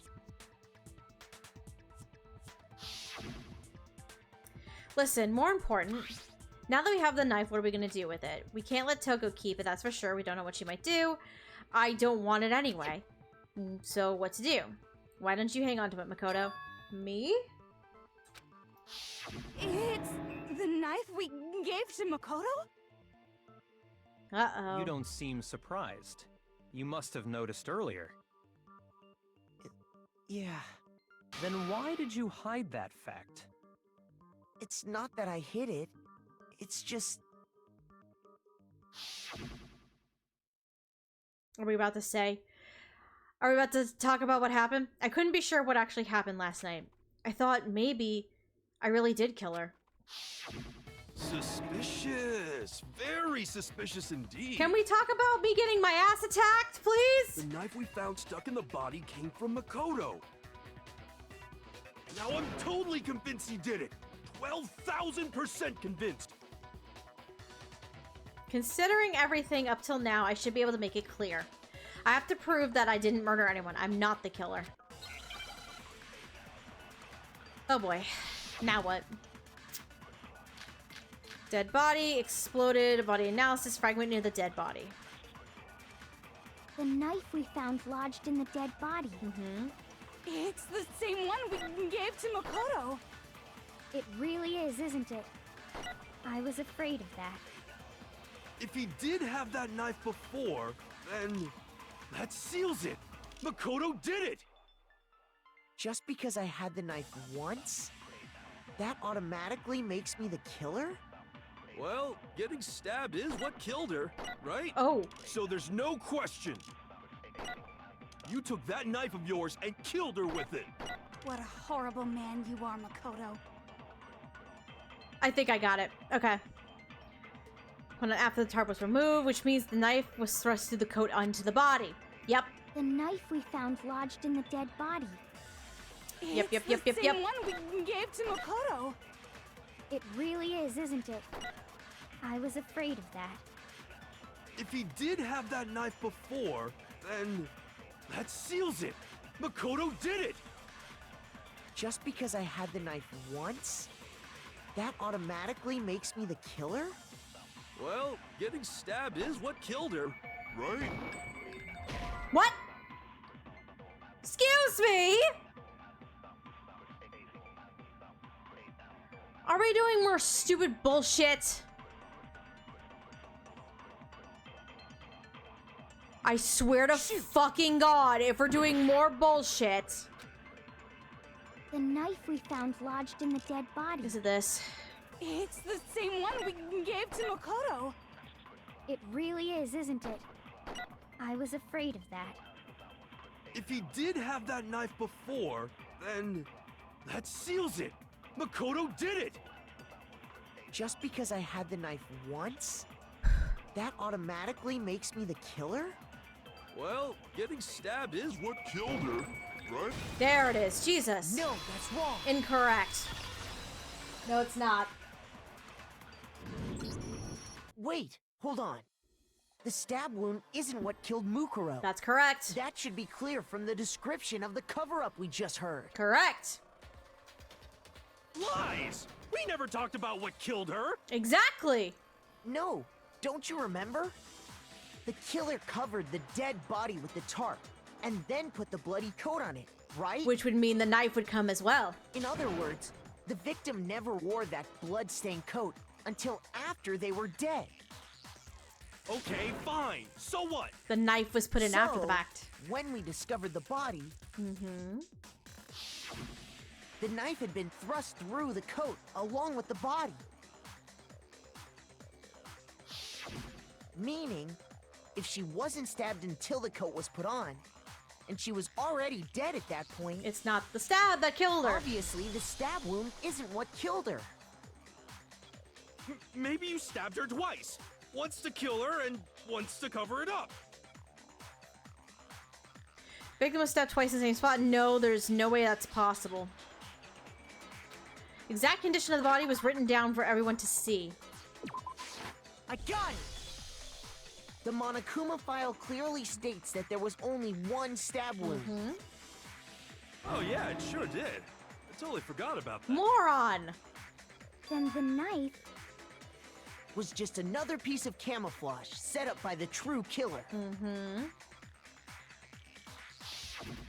They probably stabbed her to draw attention away from what actually killed her. Exploding the body afterward was probably meant to do the same thing. The explosion severely damaged the body, making it impossible to know what really killed her. It was all the killer's attempt to destroy all evidence of their crime. So they wanted us to notice the stab wound and then detonated the body afterward. Yep. They meant for us to latch onto the knife as the cause of death, then destroy any evidence proving otherwise. Oh, hey, I have a question. It kinda goes back to the beginning, but what's the deal with that explosion anyway? Why'd the body just blow up all of a sudden like that? If you bothered to put that lump of gray matter between your ears to use, you'd know the answer. Oh, shut the fuck up, dude. Well, if you're so smart, just tell me. I'll tell you. I bet some unknown quantum particle caused an atomic-level spontaneous combustion! Here, shut the fuck up. I swear to God. I might be dumb, but even I'm not dumb enough to believe that. Thanks, good girl. Good. Go ahead, Makoto. Tell her or we won't make any headway on this. Only one explanation I could think of. Here it is. I got it! It was the bomb! After the explosion, we found a tiny fragment of something on the ground near the body, right?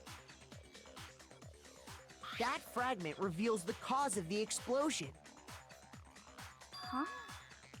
You know, I feel like I've seen something like it somewhere before. That's only natural. Because, of course,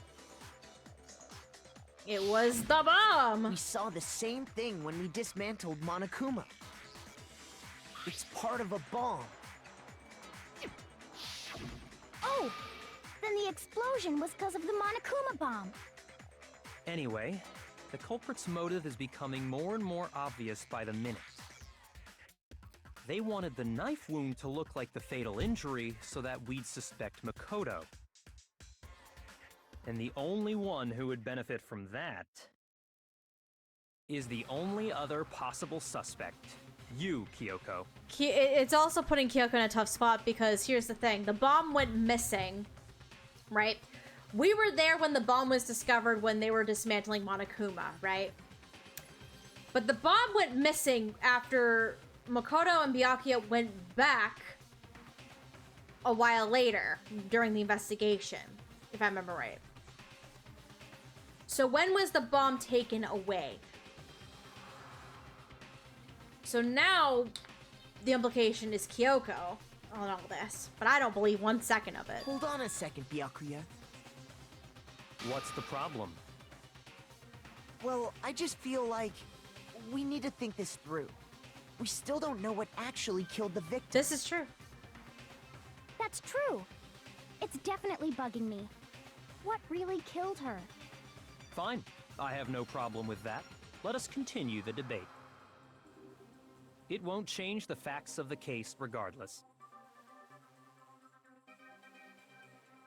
Need to determine what ultimately killed the victim. I need to concentrate. Okay. What we got? The Monokuma file. I gotta absorb something. Then, shall we continue the debate? Okay. The victim's fatal injury has yet to be determined, correct? Right. The explosion didn't kill her for sure. I guess. Well, yeah. She was already totally dead when that happened. And it wasn't because of the knife, right?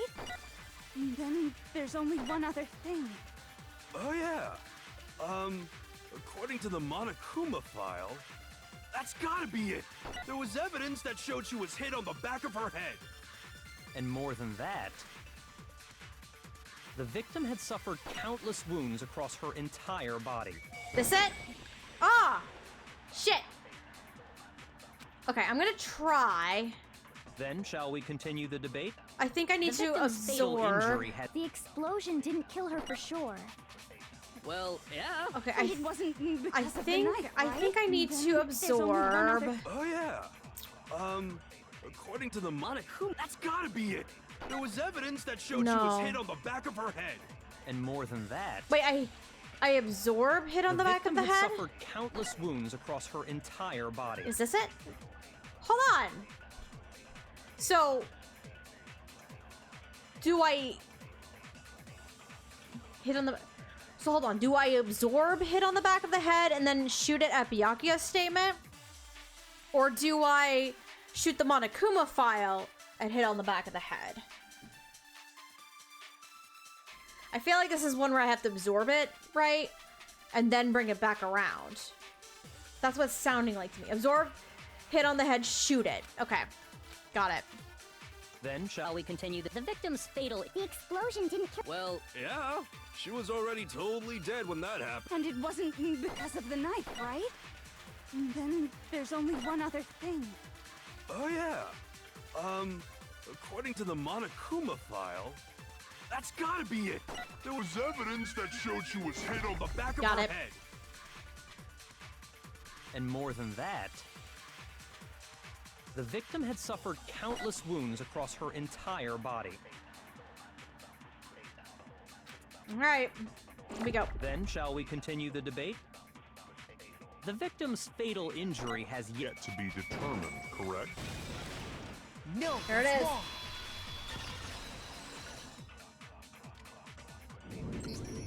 Mukuro died because of the blow to the back of the head she suffered. What about the wounds all over the rest of her body? They didn't have anything to do with it? They could.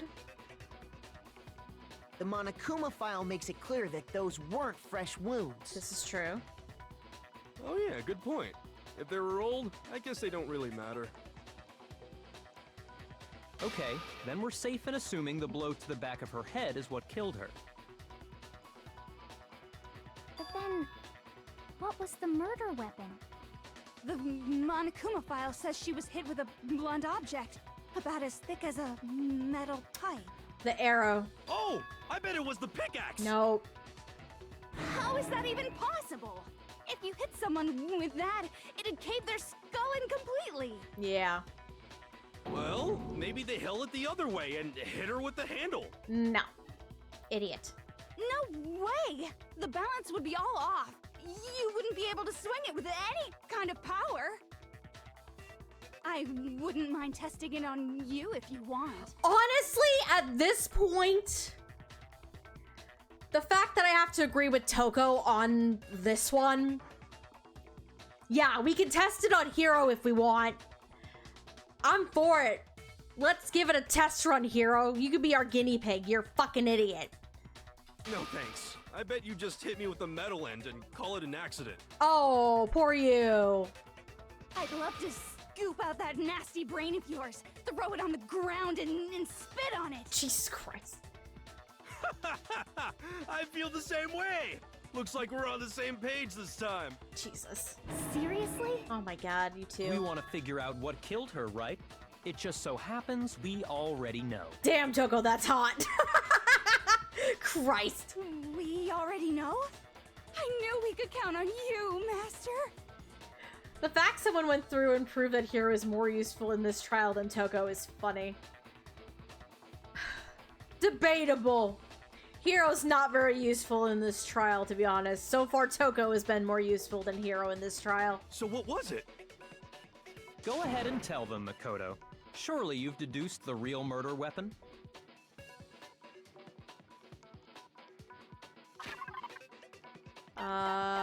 That's gonna be... the arrows. I got it! Mukuro was hit in the back of the head with something. And that's what killed her. And that something was the titanium arrow we found in the locker in the dojo. An arrow? That's what the culprit attacked Mukuro with? Hero's at least bringing up arguments and helping push the trial forward. Toko has done neither and only made innuendos. Hero has also stalled the trial more so than Toko has by being a fucking moron.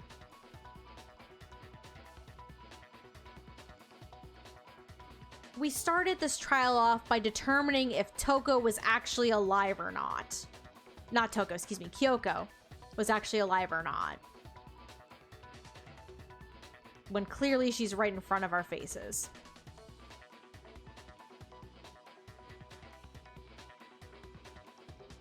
Despite Toko having more innuendos involved in this trial, I'm more inclined to believe that she's been more useful so far. Indeed. There's no doubt about it. Are you sure? That sounds kind of weird. It does. Hey! How dare you backtalk, Master? You have no right! I'm not back-talking anything. I'm just saying what I think. I don't blame Hina for doubting it because there's one more thing about that weapon. One more secret. A secret? What was that secret?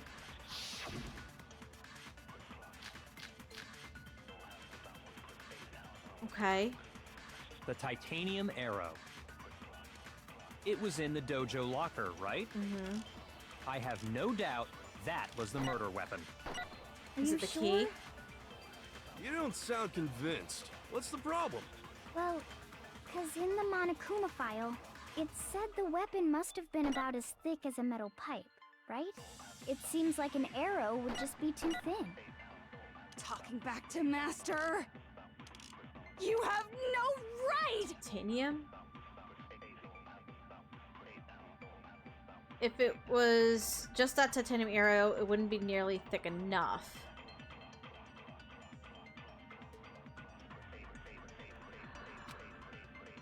Oh, I see what we're doing. The titanium arrow. Got it. It was in the dojo I see what we're up to. right? I have no doubt that was the murder weapon. Are you sure? You don't sound convinced. One What's the arrow problem? wouldn't be enough. Well, because in the Monokuma However, file, it said the weapon must have been about as thick as a metal pipe, right? It seems like an arrow would just be too thin. No, that's wrong. if you tape up a bunch of fucking arrows, that could change the game entirely. You're right. Just the one arrow would have been too weak. That's why the killer used another weapon. Another weapon? Inside the dojo locker, we also found a balled-up wad of duct tape. The killer probably uses duct tape to bind multiple arrows together. Bundling them together using the duct tape would easily create a single weapon as thick as a pipe. Mm-hmm. There it is. And that's exactly what the killer did. It's similar to Aesop's fable about the bundle of sticks. One stick is weak, but put them together, and they become strong. It's meant to teach cooperation. Damn, that's harsh. How is it harsh? Are you even listening? Anyway, that explains the murder weapon. As for who the culprit is that stashed the weapon in the dojo locker, it was you, Kyoko. I've never been to the dojo. Oh no. You absolutely have. How can you say that with such The confidence? key. The key to the locker. Because we have proof, of course. Don't we, Makoto?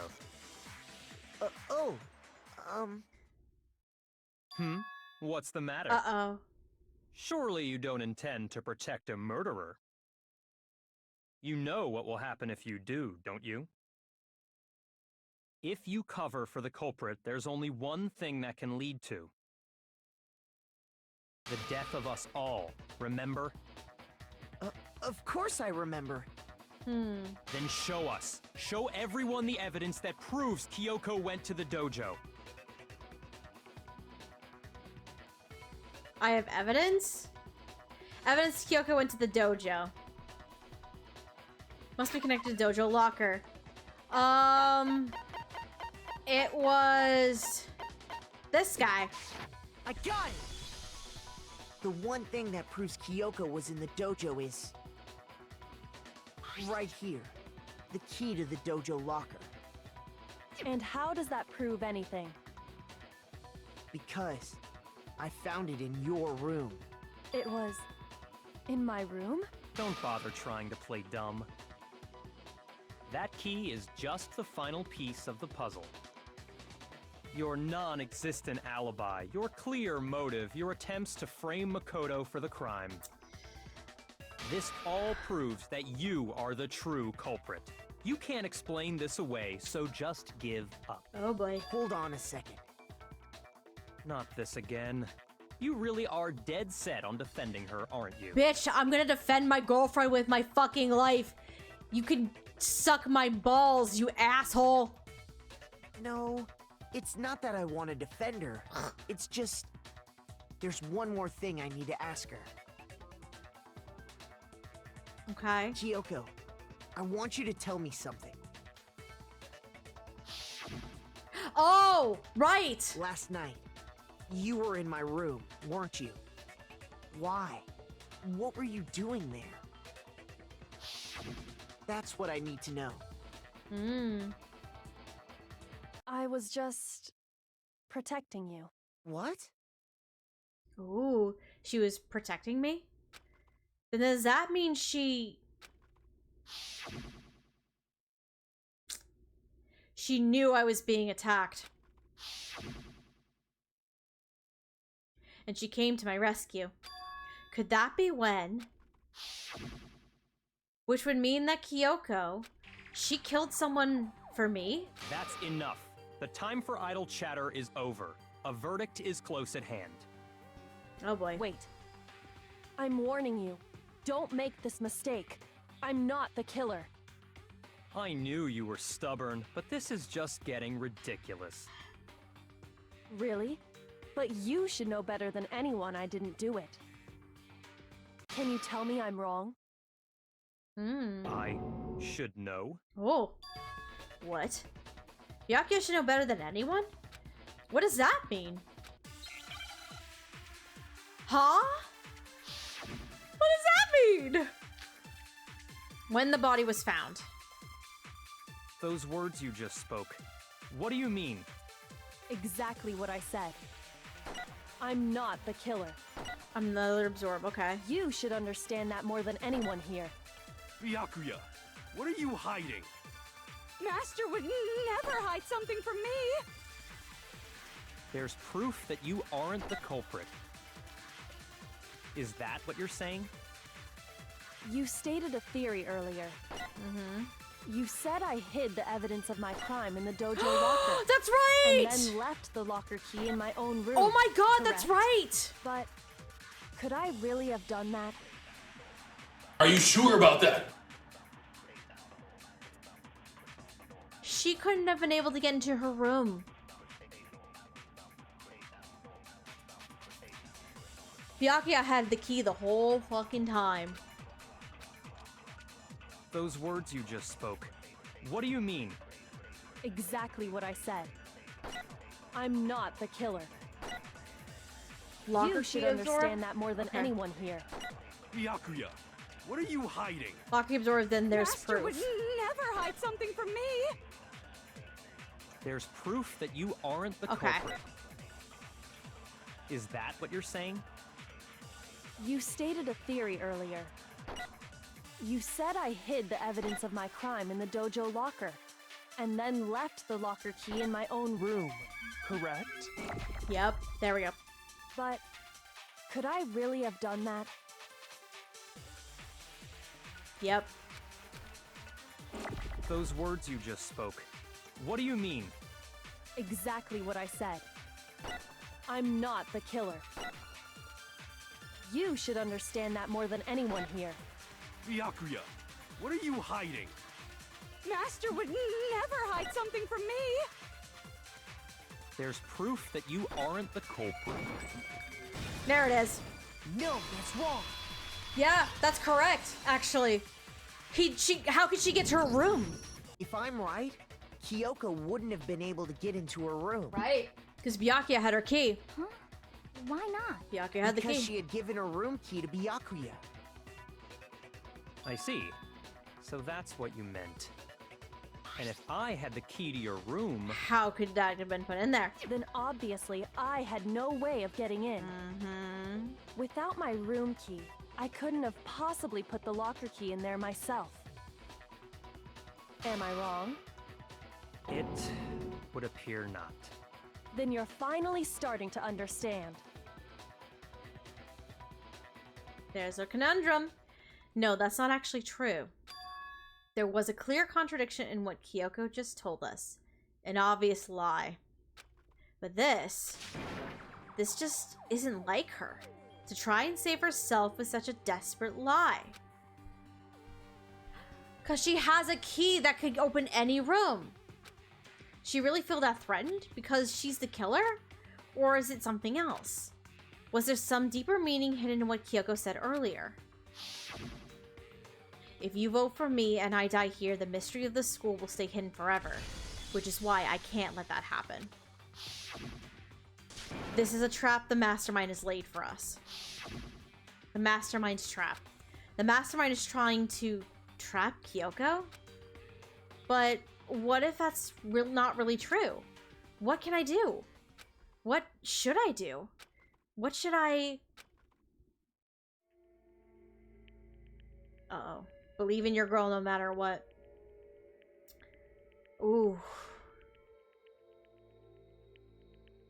Wasn't I told that there's a super secret thing that happens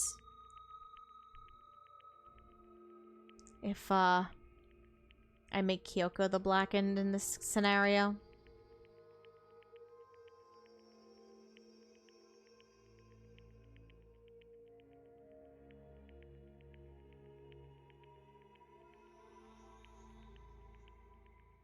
That's what I heard anyway.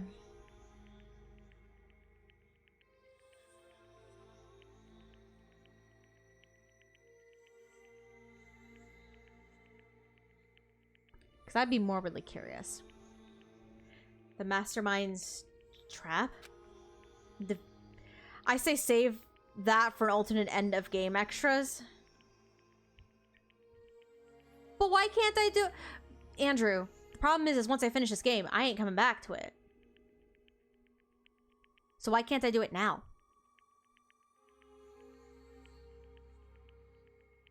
Because you gotta do the entire trial over again? Bitch, I can save. Bitch, we can save.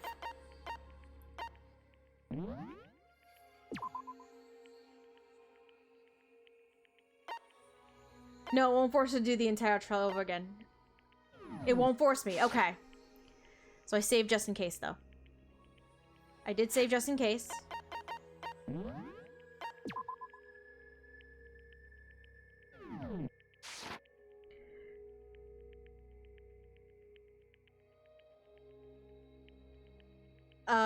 Victim was Mukuro and Kyoko killed her? What does Kyoko really know? What am I supposed to do? Kyoko's lie. I'm the only one who knows it's a lie. I'm the only one who can expose it, but who can I trust? What am I supposed to do? The mastermind's trap. If you spend all your time trying to avoid danger, you'll never move forward. We know the danger, but If that risk means solving the mystery, we have no choice. Am I wrong? What do I do? I have to decide right here and now whether or not to expose the lie.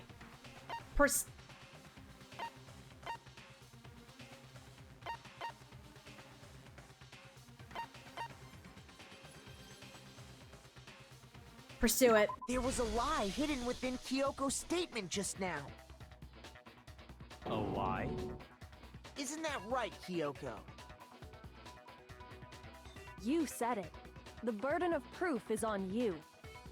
So let's hear it. Where's this lie, then? Kyoko's definitely lying, and it must be because there's something other deeper truth she wants to keep hidden. I think I need Kyoko's account, right? Yep, there it is. I didn't have the key to my room because I'd given it to Byakuya. But you don't need it. There's no doubt about that, right? You are correct. So I couldn't possibly have gotten into my room. There it is. No, that's wrong. Lie! No. Kyoko could have gotten into her room. You said so yourself, didn't you, Kyoko? Actually, to be precise, not quite. I used Monokuma's secret tool, which can open any lock in the school. What? Monokuma's secret tool? Mm-hmm. Kyoko stole it from the headmaster's room. It lets you get into any room in the school. Which means she could have used it to get into her own room.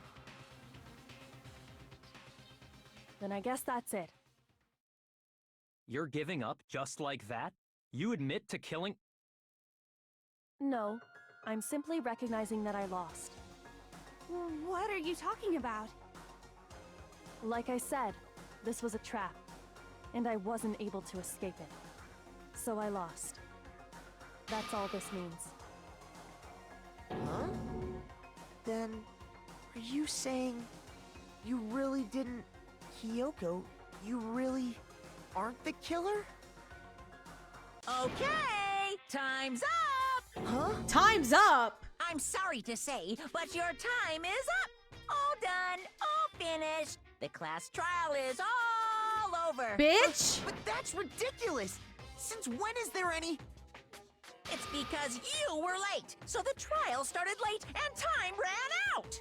Oh, you are so then, anxious. It's time for voting time, okay? Everyone, please vote using the lever in front of you! But I guess we already know who the blackened is, don't we? Can we just not vote? Can we just not vote? I just want to not vote, guys!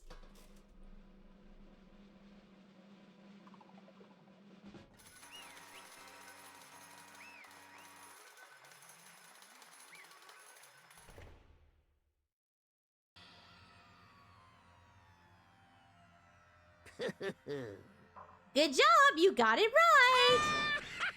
Brilliantly right! We got it right? Does that mean Kyoko really is the killer? But something strange is going on here. There's something wrong with this whole class trial. Kyoko! Now then, I've prepared a very special punishment! Is everybody ready? Okay then! Let's give it everything we've got! It's punishment time! Oh, you just went straight into it! You went straight into it! My understanding is this is secret. This is a secret.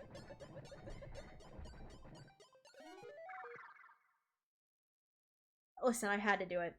I had to fucking do it. I gotta know. I gotta know.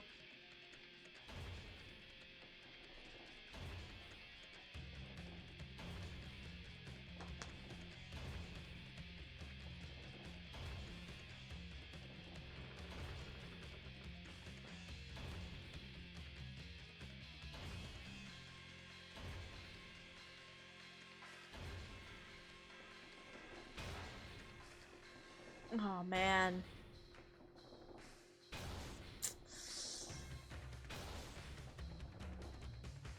After school lesson. Okay. Can't believe you did your wife dirty like this. I gotta know! I watched the anime, I know how this works. I've heard there was a secret though. So, but I gotta know.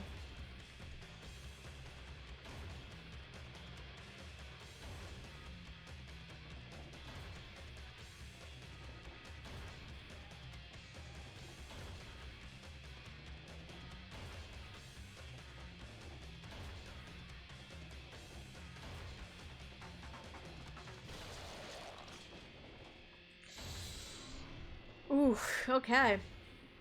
I had to know, alright? I had to know, god damn it. And that's how the class trial of Mukuro Ikusaba came to an end. I still had to wonder whether Kyoko actually was innocent or, regardless, the truth was lost forever. Even for me, I just stopped thinking about it.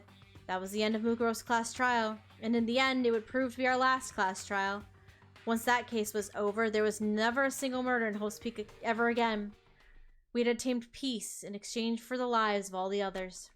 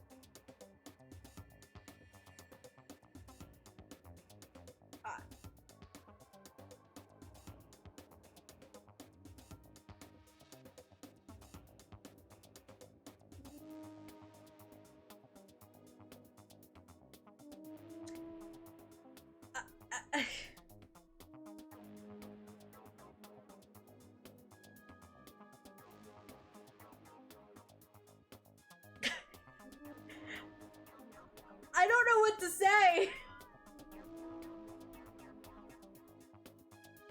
Are you happy now? I don't know what to say.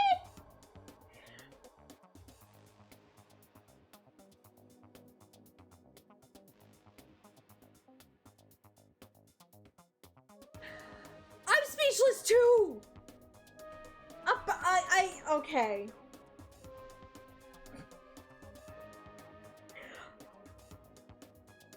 Apparently, Hina became a mom to everybody. This is the weirdest polyamorous relationship I've ever fucking seen in my life. Goodbye, everyone. I'll remember you all in therapy.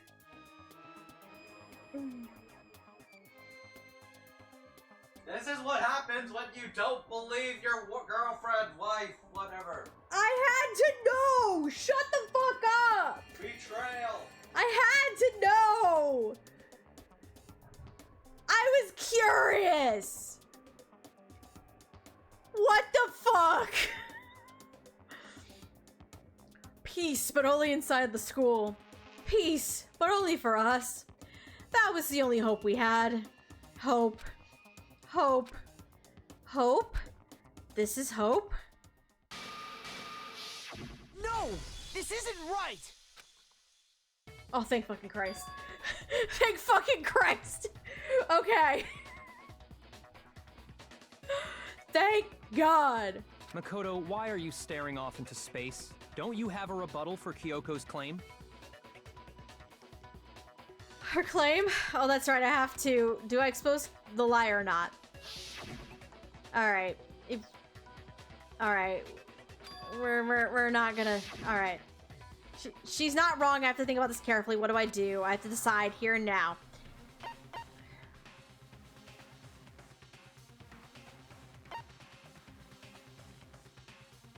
What happens if I run away? What happens if I run away? Am I allowed to run away? No, running away isn't gonna solve anything. Damn it. I guess we let it go. I made my decision. I have to believe in Kyoko. There's no way she would kill someone. There has to be some secret here, something that has to do with the mastermind's trap that Kyoko mentioned. Well, does no one have a rebuttal? Have you decided to accept her assertion as fact? Unfortunately, yes. I see. So you still refuse to accept it. I suppose we have to admit that Kyoko didn't put the locker key in her room, that it was someone else. But who else could it have been? There's only one other I mean, option. Byakuya had a room key, right? You! What are you trying to imply? But of course, I have an alibi. From nighttime on, I was with you guys the entire time. I couldn't possibly have killed anyone, or put the key in Kyoko's room. Well, someone had to put the key in there. There's only one other possibility I can think of. Someone could have had the key on them, then once they arrived at the scene, pretended to find it there. There it is. What?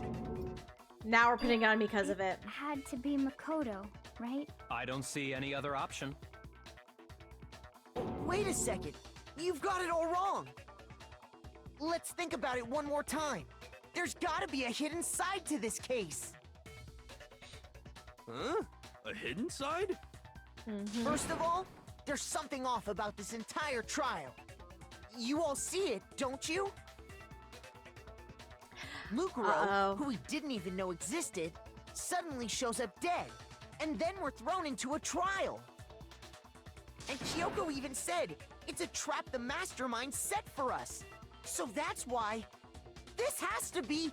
Okay, time's up! Bitch! Huh? Time's up! Class trial's all over! Everyone can stop talking now! What? Time's up? Since when was this a time What do you mean thing? time's up? There's no time's up. Since when have we... It's because you were late, so we had to push back the start time. So then, it's time for voting time, okay? Everyone, please vote using the lever in front of you! Voting time? It's gonna get pinned on me.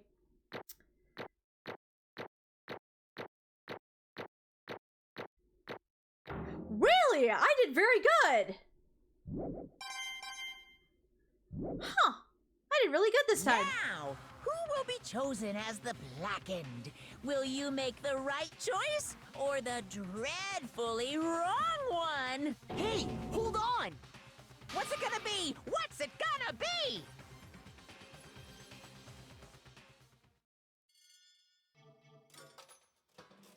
They're voting for me, huh? Y'all are bitches. Y'all suck ass. Okay. What? You think I'm the killer? Sorry, man. Sorry. Yes, sorry. It's all your fault. Everyone, you're wrong. You've got it all wrong. I didn't do it. Yes, indeed. Good job, everyone. Good job? Yep. Yeah, they got it right. No, I know it's not true. None of this makes any sense. This whole trial doesn't make any sense. Hey!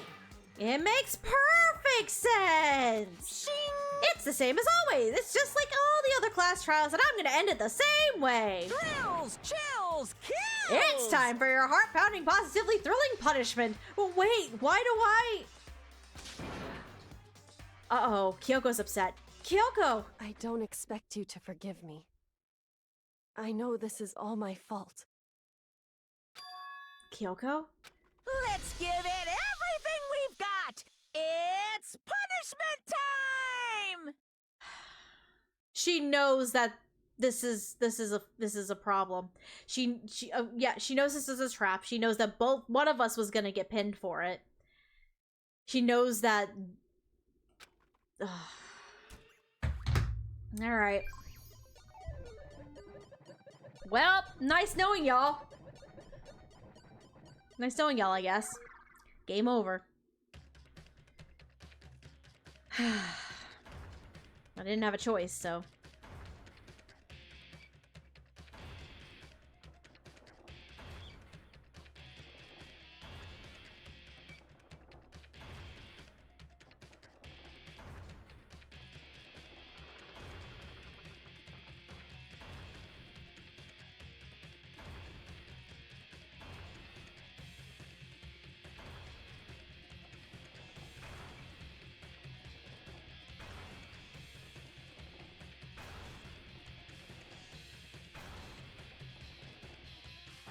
back at it again.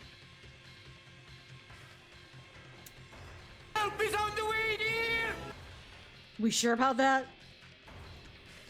Things look kind of dire, baby.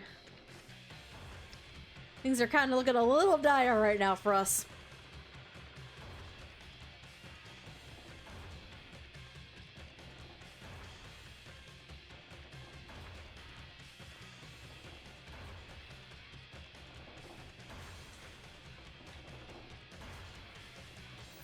Hey!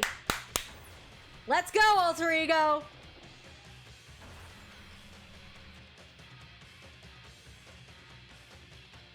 Ooh.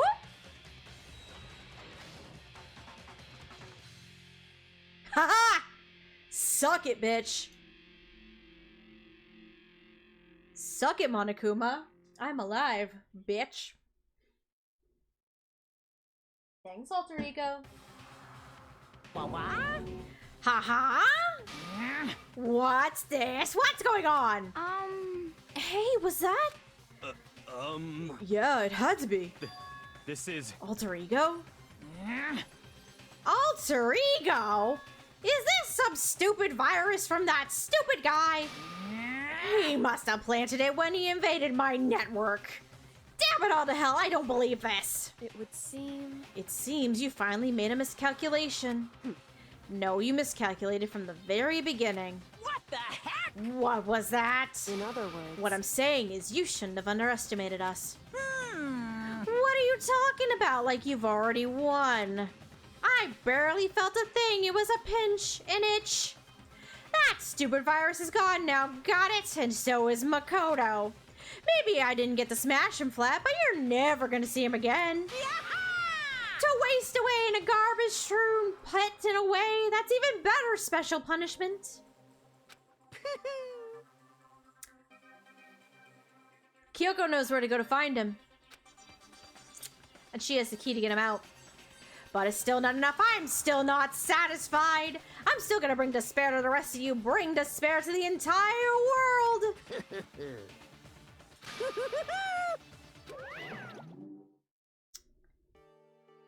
Once again, the day was saved thanks to plot armor. Yes.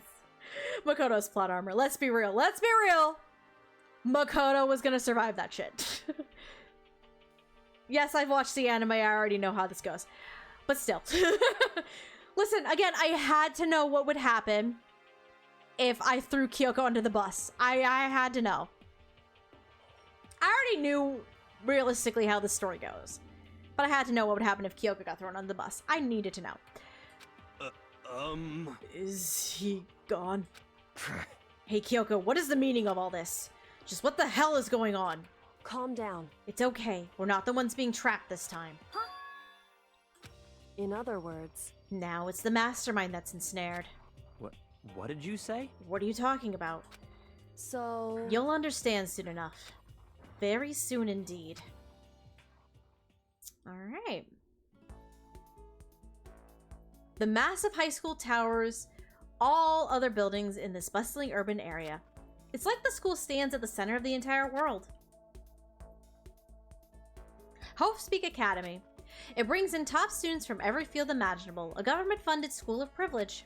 They say if you come here and manage to graduate, you'll be set for life. With hundreds of years of tradition, it sends the cream of the crop into the workforce every year. It was built to raise hope in the nation's future, which makes Hope's Peak a pretty fitting name. There are two things you need to attend this school. One, you already have to be attending high school. Two, you have to be the very best at what you do. No ordinary student could enroll here. The only way is if you were scouted by the school itself. And standing there at the gate of this ultimate school filled with the ultimate students was me.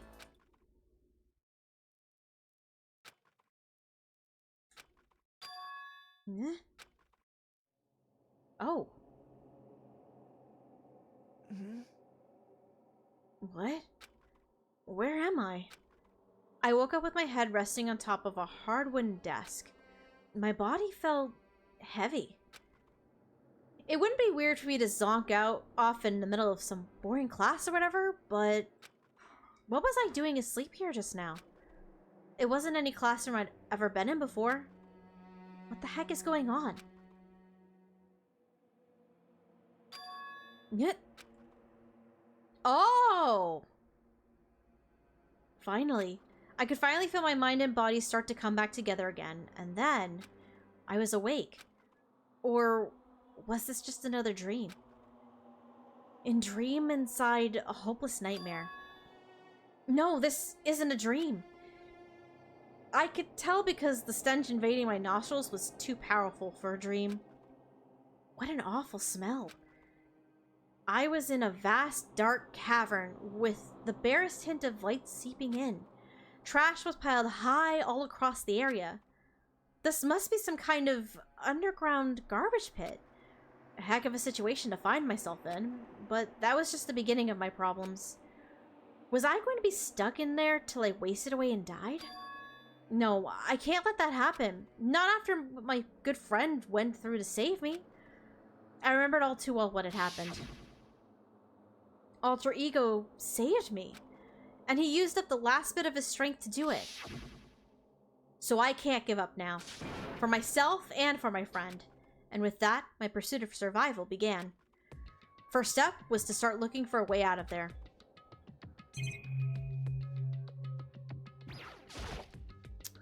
This is a desk. Probably the one that fell down here with me. What's this? A rocket and a tank? I better not think too much about what I'm seeing down here. There's something over here, apparently? Is that an airplane?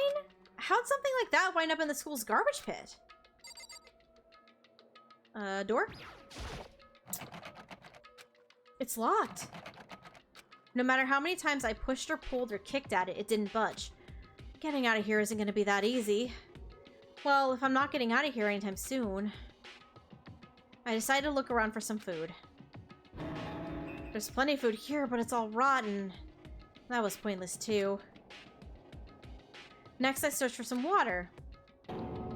How can I be sure which liquids I can drink and which ones are all around a bad idea? Again, pointless. I feel like I'm blocked in on all sides, but that's still not enough reason to give up because I'm still alive. As long as I'm alive, I'll never give up. After making that proud declaration, the next thing I decided to do was go to sleep.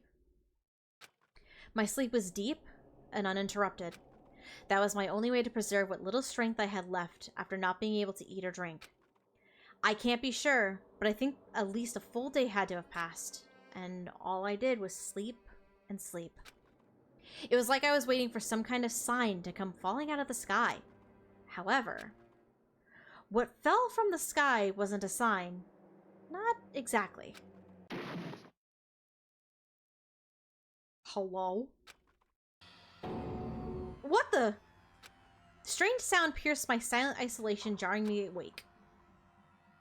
As I watched the pile of garbage jostled and formed an odd shape. Did something fall down from over there? Something fell from above. What could it have been? Did a giant piece of trash just fall down here? I carefully stretched my hand out toward whatever it was that had tumbled down here with me. Just a second. Oh! Bitch! Giant piece of trash? Rude. Before she even emerged from the pile of garbage, I knew who it was. It smells awful.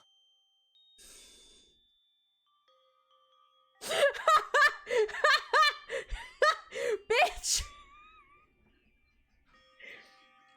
Kyoko? You got something up here on your head. Can I help you with that? Can I help you with this? What the fuck? Iconic cup noodle Sprite. This place smells awful. Kyoko? Indeed. You look like you're doing better than I expected. What are you doing here? So...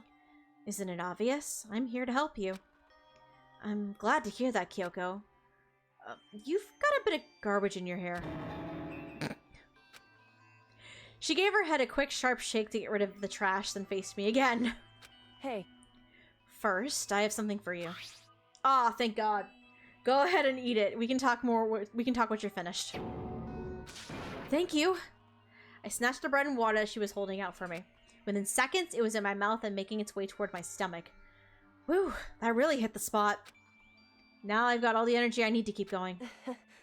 So you still haven't given up, then? Of course not. After all, the fact that I can keep going forward is about all I'm good at. Well, that's not such a bad thing to be good at. We need to talk, bitch. But, Kyoko, why'd you come to rescue me? So... To pay a debt. Or, no, to atone. Atone? You... During the trial, even though you knew I was lying, you didn't say anything. So you knew that I knew. Indeed. Even though I knew, I did nothing to help you. I abandoned you. Don't say that. You didn't abandon me. No, that's exactly what I did. I abandoned you in order to save my own life. You were trying to save me, and I couldn't bring myself to do the same for you. However... But listen, not that I'm trying to make excuses, but... There was a reason that I had to survive, no matter the cost. Why did you have to survive? It's true. I'll tell you. I'll tell you everything. The reason I have to survive... In other words... is so that I can do what I came to school to do. What? I made up my mind to come to Hope's Peak Academy for one very important reason. So you have a reason for coming to Hope's Peak? Indeed. That's right. At least I did once. Once? Until recently, I'd forgotten what it was. You forgot? But that's... I have no memory of what my purpose was. No memory? That's impossible. Huh? Amnesia? Then, is it really true? You lost your memory? Makoto. Do you remember Makoto? Do you remember the first thing that happened to each of us as soon as we arrived at the school? The first thing? You're talking about when we fainted, right? I fainted, and when I woke up, I was trapped here. That's right. I fainted too, and when I woke up, I noticed a strange feeling of separation within myself. A disconnect. It would seem... Thinking back on him now, at that point my memory was gone. At that time, I'd forgotten. I couldn't remember why I'd come to the school, and I couldn't remember what my ultimate ability was. But what would make you forget all that? Hey. Strange, isn't it? It's hard to imagine what that happened by chance. It seems much too convenient. Are you saying you think you lost your memory because... Indeed. I don't think. I'm positive it was the work of the mastermind. They stole my memory. But why would they want to do that? There's only one reason I can come up with. Because of my purpose and my ability. Somehow they would interfere with the mastermind's plans. So the mastermind just stole them from you? However... And it could also mean, somehow, my memories may be connected to the mystery of the school and the mastermind, which is why I have to get them back. That's why I've been investigating things by myself this whole time. But if what you say is true, why didn't you ask the rest of us to help you? Why is that? If I did that and we all worked as one, the mastermind would have noticed right away. Plus, there's always a chance that the mastermind is actually one of us. What? Correct. Well, don't make too big a deal of it. It's just a possibility. But since it is a possibility, we can't ignore it, right? Mastermind, one of us? If she believed that, then of course she couldn't trust anyone around her. In which case, it only makes sense that she would look into her missing memory by herself. However... That being said... Water. There was a limit to what I could do by myself, which is why I asked you to help me. But why me? Because among everyone, you were least likely to be the mastermind. That was just intuition, but... I see. Your intuition was right, though. There's no way an ordinary kid like me could have been the mastermind. I understand. I should understand everything. My goal isn't to get out of here. It's to stay here. It's just like the dream I had before, but why did that just happen? Listen. Are you okay? Yeah, it's nothing. It is nothing, right? Hey. Even now, I still trust you, you know? It's just, I'm not used to relying on others. Correct. I know I never asked you for help the right way, so I understand if you're not convinced. Honestly, I was convinced. I think that's just her personality.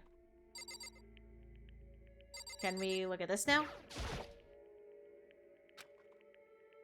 Do I talk to you more, I guess? You said you had a reason for doing the investigation on your own. How'd that turn out? Were you able to remember anything? So... I think there's still a lot I don't remember, but at the very least, I was finally able to recall my purpose and my ability. You mentioned your ability? My ability. What everyone should have known me for. I'm the ultimate detective! The ultimate detective? Correct.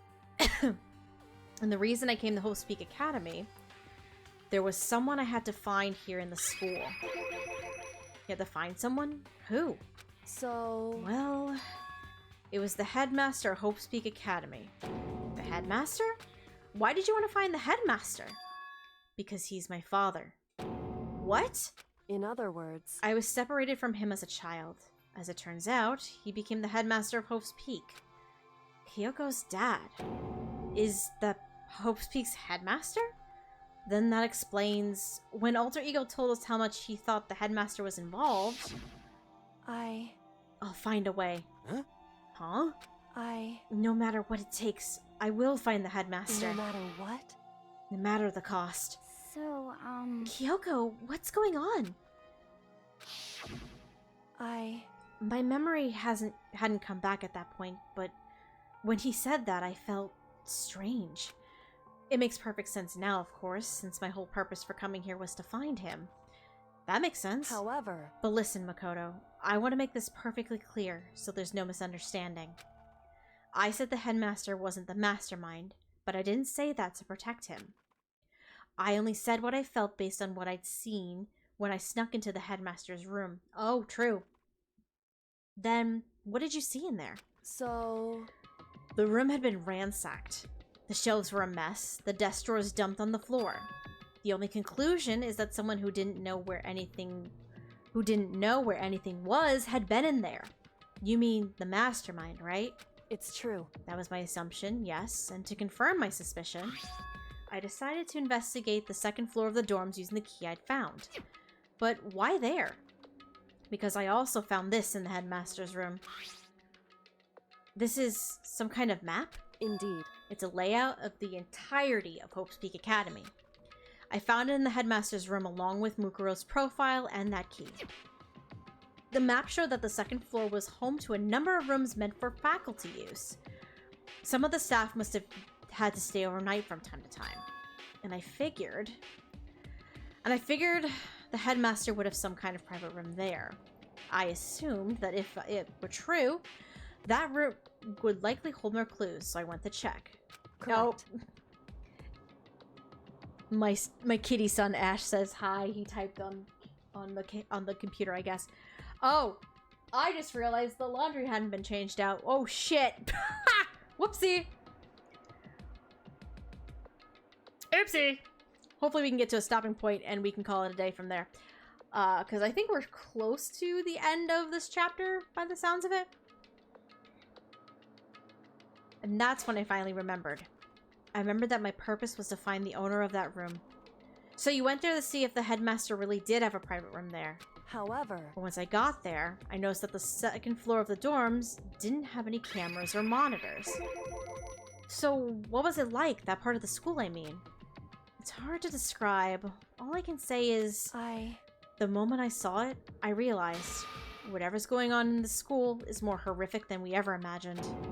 What do you mean? So... I can't explain it. You need to see it for yourself, and I'm sure you'll get a chance soon enough. It sounds like it must be important, and really ominous. Anything else, bitch? However... Okay. Oh, okay. Which is why I had no idea what was going on with the rest of the building. Is that something that it has to do with Mukuro Ikusaba, doesn't it? However, Just to be perfectly clear, I didn't kill her. And I know it wasn't you either. I know you're right, but that just means everyone but you and me had an alibi, so who did kill her? Anyway, what I can say for sure is that the mastermind is directly involved. To begin with, the point of the class trial of Mukuro Ikusaba was to get me killed. Get you killed? Indeed. I stole that key and disappeared, and in retaliation, they wanted to draw me out and eliminate me. Correct. That was the point of the class trial. It was. The mastermind knew they couldn't interfere directly. You mean because of the school regulations? That's right. Exactly. Minimum restrictions, you are free to explore Hope's Peak at your discretion. In other words, Mastermind is adamant about following the rules, and with that rule in place, they couldn't step in. Since they couldn't kill me themselves, they tried to use the class trial to do it. The mastermind couldn't step in because of the rules. That makes it sound like the mastermind themselves is someone bound by the school regulations. Hey. There's one other thing I'd like to point out about the murder of Mukuro Ikusaba. What's that? There was a point where Mukuro may not have become the victim. It could have been you, Makoto. I could have become the victim? Yeah. I must have been the original target. That makes sense. Indeed. You know what I'm talking about, right? Do you mean... during the night? I can hear them, you know. The footsteps of the god of death. What? I can hear the god of death as he moves. That ability naturally draws me into cases, just like this. Anyway. Which is exactly what happened with you. I was in the dorms and I had a sudden sense of dread. I looked down the stairwell and I saw a white shadow cross the corridor. I gave chase right away. As I followed it, I saw the shadow go into your room. Correct. I ran into your room and saw what was happening. I intervened immediately, of course. Yep. However... so she protected me. That wasn't the end of things, of course. I stopped them, but that led to... whoever the mass assailant was, they ended up dead. Correct. And their murder was disguised, and the dojo key wound up in my room. It all has to be the work of the mastermind in an attempt to use the class trial to eliminate me. So this all would mean that whoever killed Mukuro is also the mastermind, right? Indeed. I don't have conclusive evidence, but that's what I think. But that's really bad if true. It means the mastermind can kill whoever they want if they feel like it. Wait, but doesn't that create another contradiction? The mastermind wanted to use the class trial to try and kill you because they couldn't interfere, right? Correct. You're right. That is a contradiction. And it's not just Mukuro. They needed the class trial to kill me, but seemed ready to kill you in your room. Everything they did is a contradiction. So what does it all mean? In other words... it means that the mastermind is the one who's been cornered. Huh? Makoto. Just a little more. A little more and I should be able to figure out the mastermind's identity. The identity of the other ultimate despair. The other ultimate despair? There's no doubt that Mukuro was the ultimate despair, and that she's dead. But I don't think the ultimate despair is just one person. It's not? Indeed. If you think about it, the ultimate despair seems to implicate whoever caused that event. You're talking That's about right. whatever happened a year ago, the biggest, most awful, tragic event in human history. The tragedy, whoever's responsible for that, they're the ultimate despair? It would seem... that despicable group whose only purpose and motivation comes from despair. Then they're... Indeed. Make no mistake. They're the root of all evil that has forced us to go through this. That is the ultimate despair. And that is our real enemy.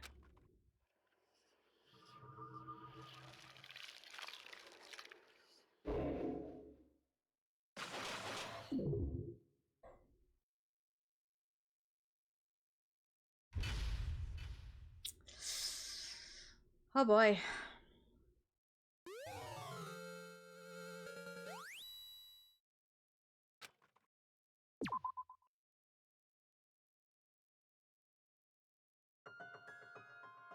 Alright.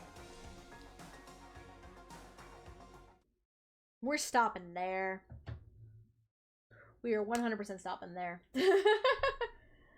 Okay. we are definitely stopping there right as we have a minute and 30 seconds to go before ads. Let me return to the main menu. Yes. We do have a save. Chapter select.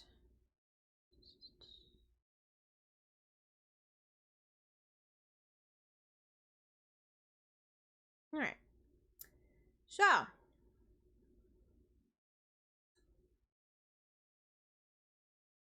That's what we're gonna call it for today, I think. Things are getting spicy now. I would consider switching over to another game, but one, laundry needs to be done.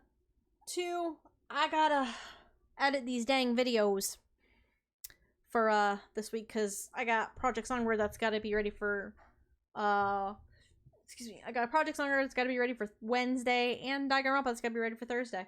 But dang, y'all. We are slowly nearing endgame, that's for sure.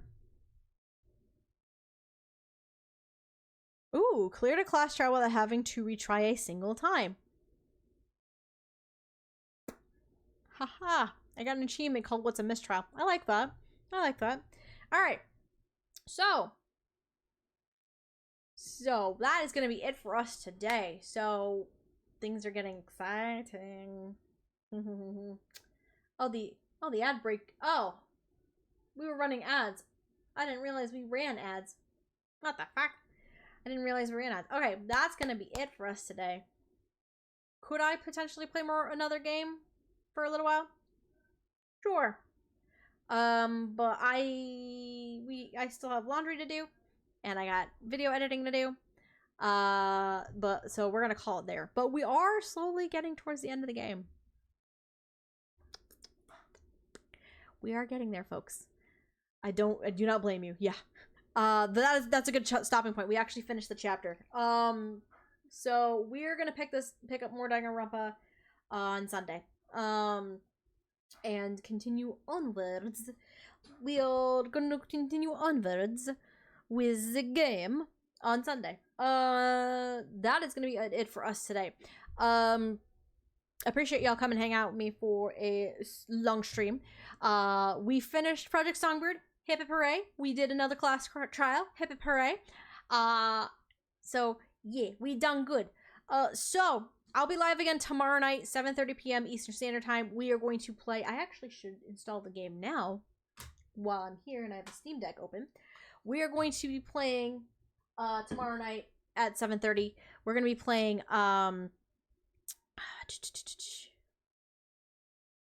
we're going to be playing Amanda the Adventurer 2. So that'll be a hell of a time. I'm going to get that installed while I'm sitting here. So we'll be playing Amanda the Adventurer 2 tomorrow night. Hopefully I can get it played through in all one go, but we shall find out. And then we'll be live again Thursday at 7:30 p.m. Eastern Standard Time with more Pokemon Legends ZA Mega Dimensions DLC. And then we'll be back on Sunday with more Danganronpa as well as Tomodachi Life Living the Dream. So that is our game plan for this week. I appreciate y'all coming and hanging out with me this week. Wow. Been a long day.